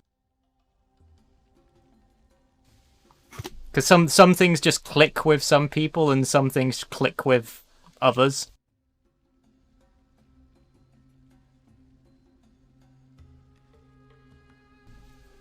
Okay, so what do we have going on here? Yeah, if it works. I mean, it said it was a work in progress. I'd be happy to do, like, it's one of the reasons I love escape rooms. It's also not necessarily as fun to do solo, but it's just a really fun way to get together with people.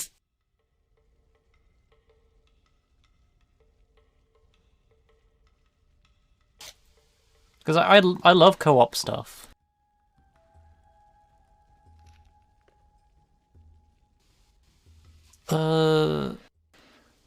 Yeah, I'll try it out with you later. Unless you wanna somehow dip in on this game that I'm in. Anyway, I need to figure this out. This is like a more complicated version of this.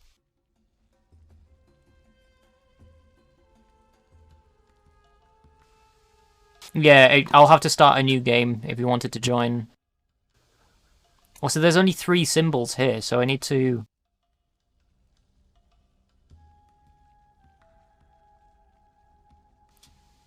I mean, it's a maze.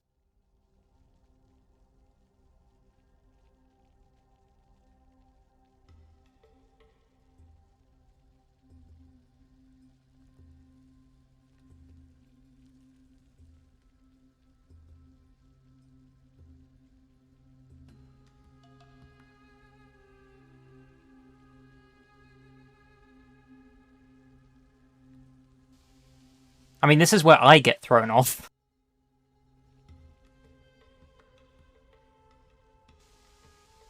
Quite possibly. So they try the B.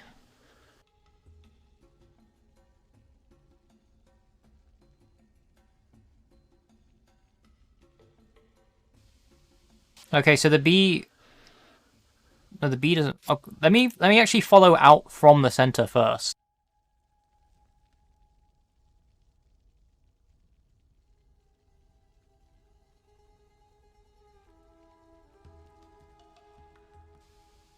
Okay, so the B definitely does reach the center.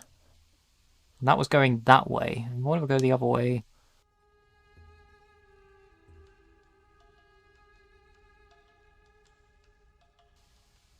No, that doesn't make.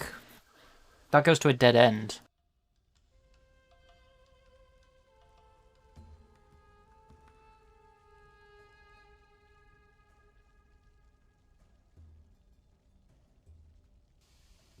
I mean, there is only one route that goes to the center. So where does this one go?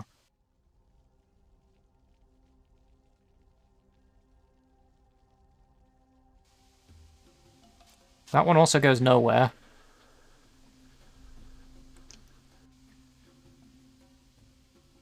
Now, interestingly, the eye connects up with that thing.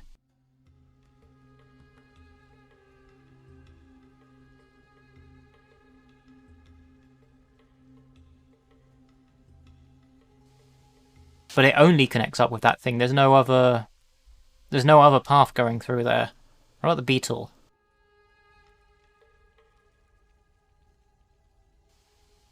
Well, the beetle doesn't connect to anything.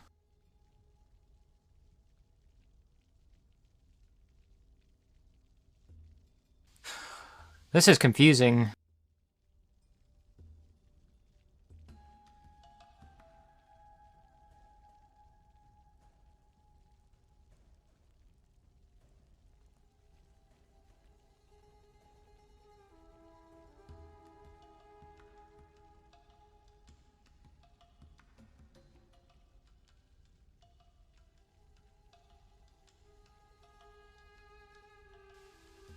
Because the bee is the only one that does go to the center.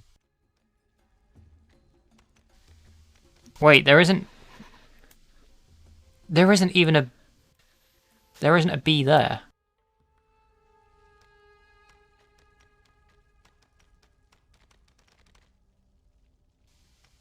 These symbols are different.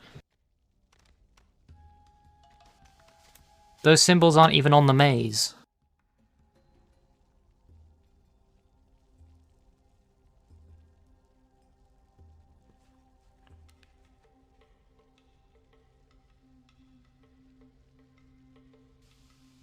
They're in this dictionary.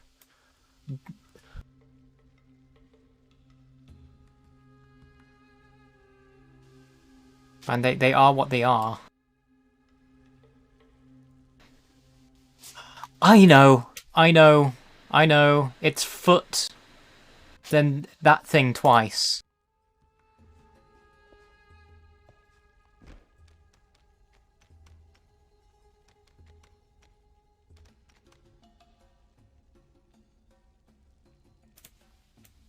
That just clicked in my head. Go away, coin. Go away, coin.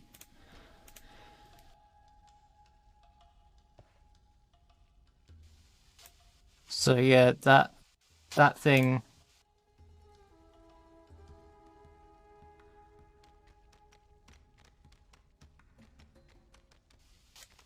Hold on, where is that other symbol?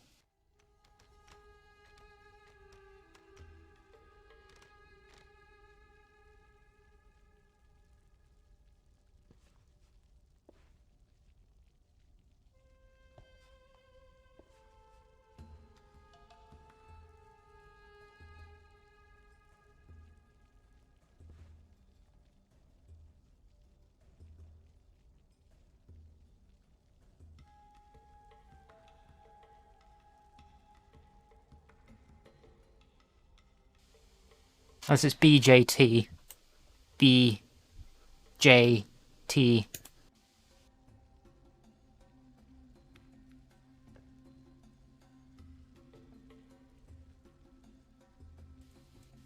Okay, what is the button to... Just, I don't want to be holding that.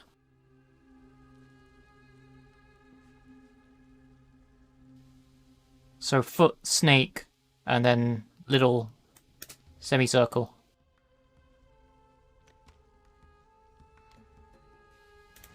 There we go.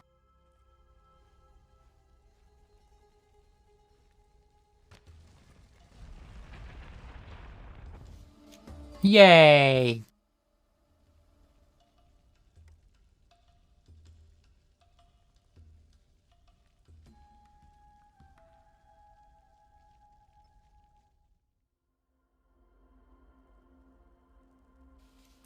So there is a co-op mode in there as well, but I will come back to that in my own time. That's interesting. I think if I get used to the controls, I would be fine with playing this.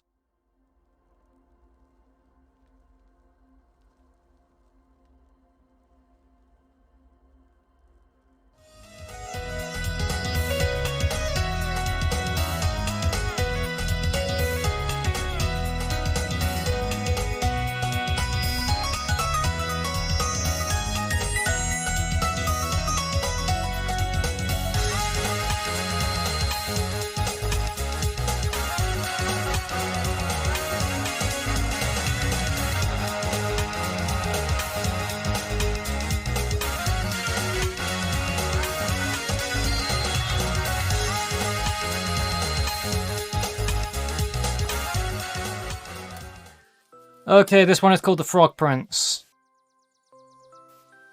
Gonna get the controller out for this. It says it supports controller.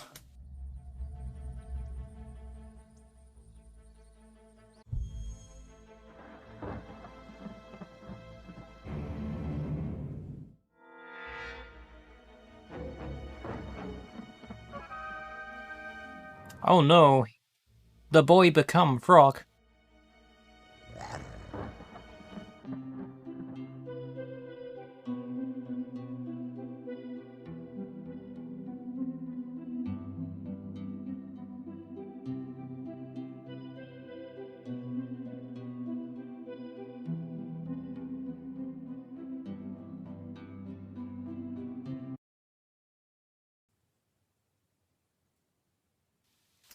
Okay, so what have we got here?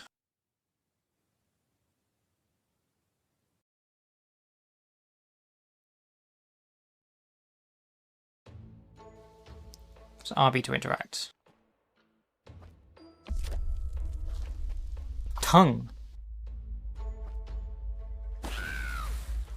Whoops. We're off to a great start.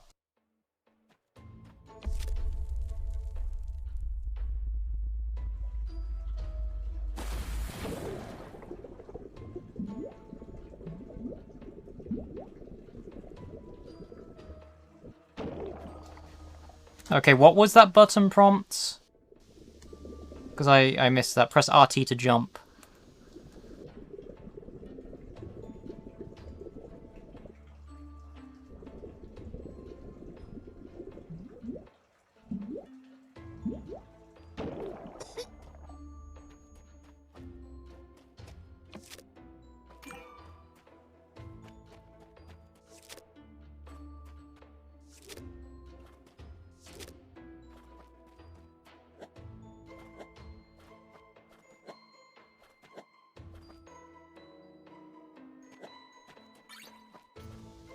Yeah, I'm not too fond of using the shoulder buttons for jumping.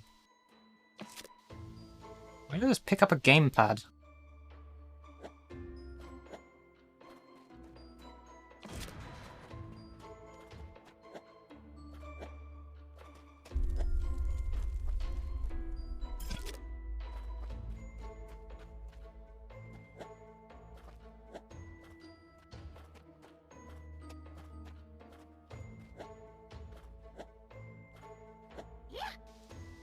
Okay.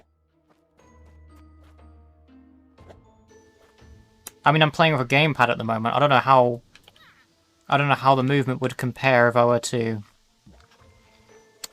do it with mouse and keyboard.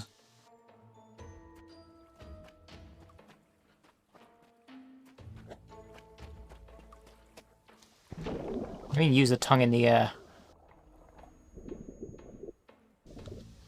I mean, so far I'm not having a great time with these controls.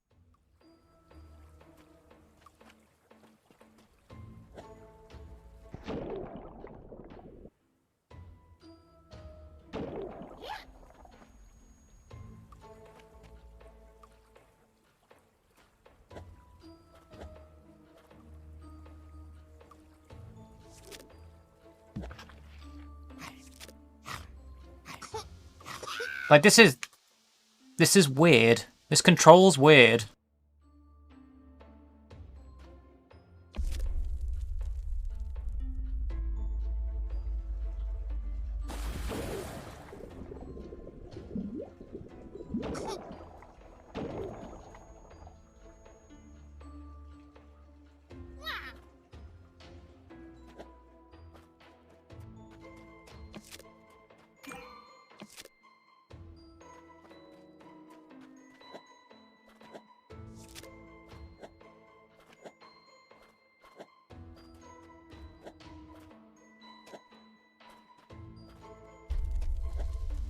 I'm struggling to understand the actual mechanics going on.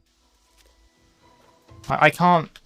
Jumping only sometimes jumps, and then you get these automated movements as well.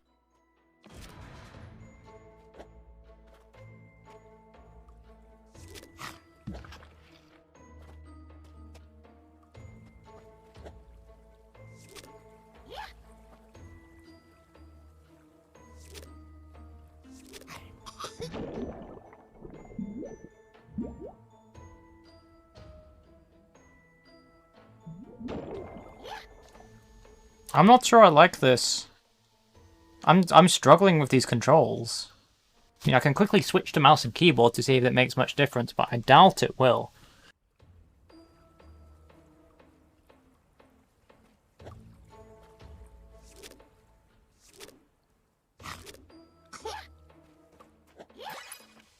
Okay, maybe this is better with mouse and keyboard.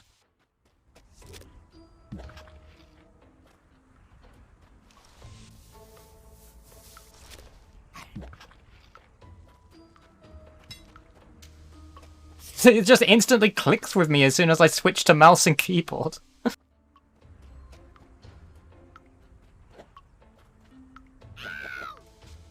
Well, now I'm dead again.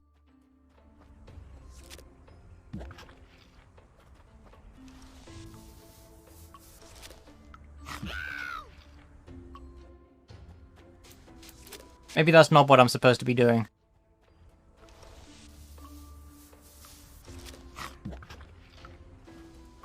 Oh, it's because there was a pathway around here.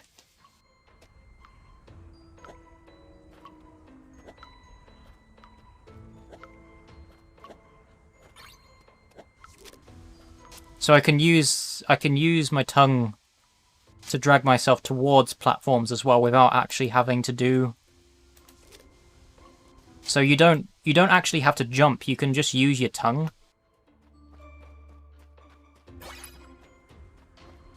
C to slide. C to slide.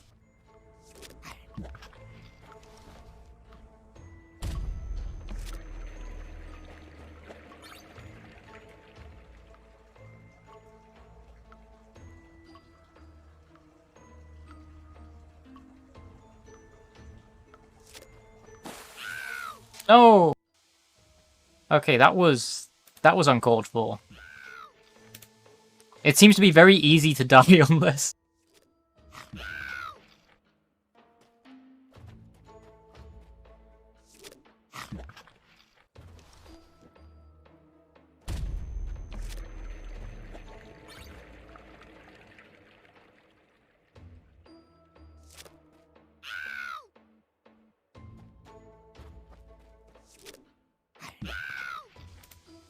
Good death sound, though. 10 out of 10.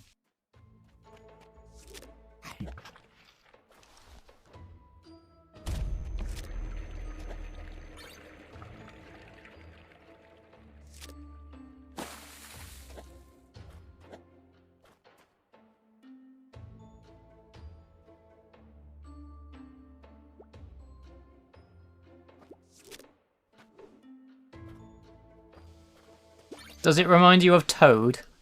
Because it sounds like Toad.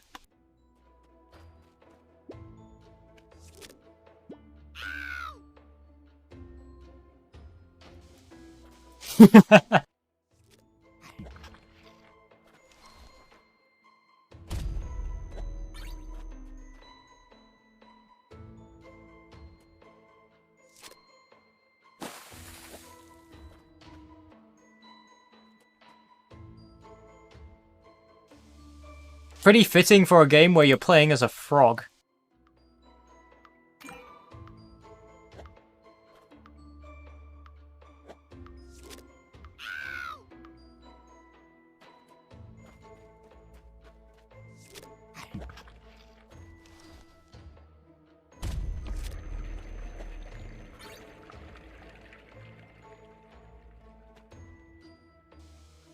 And yeah, it sounds like Toad.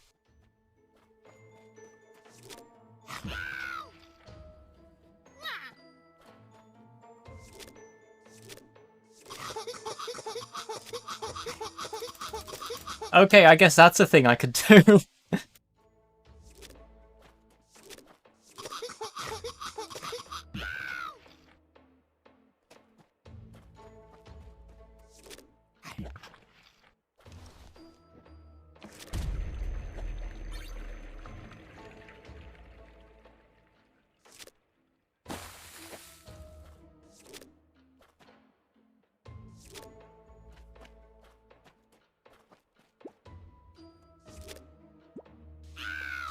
Now, how do I do that jump?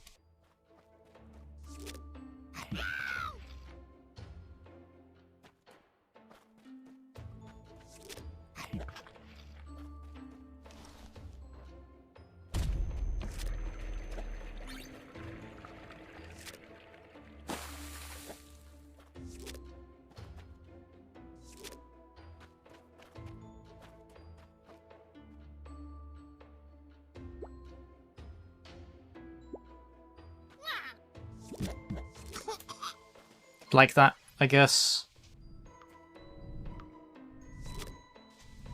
No, that's not the jump I wanted to do. Well, at least there's a checkpoint there. Always good to know this game has reasonable checkpoints.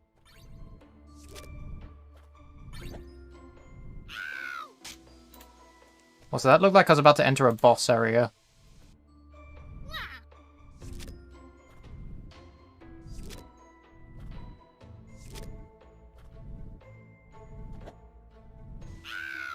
Oh, come on. You would have thought just a simple jump like that would work. Whoa. Okay.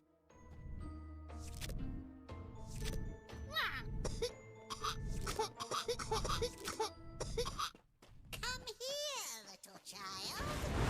Excuse me? I guess now I'm just fighting death. Can I grab onto things? Wow, that just makes those disappear.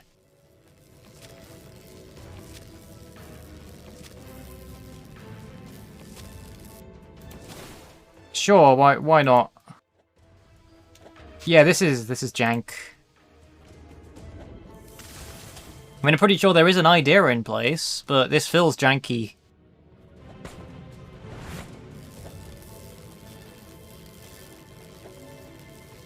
Okay, the boss is making platforms.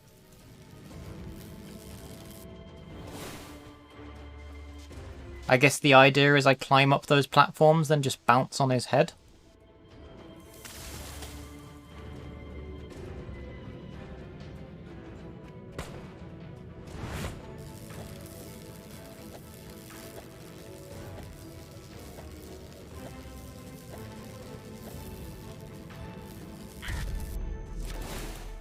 Yep, I guess that's how you do it.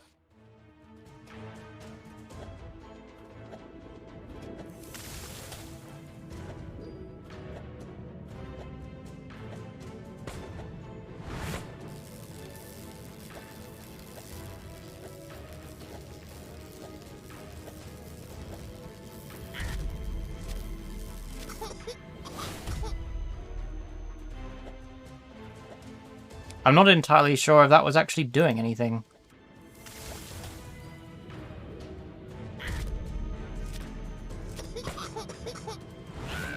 Okay. Come here, little child.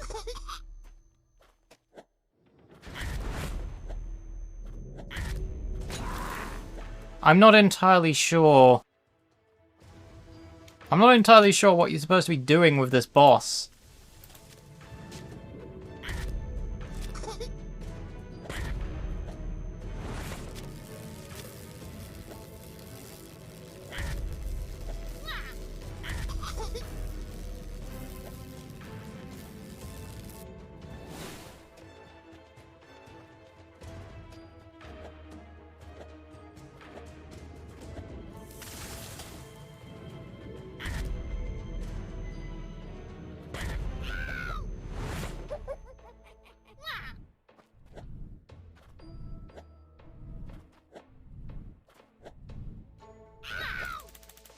Come on now. You should just take me straight back into the boss sequence. I shouldn't have to do this platforming every time I die. Come here, little child.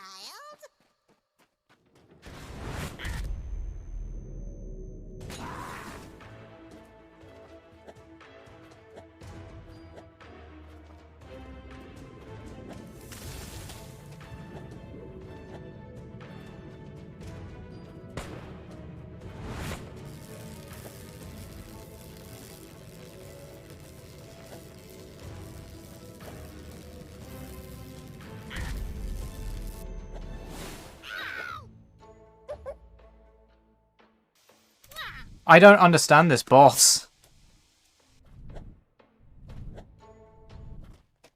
Come here, little child.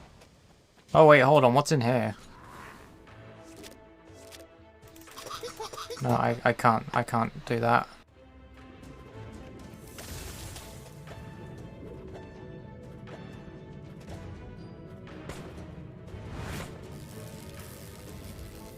Must be something to do with these platforms.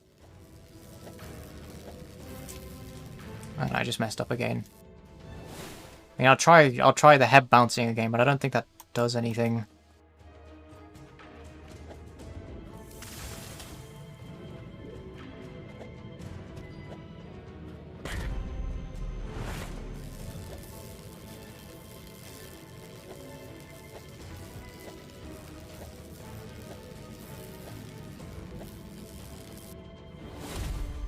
Oh, no, I think I was a bit too slow.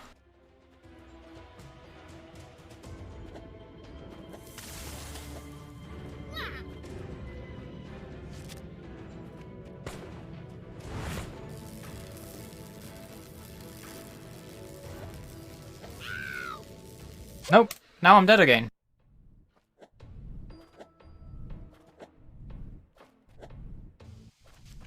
Like, some hints would help. Good. Wait.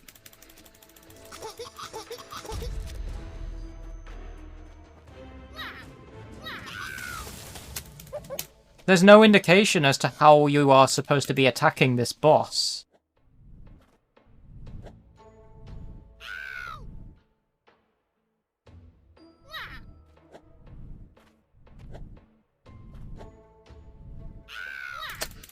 And these platforms are kind of getting on my nerves.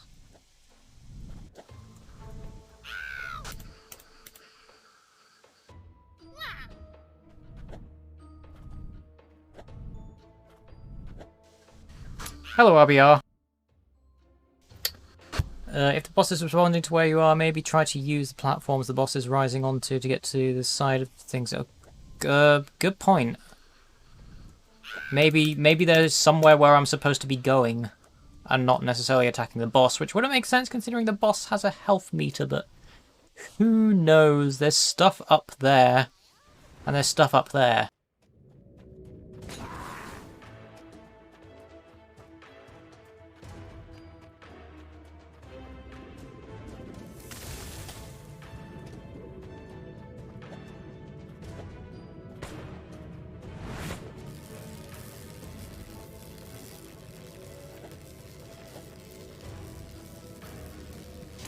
I can't even... This game's controls are quite bad.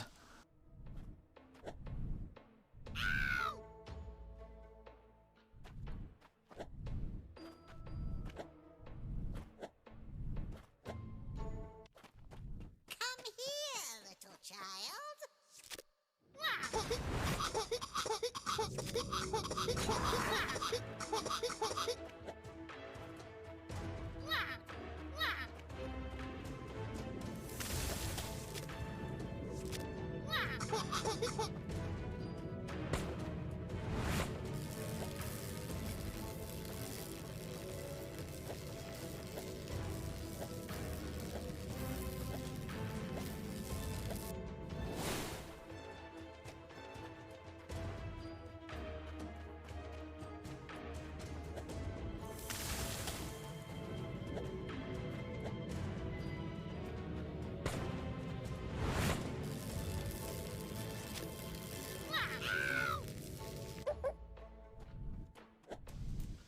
I want to figure out this boss. I want to know what to do. Come here, little child.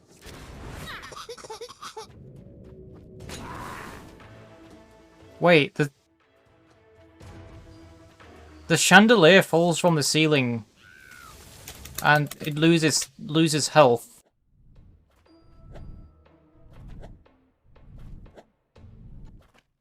Come here, little child. Like,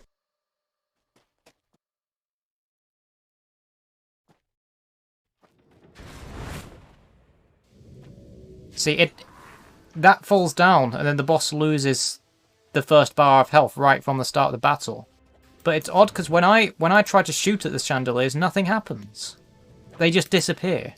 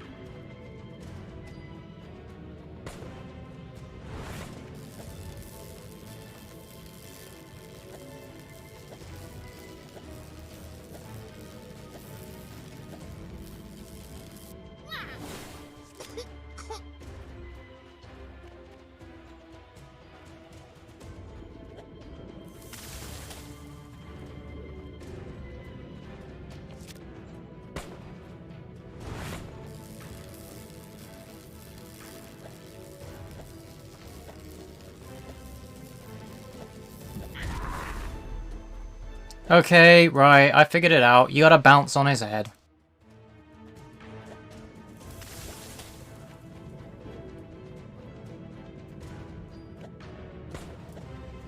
Could have been chandeliers, but nope.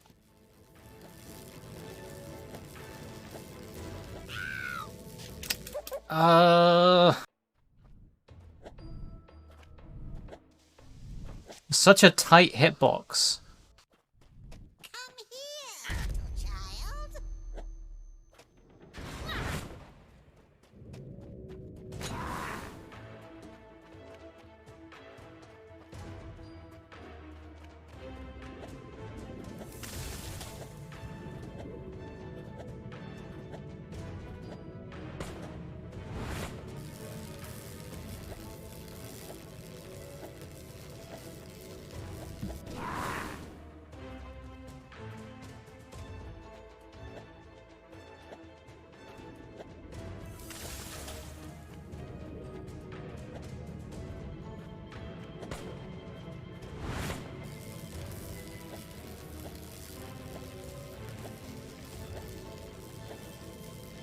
Oh.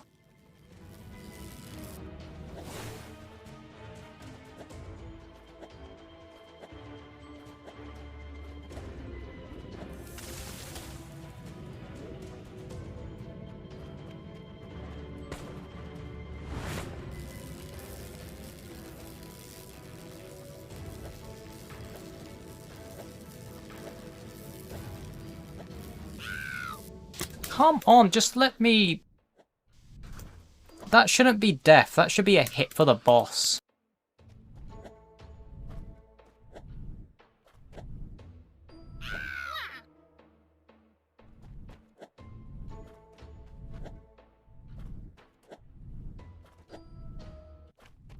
Come here, little child.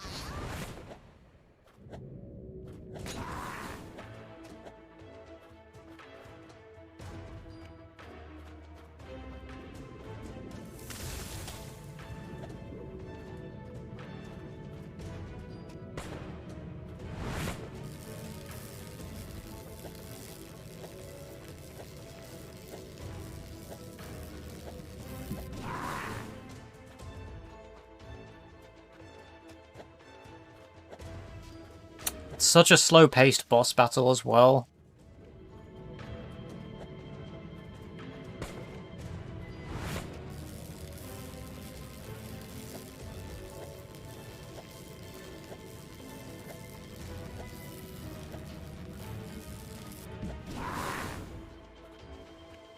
Okay, I think I might have it this time.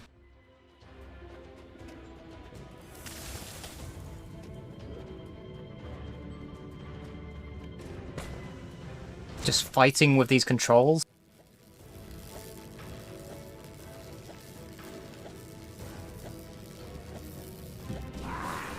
There we go.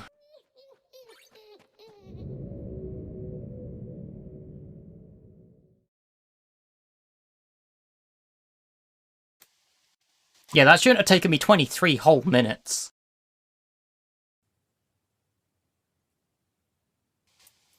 And I guess that's it for this demo. No thank you message or anything, just, oh, you're done. Back to the map.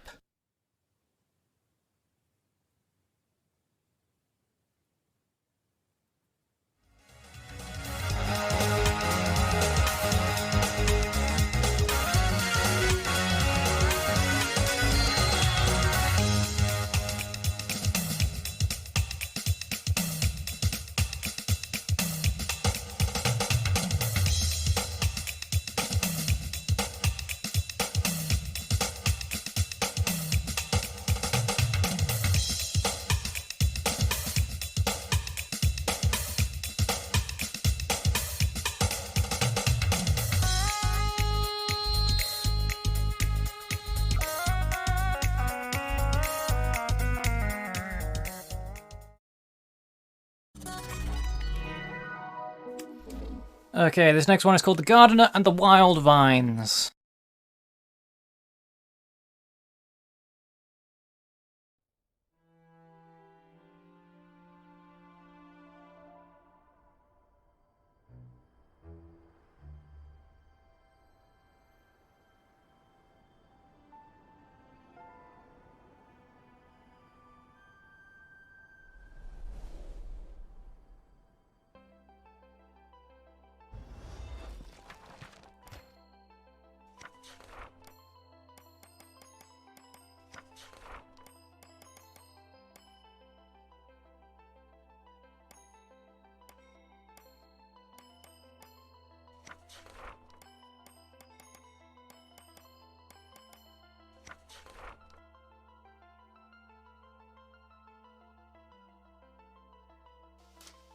Okay, so what do we have going on here?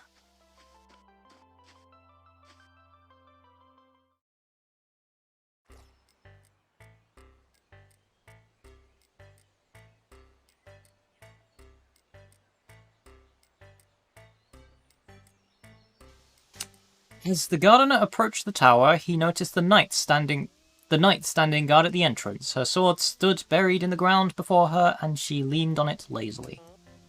Hark, gardener? You're not allowed to be here. I am required to ask you to go home peacefully. Oh hey, don't worry about me. I'm just here to keep the vine growth under control. Oh, well, I don't see too many vines here. As you can see, I've been doing a very good job. Honestly, I don't care what you do. You just can't go through this door. No problem. I'll stay clear. Have a beautiful day. Whatever.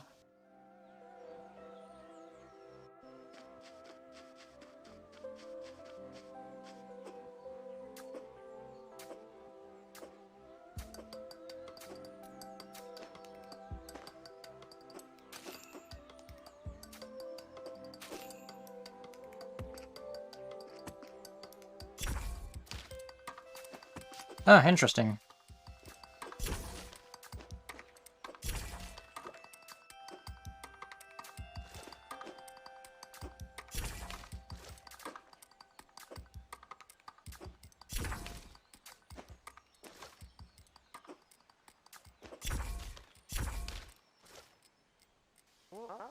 Alright, I made it. No problem. Easy. Prince, are you there?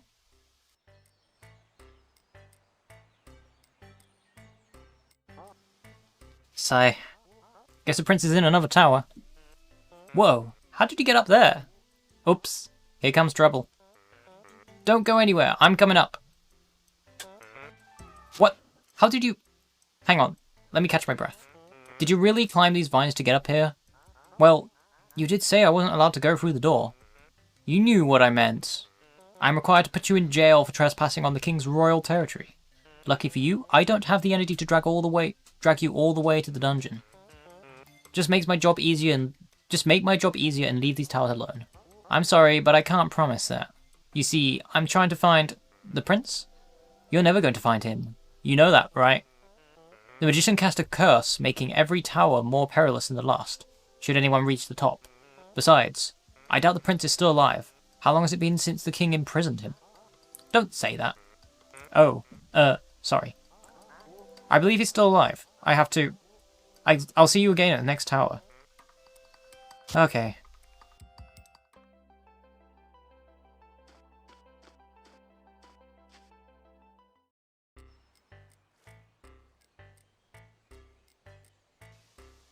This seems pretty decent so far.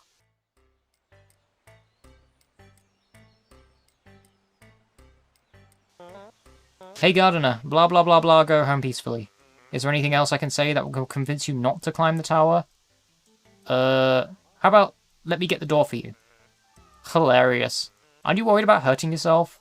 What could hurt you more than being apart from the one you love? A three-story fall would do it. Gotta go.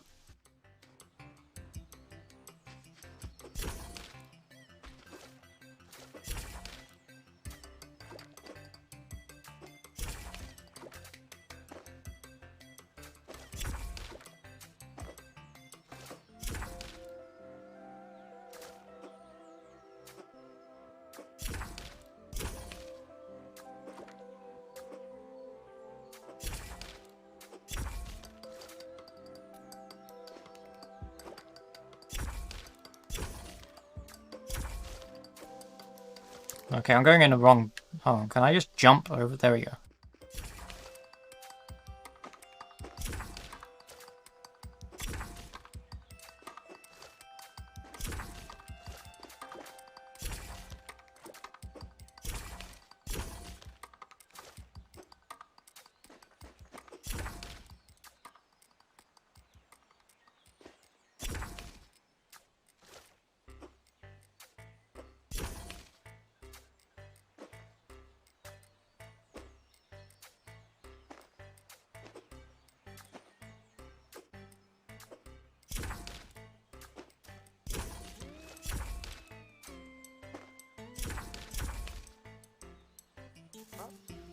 Phew. The knight was right. The towers are getting taller. Alright. Here goes nothing. Again. Prince, are you there?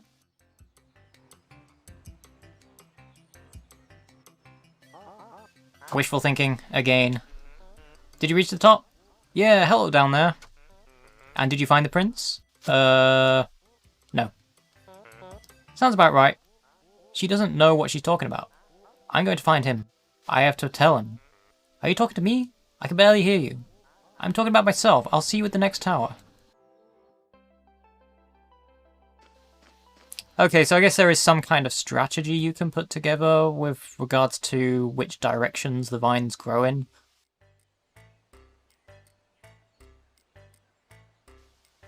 Ooh, we got some obstacles on this one.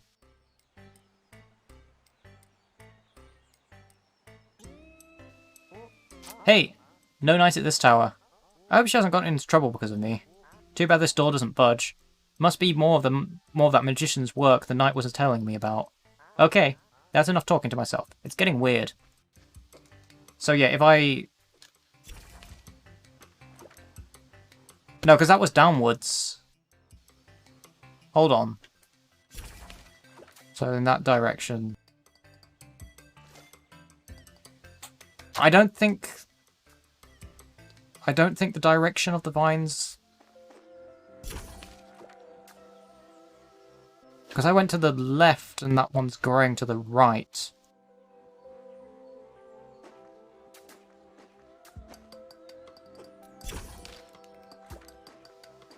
And now that one's growing up.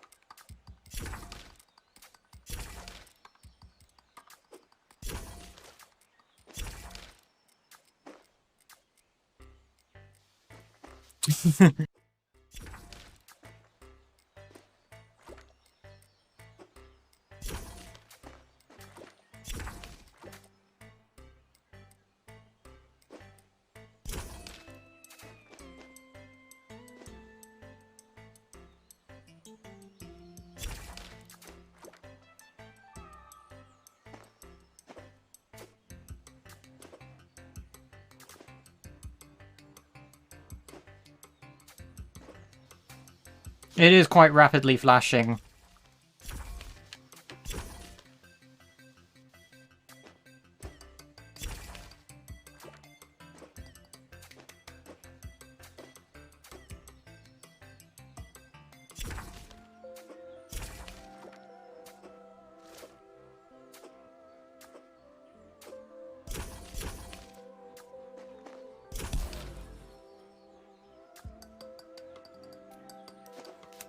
Okay, see ya, puppy.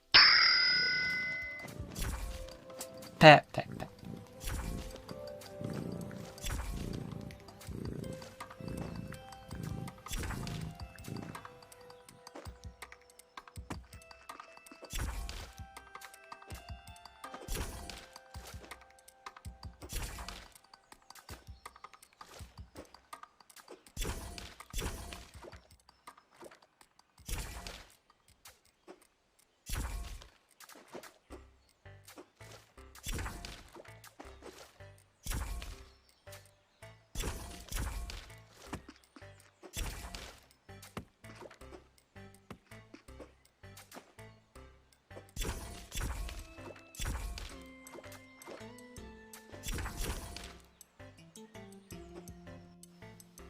There we go. Wow, those magic orbs hurt. Alright, time to see what's behind door number 3. Prince, are you there?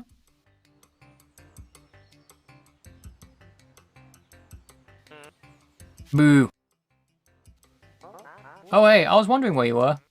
Okay, you're really forcing my hand here. I have to arrest you. Oh, really? I didn't think you'd actually do that. You're seriously getting me into trouble if I let you keep doing this. I would not like to lose my job. If possible, being a knight is all I know. You're not a knight. Excuse me? Knights exist only to protect the wealth and power of the royalty. They don't care about justice. You're not a knight. You believe in real justice. What do you think you are? You don't get to tell me what to do and what I believe in. What I don't believe in. I believe in. I do this because You're under arrest. I'm sorry to have upset you. But I can't let you do that. Before the knight could react, the gardener took a step backward and fell off the edge of the tower, landing softly on a leaf. As the gardener leapt from leaf to the ground, the knight stared to the horizon, her thoughts troubled by the gardener's words.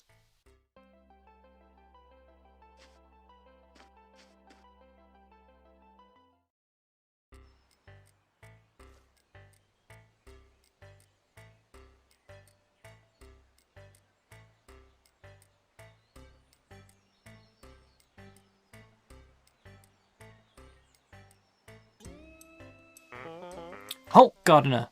Do you see him, soldier? Trespassing, clear as day. Verily, thou shalt see justice dealt swiftly for this heinous crime. Oh boy, here we go. Yeah. Anyways, arrest him. Arrest? Why? Have thou not heard? His Highness, the King, has decreed that we may execute lawbreakers should we see fit. Ah, it's time to do a big stretch.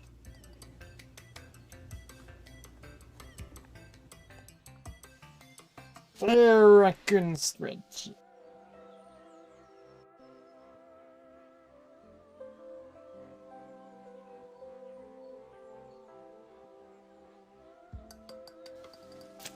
There we go. Why would we kill people on sight? The peasants have grown ambitious and forgotten their rightful place in this world. Leniency has led to arrogance, which heralds rebellion. Would you like to execute this criminal, or shall I? A proper knight follows orders. What are you going to do? Stand down, soldier. We are not executioners. The king's word is law. Dost thou bite thy thumb at the law? Art thou but a common criminal in knight's armour? I am not a... You are... Ah! Oh, wow. That looks painful. Run, I'll handle this.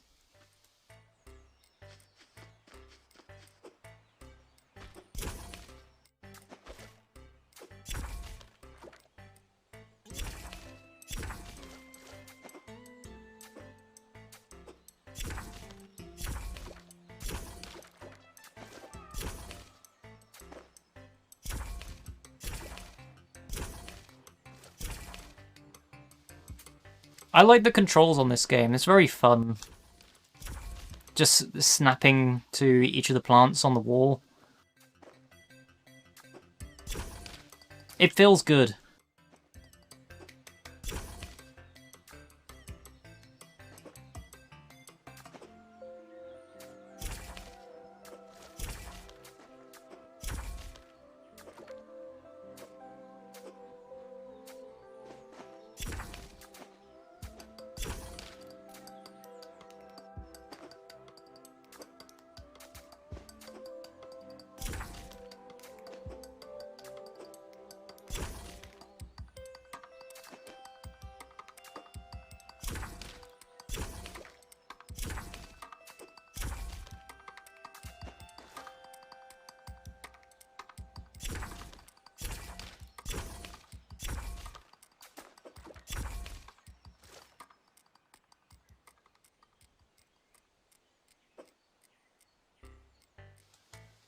Wait, what?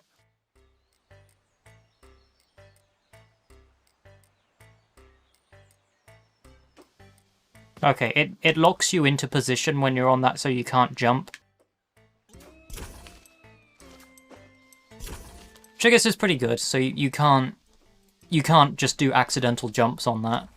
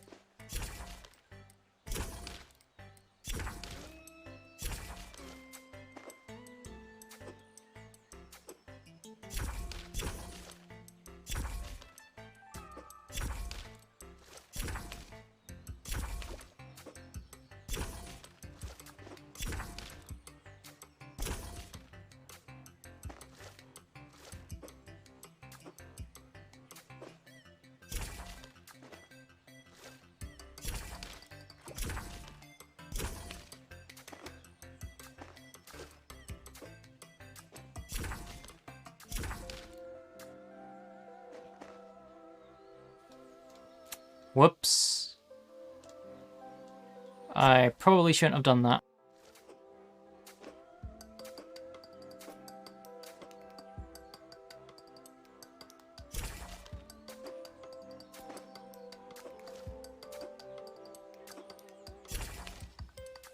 At least it's not difficult to get around on this.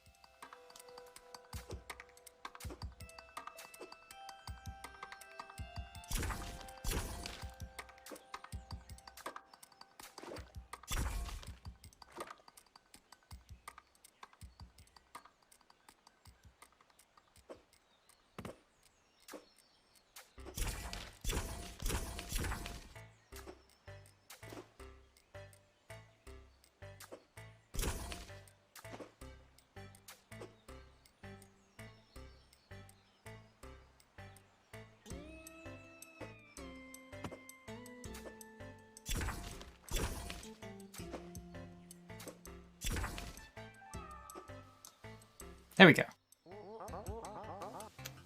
I made it! I can't believe I got all the way up here. Okay, here we go. Prince, are you there?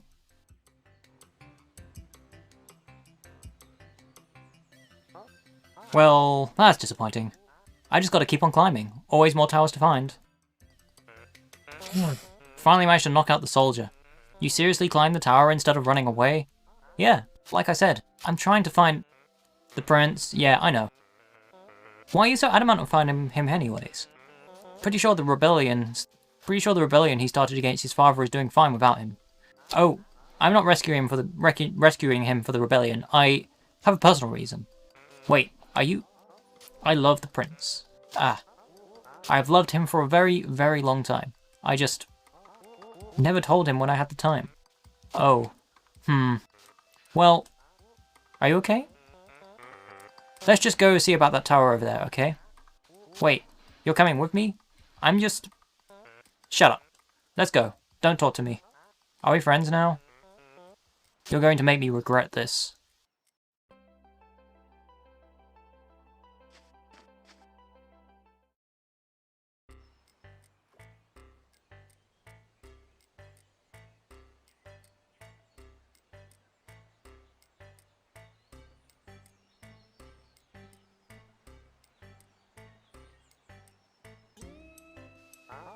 Wait, why can't you open the door?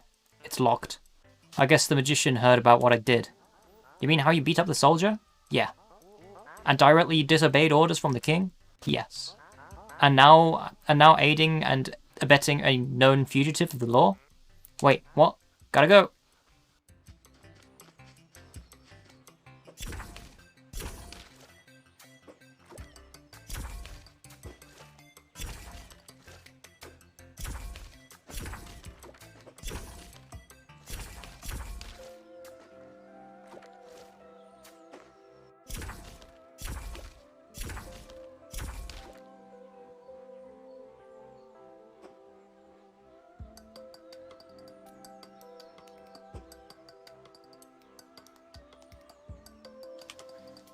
Huh? What? Oh, okay, you jump, then press it.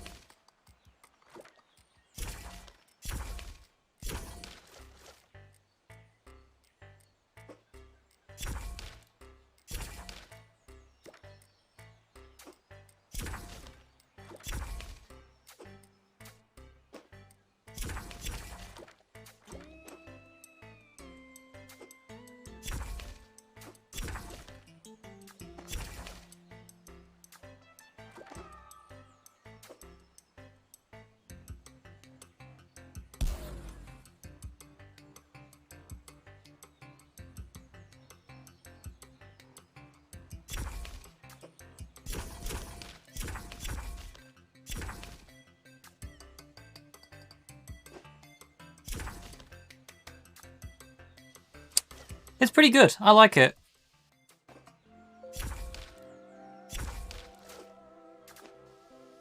These controls are very satisfying.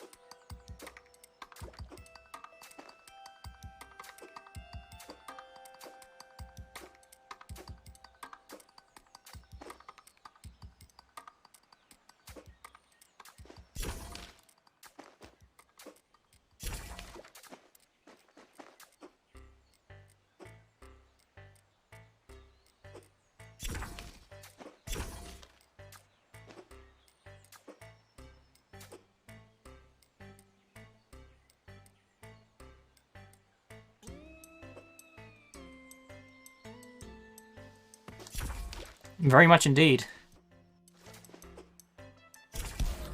It's what I like to see from a 2D platformer.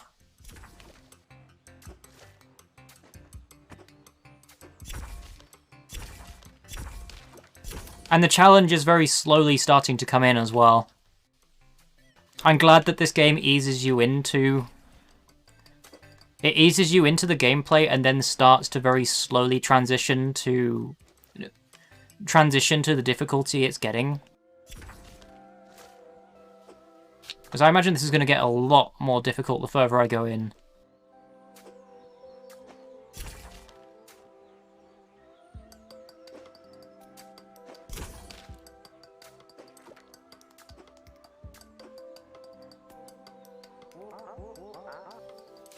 That's the weirdest kind of magic I've seen yet. Magical power running through rope? So impractical. Anyways, Prince, are you up there?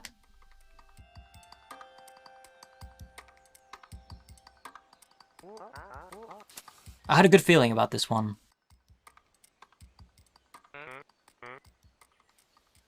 Yeah, I love that. It allows you to correct jumps as well. No luck, huh? On to the next tower. Seriously, how do you not give up? Could you give me... Could you give up on the ones you love? Never. On to the next tower.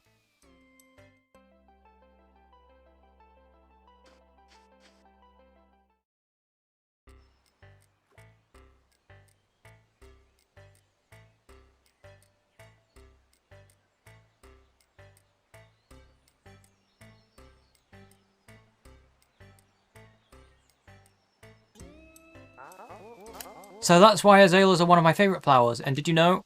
Oh look, we made it. Finally. Okay, I'll tell you about my favourite types of trees later. Hint, it rhymes with choke. I wish I could choke. What? Nothing.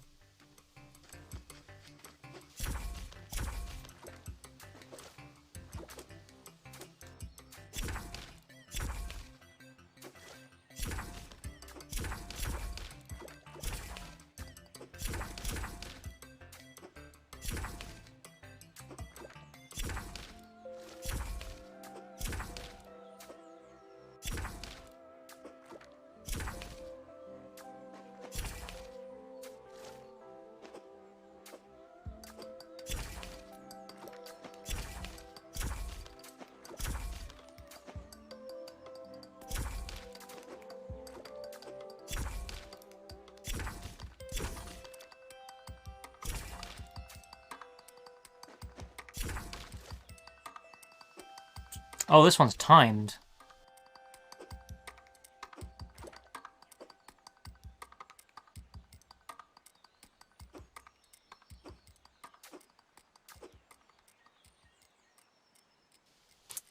The mechanics are coming in.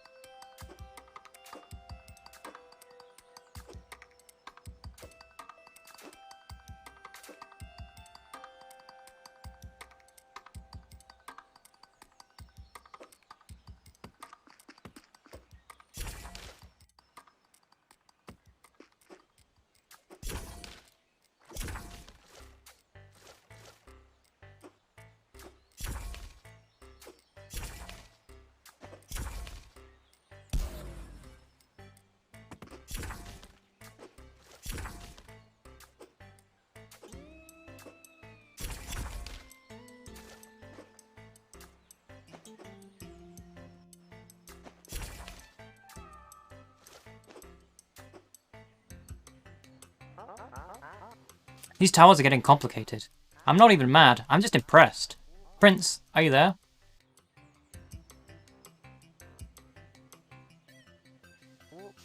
Okay, I'm a little mad. The magician has got to be getting tired of making all these towers by now.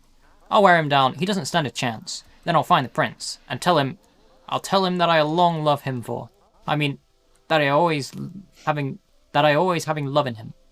I mean, I totally got this.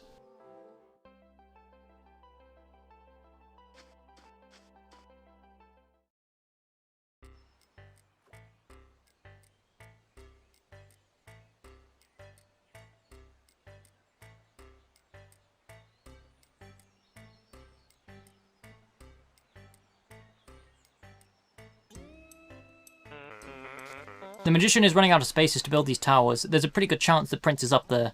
Really? That's great. How does my hair look? Do you want me to be honest? You're right.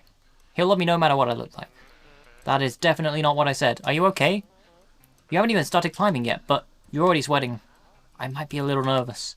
Ugh, please, just climb the tower.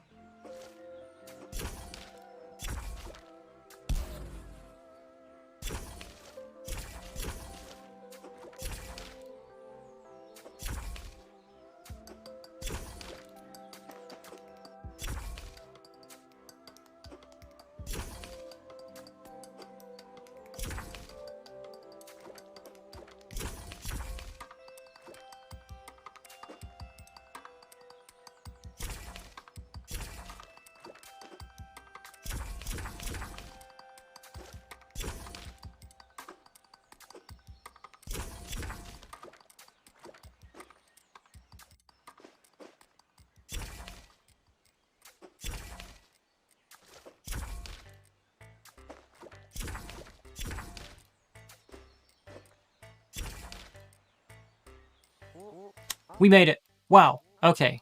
The prince might be through this door. So just keep it cool. Don't be weird. Just be real honest. You got this, garden. Prince, are you there?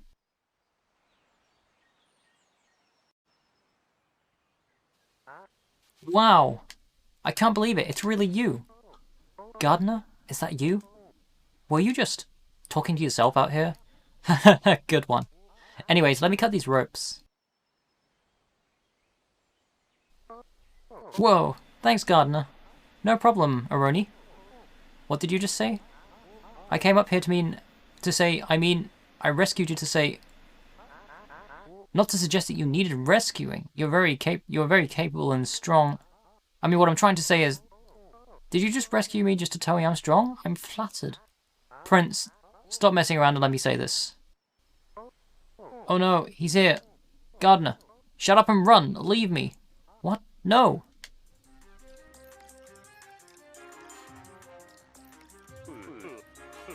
From the King's Court, put your hands together for...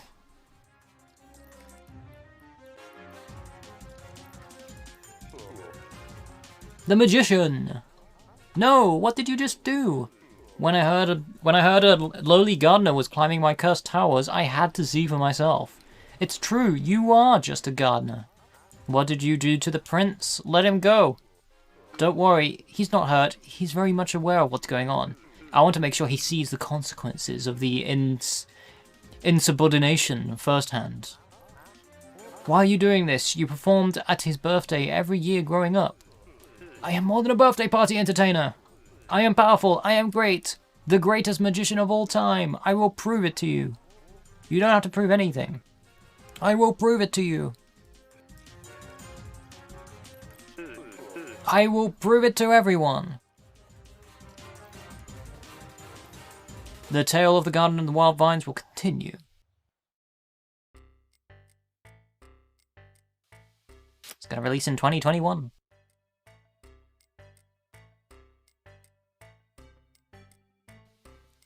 Many more levels will be added with some hidden secrets to be found.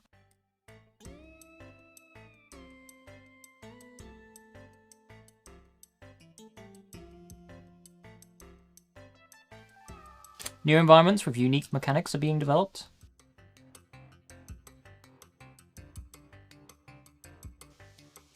Befriend quirky and comedic characters on your journey to rescue the prince.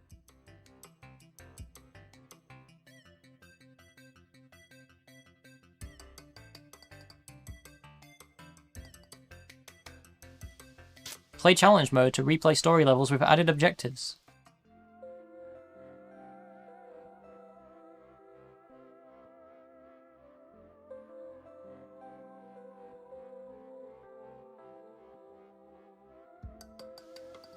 Wishlist the game on Steam now.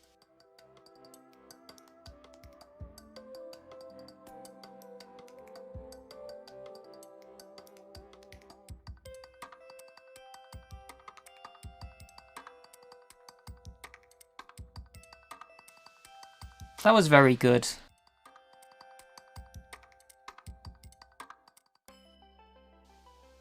Oh, okay, yeah, just take me to the Steam page. You don't need to do that. And then I guess we have time trials on here now as well, so hey, speedrunner game. This game probably would be good for speedrunners. It does seem like that kind of thing.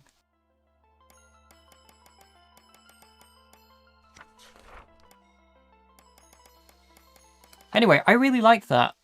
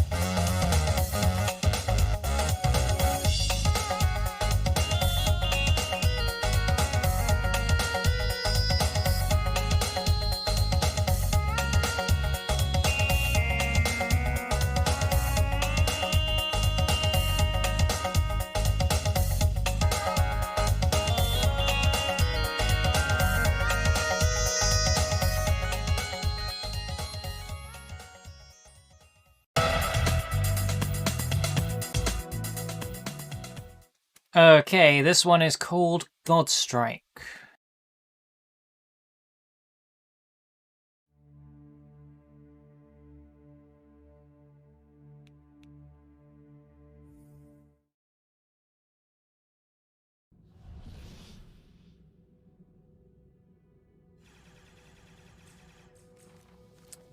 Audio seems a little bit quiet. Let me just turn you up. So this seems to be a shmup.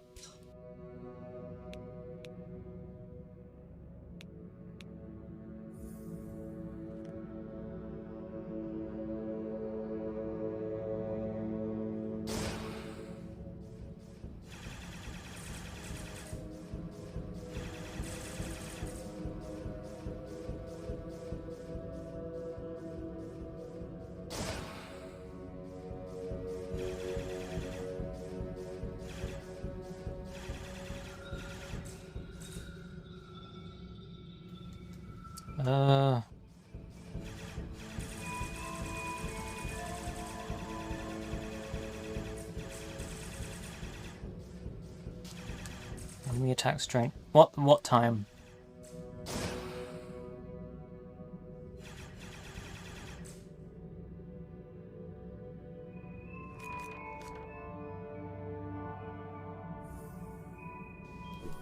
Oh, okay.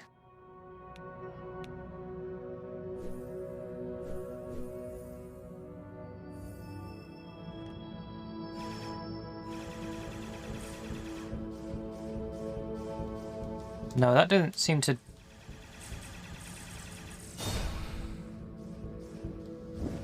There we go. A little bit confusing.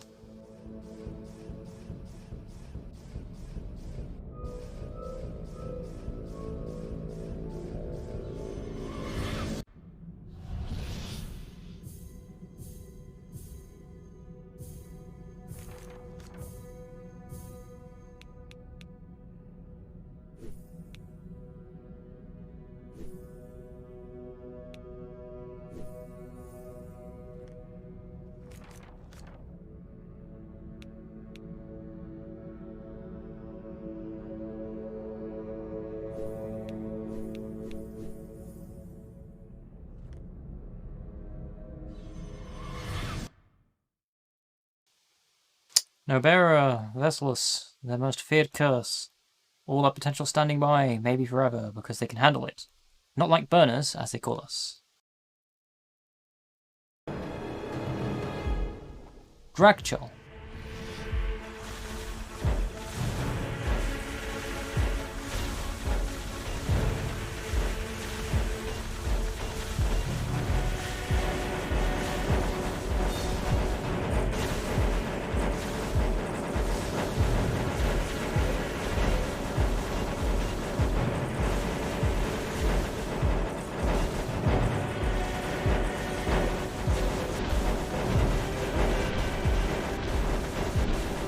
Hold on, hold on.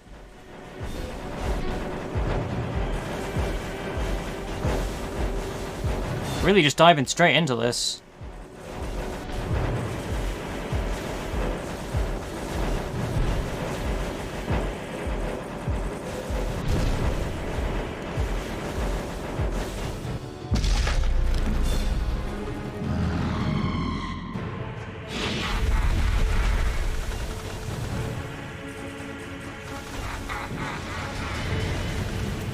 What is aiming?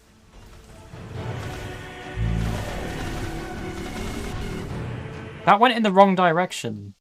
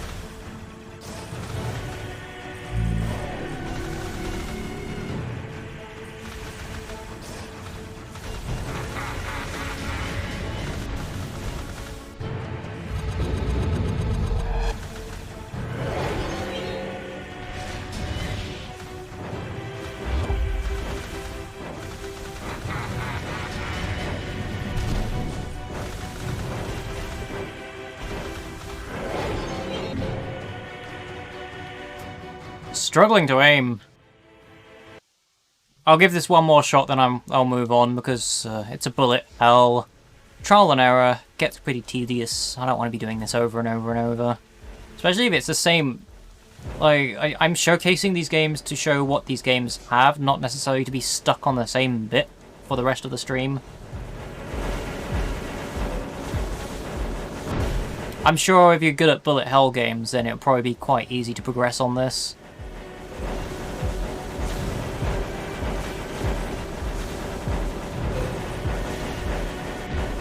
I mean, the reason I picked this is because it looked fun.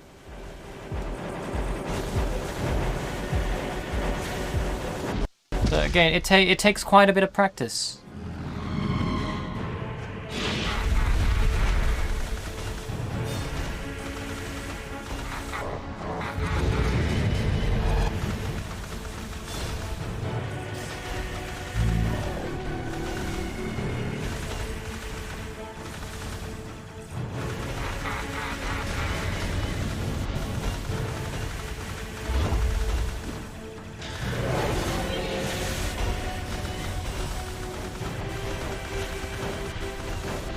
So every time you get hit, the timer goes down.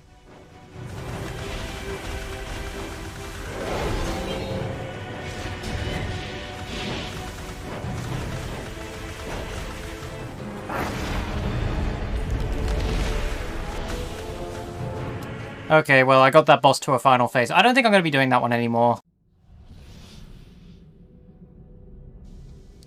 Godstrike. It's a shmup. It's a shmup where if you get hit, the timer goes down. And then when the timer hits 0, it's one hit kill. Pretty sure that's the base premise of this.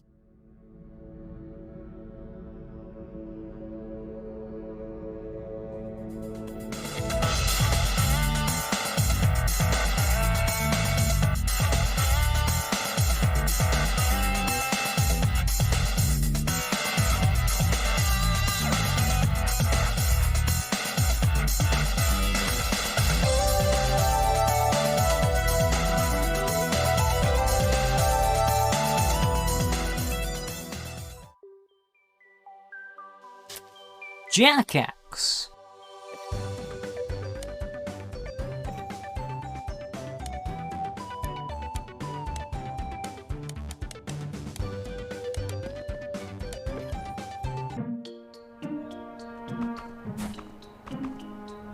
Hi there. Hi there. Hi there.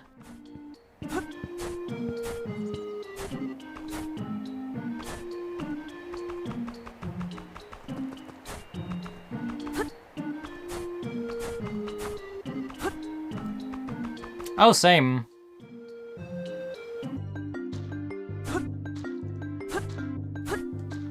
So what exactly is the main control mechanic that we have going on here? Not really been introduced to anything.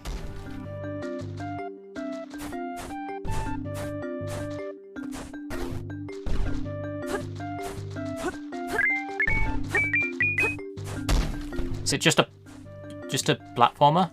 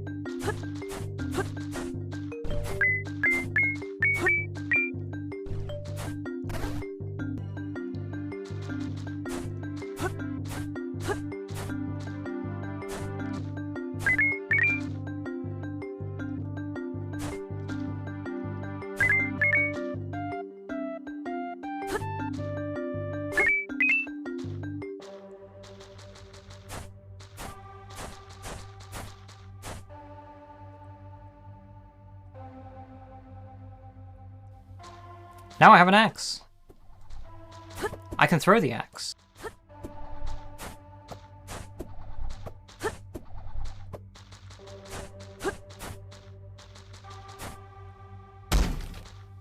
Oh. I guess there was nothing in that direction. Oh! Whoops.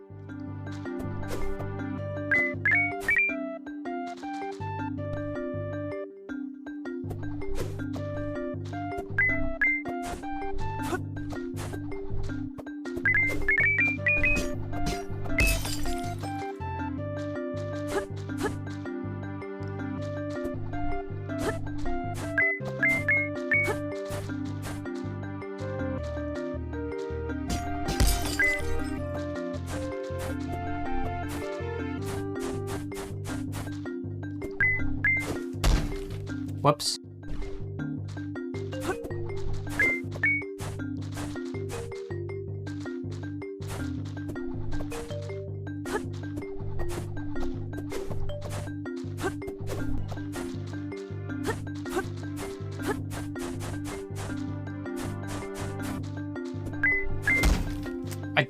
I did it again.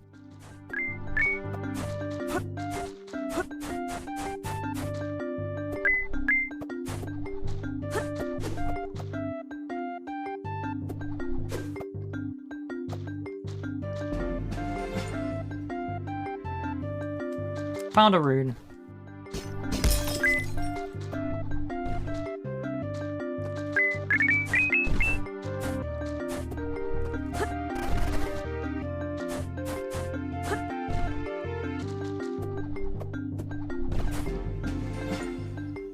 And another one.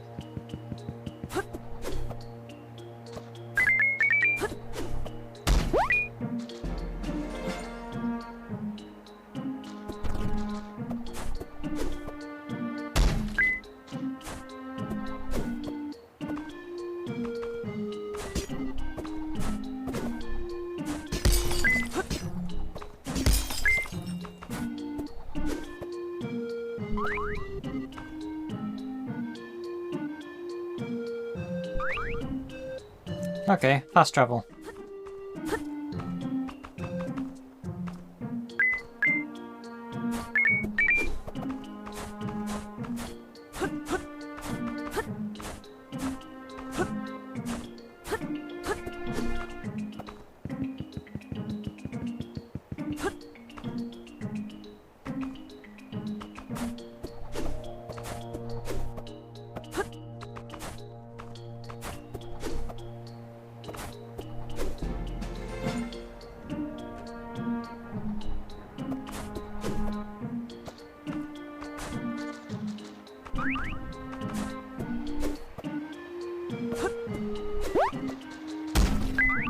Oh.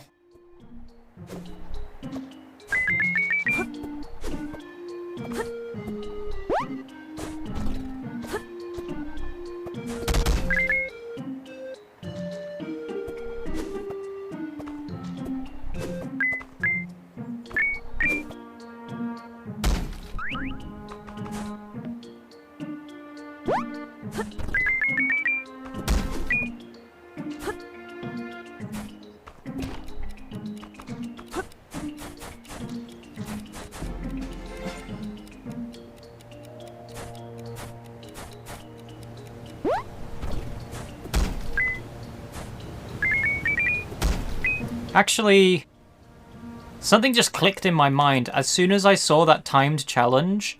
You know what this axe is? This axe is kind of like Catty from Mario Odyssey.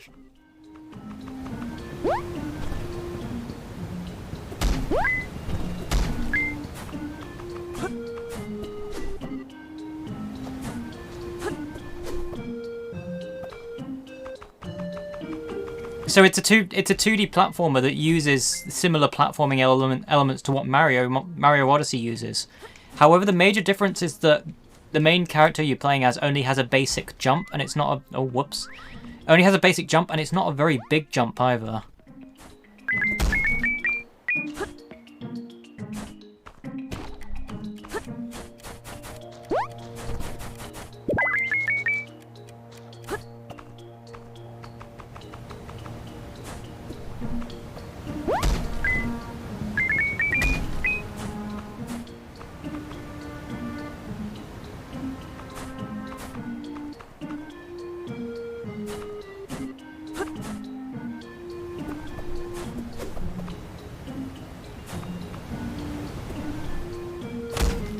Oh.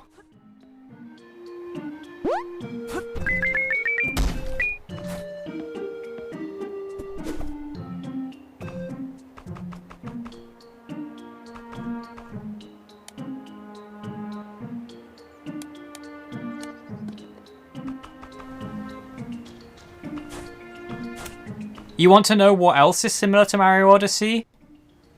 You collect coins on this, and you lose the coins when you die.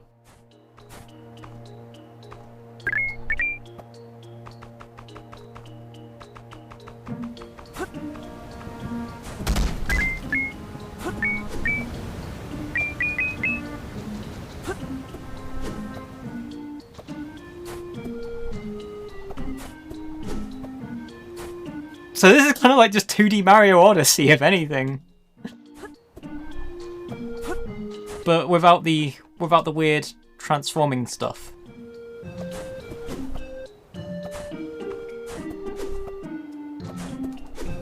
Or at least one of the developers must have played Odyssey.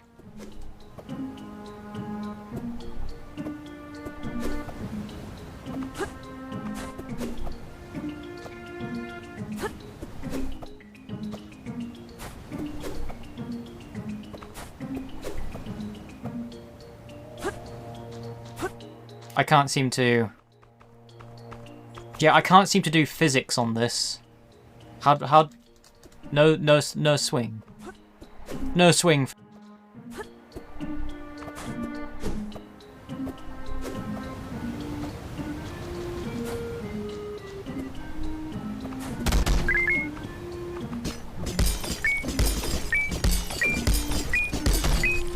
Oh! Death really doesn't feel good on this. Although when does death feel good? It is quite a punishment.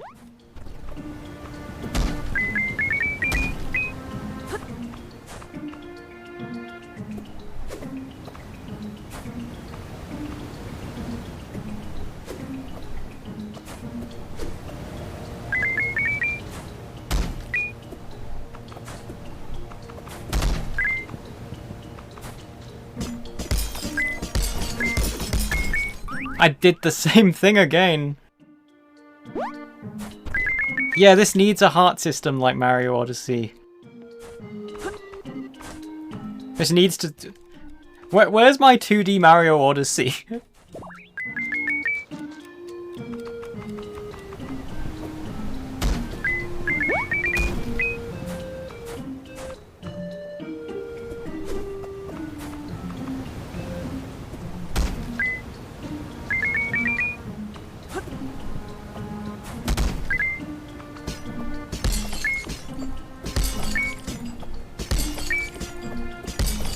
I don't think I played an Odyssey fan game. I know I played a 2D Mario.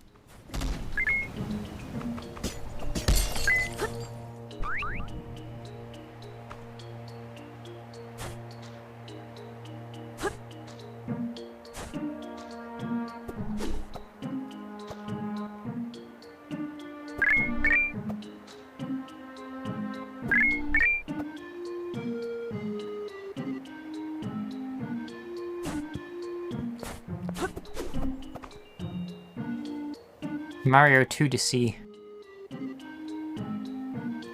No, I don't think I played this.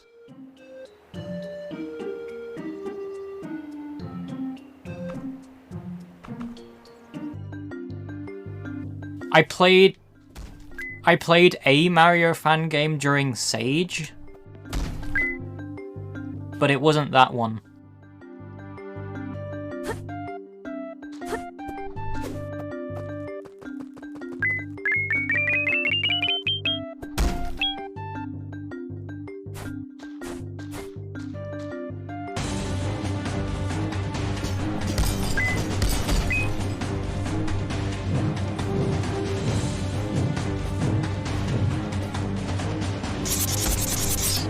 Oh.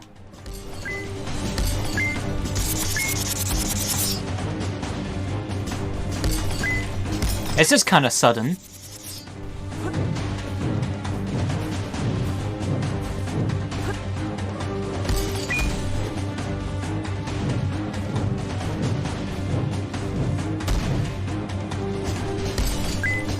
I don't like the one-hit KO.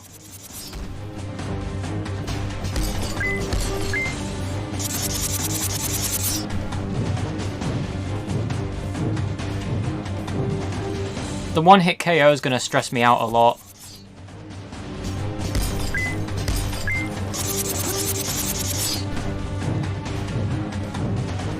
It needs at least like a heart system.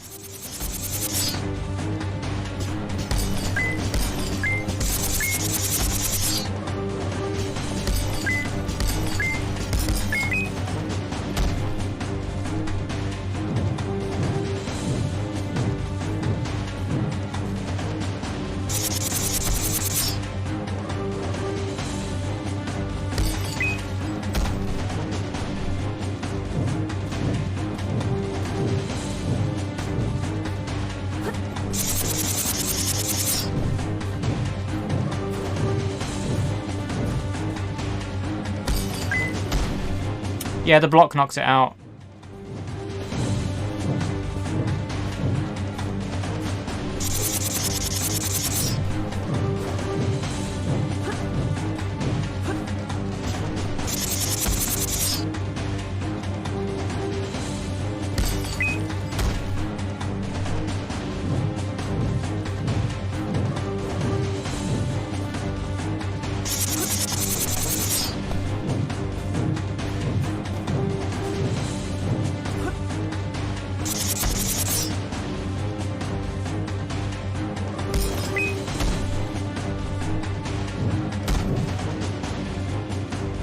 Also, I'm not a fan of this boss music.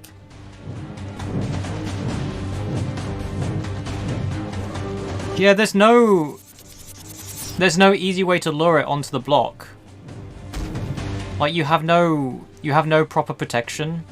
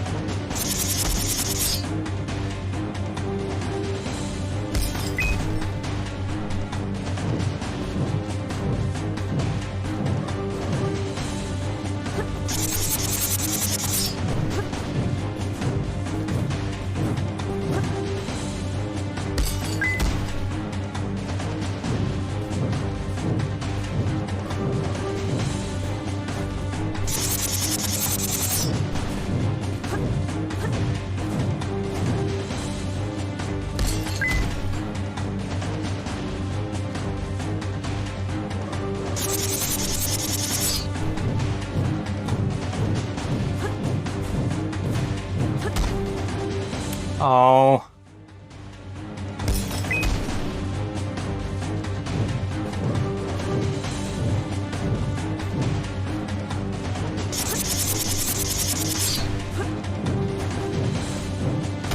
This is a pretty bad boss design if you ask me.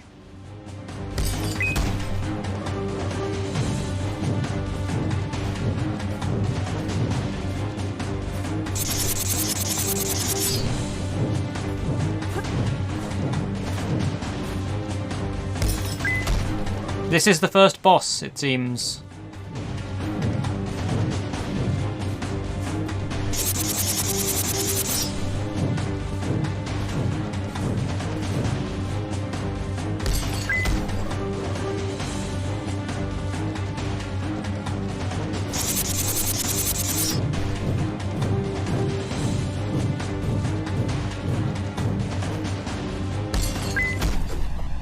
There we go.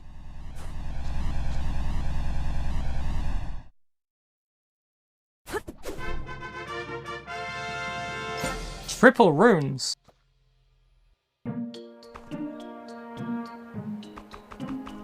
So are the runes just this game's version of moons?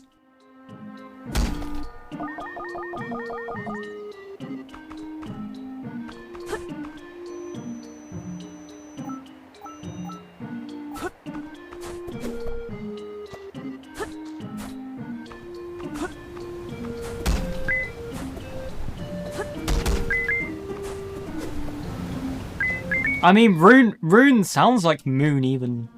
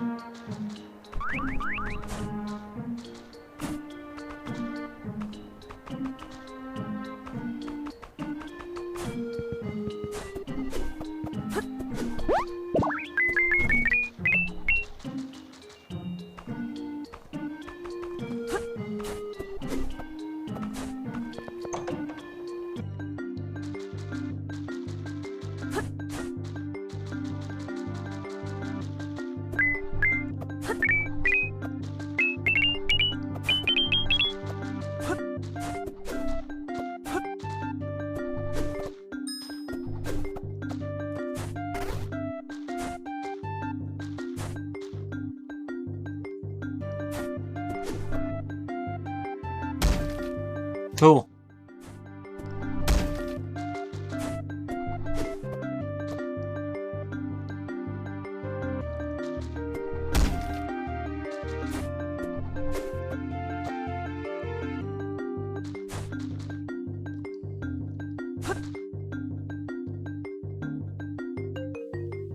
Wait, what even is the... There wasn't even any point in going up there.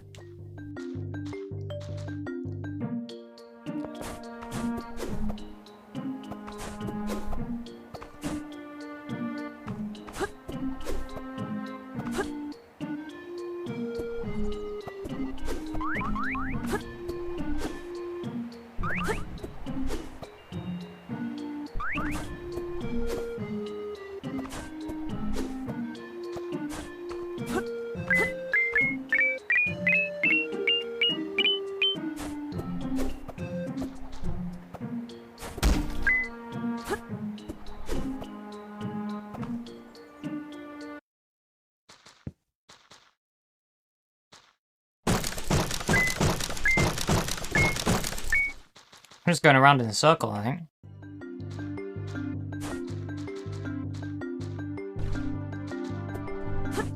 Yeah, I've done this already.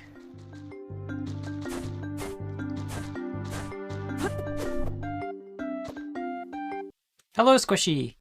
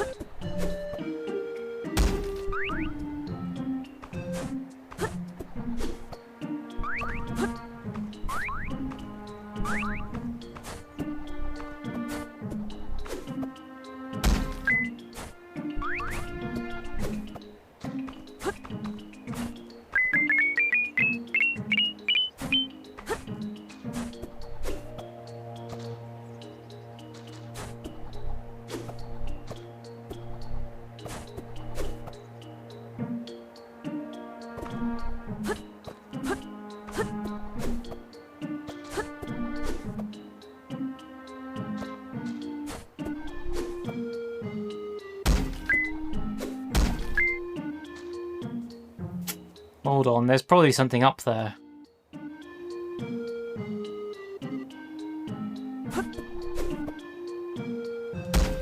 I keep doing double jumping when I'm not supposed to double jump. I keep forgetting this game has a double jump.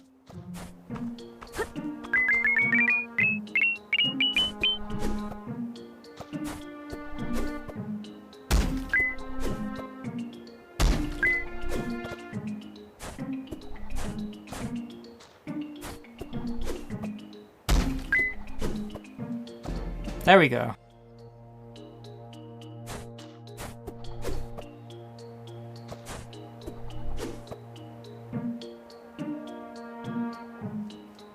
Oi.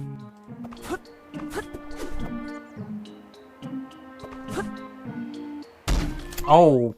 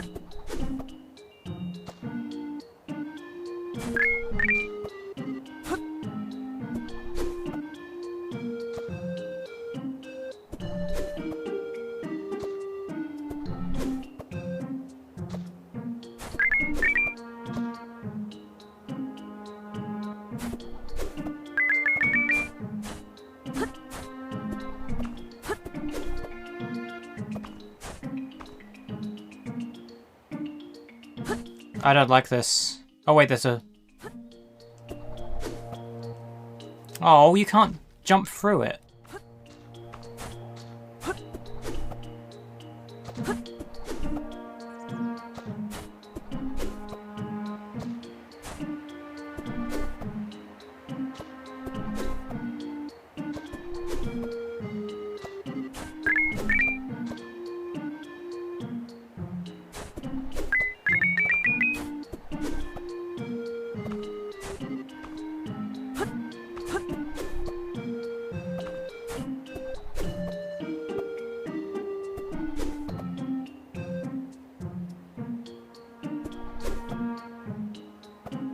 That's a pretty good suggestion.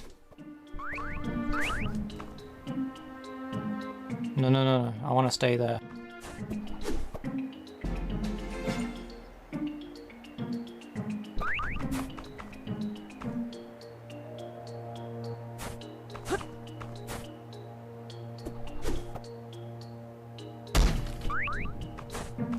Is there not anything this way? Nope, that's the end.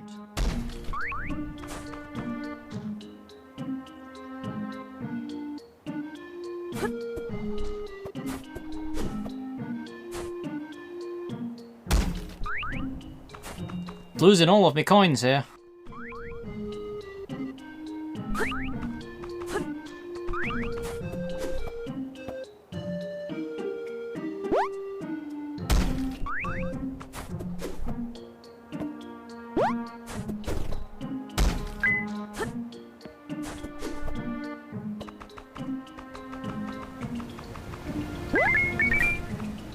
Is there a map? I think a map would probably be useful here as well.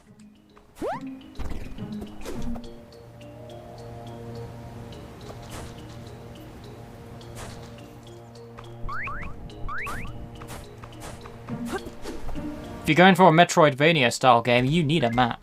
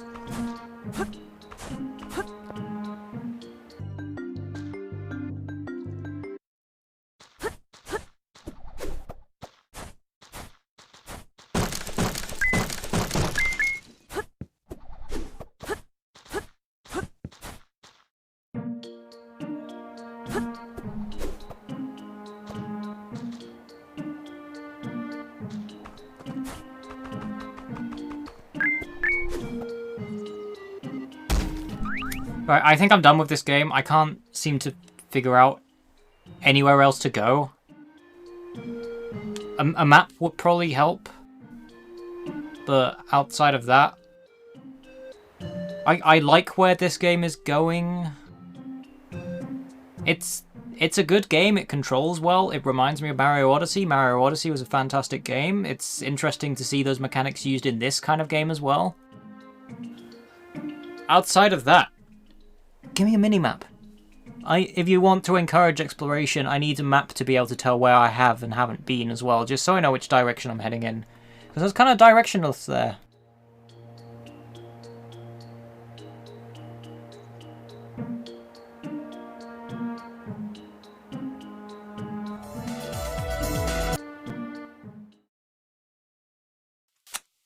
I think I'm gonna do one more game tonight, and then I'm gonna wrap up.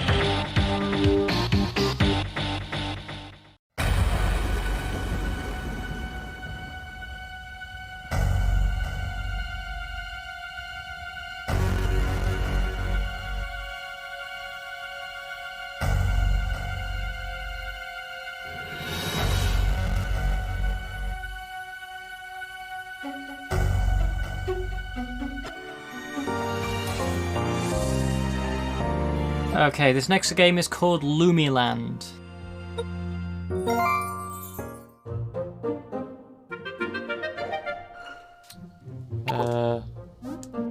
Hold on, I say no controller support, but this does seem to be getting some kind of input. But I'm gonna use mouse and keyboard.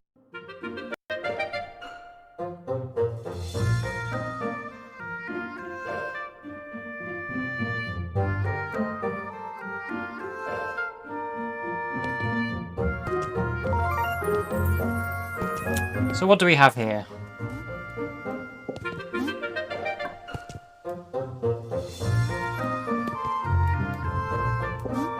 Yeah, I like this music.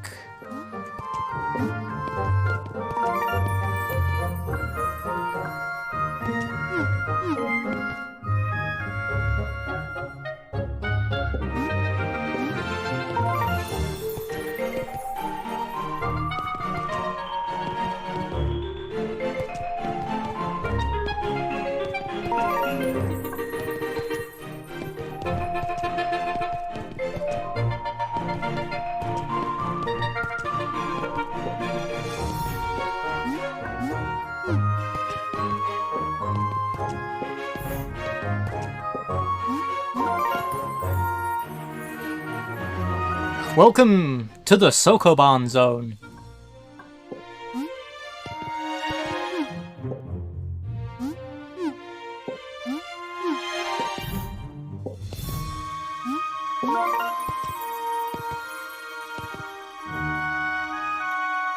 So I'm going to turn the music down a little bit because it is quite loud.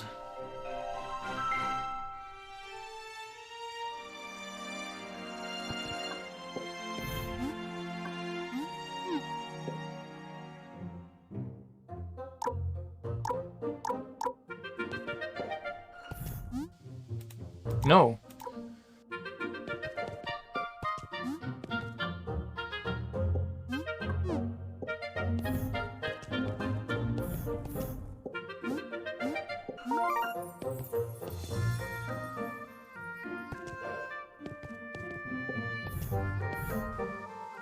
Whoops. Wait, no, I think I'm fine. Nope, maybe not. That one is there. Okay, I think I know what to do there. Let's restart.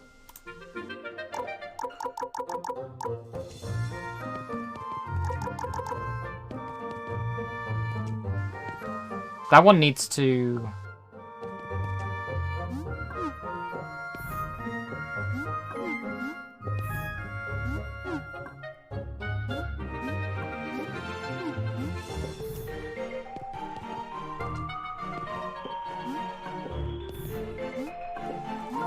There we go.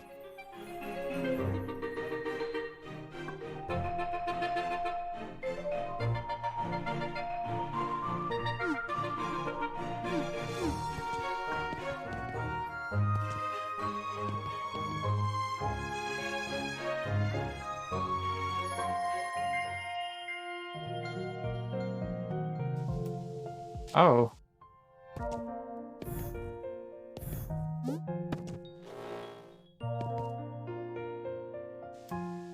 What is this mechanic?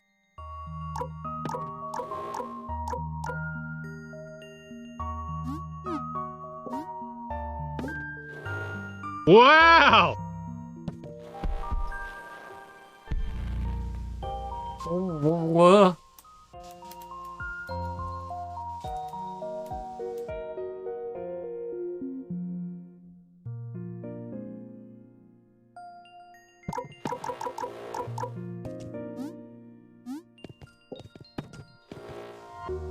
Oh, so this character can't go into the light.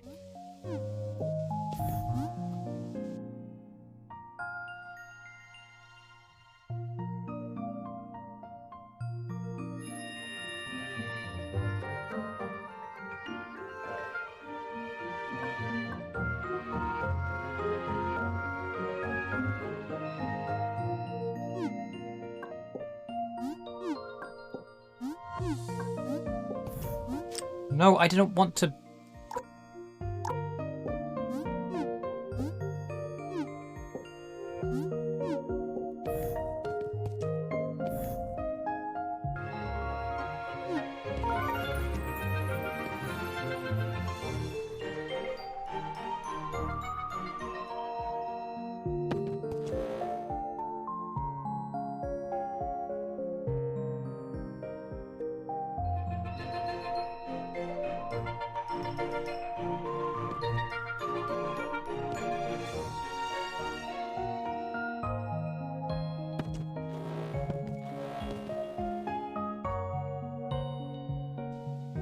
The shadow person's music is cute.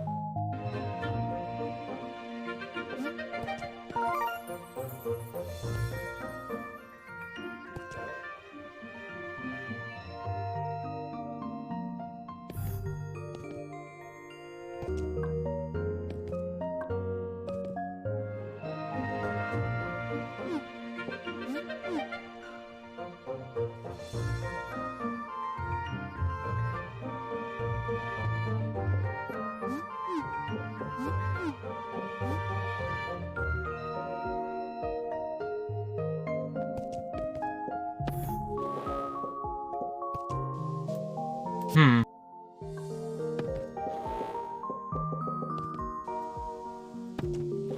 I can't push.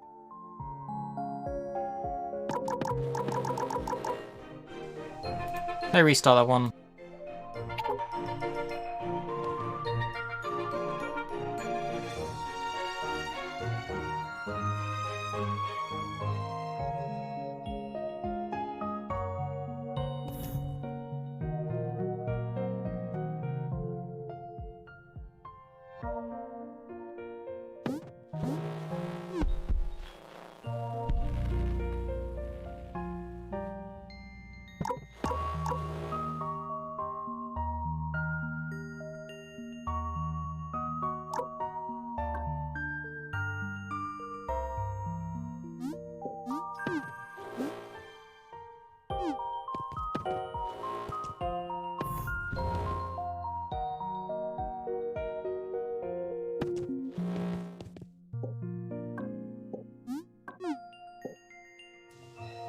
Oh wait, no, no, no, no. There we go. This is like a very interesting version of Sokoban.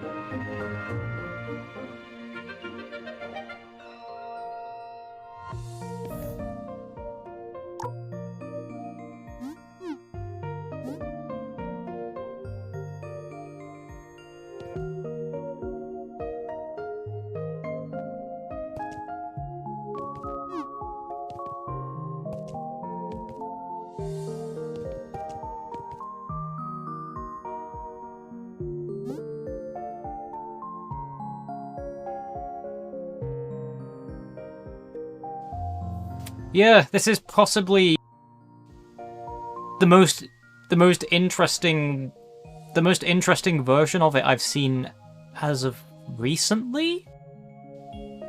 I know there's been so many takes on it. This is a very interesting take on it.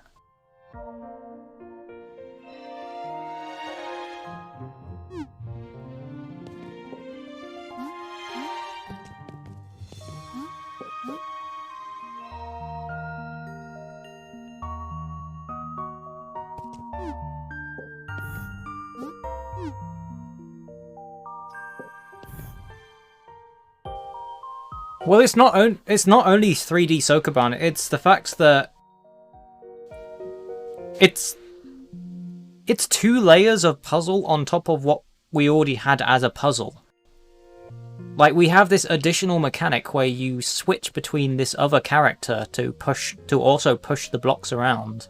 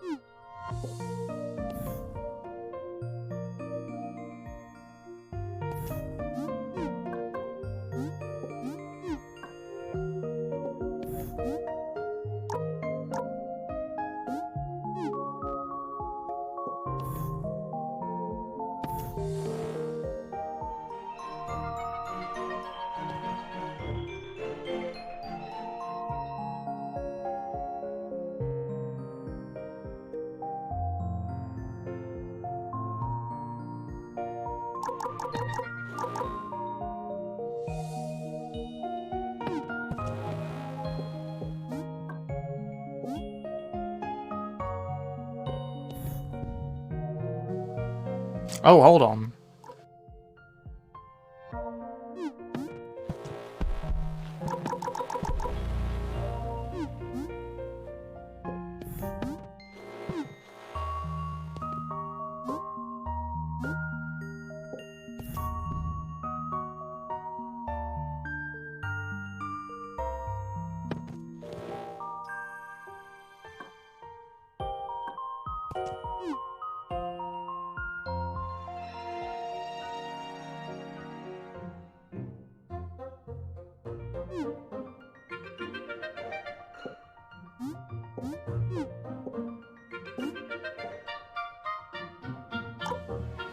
I'm gonna restart this one.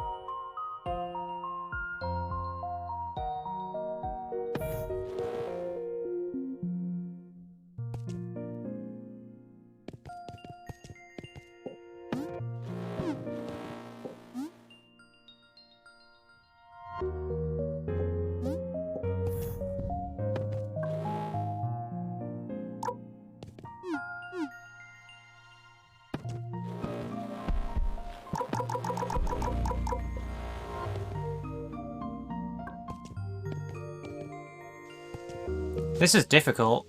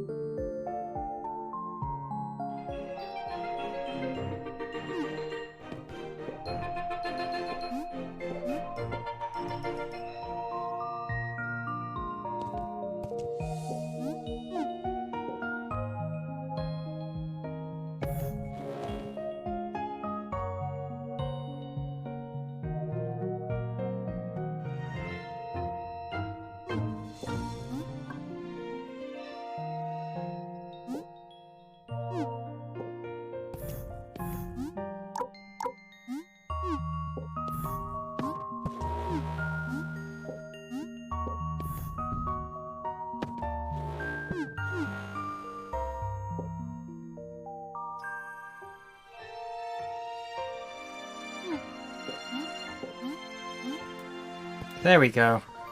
I mean, no wonder that was difficult. That was the final puzzle.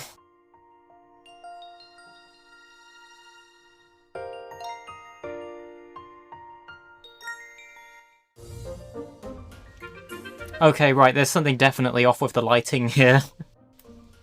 This just looks like everything is full bright.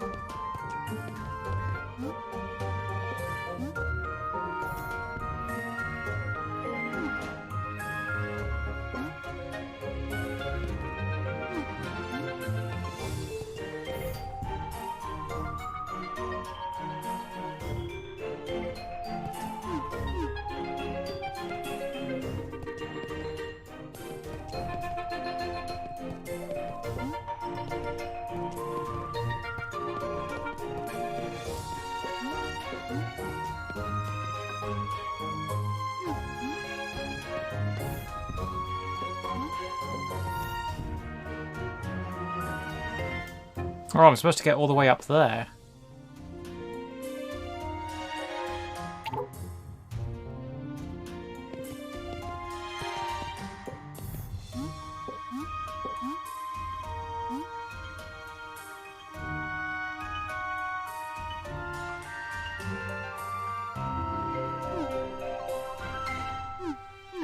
How exactly?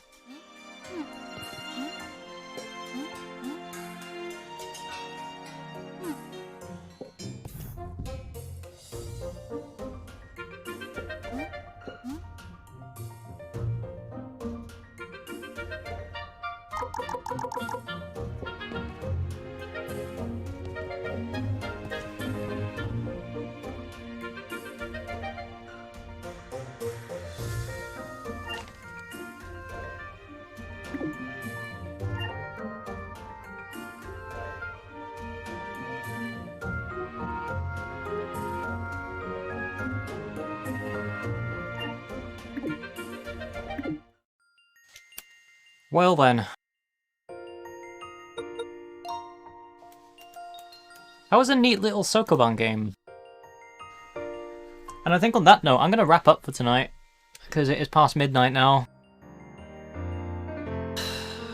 I will be back tomorrow at 6 o'clock, same time, with even more Steam Game Festival demos. I think I have another 6 of them left.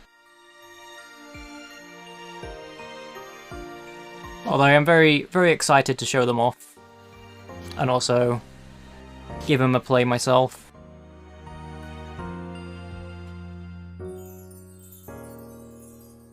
So let's put some better music on. That'll do fine.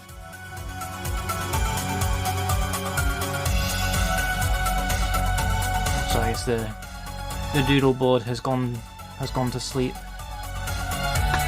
Anyway, try to find somebody to raid. Who is streaming right now?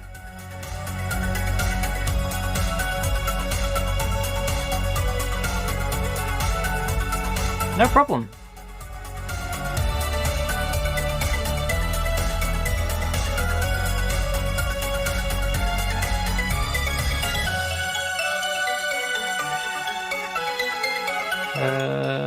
What is Jank Science Theatre doing?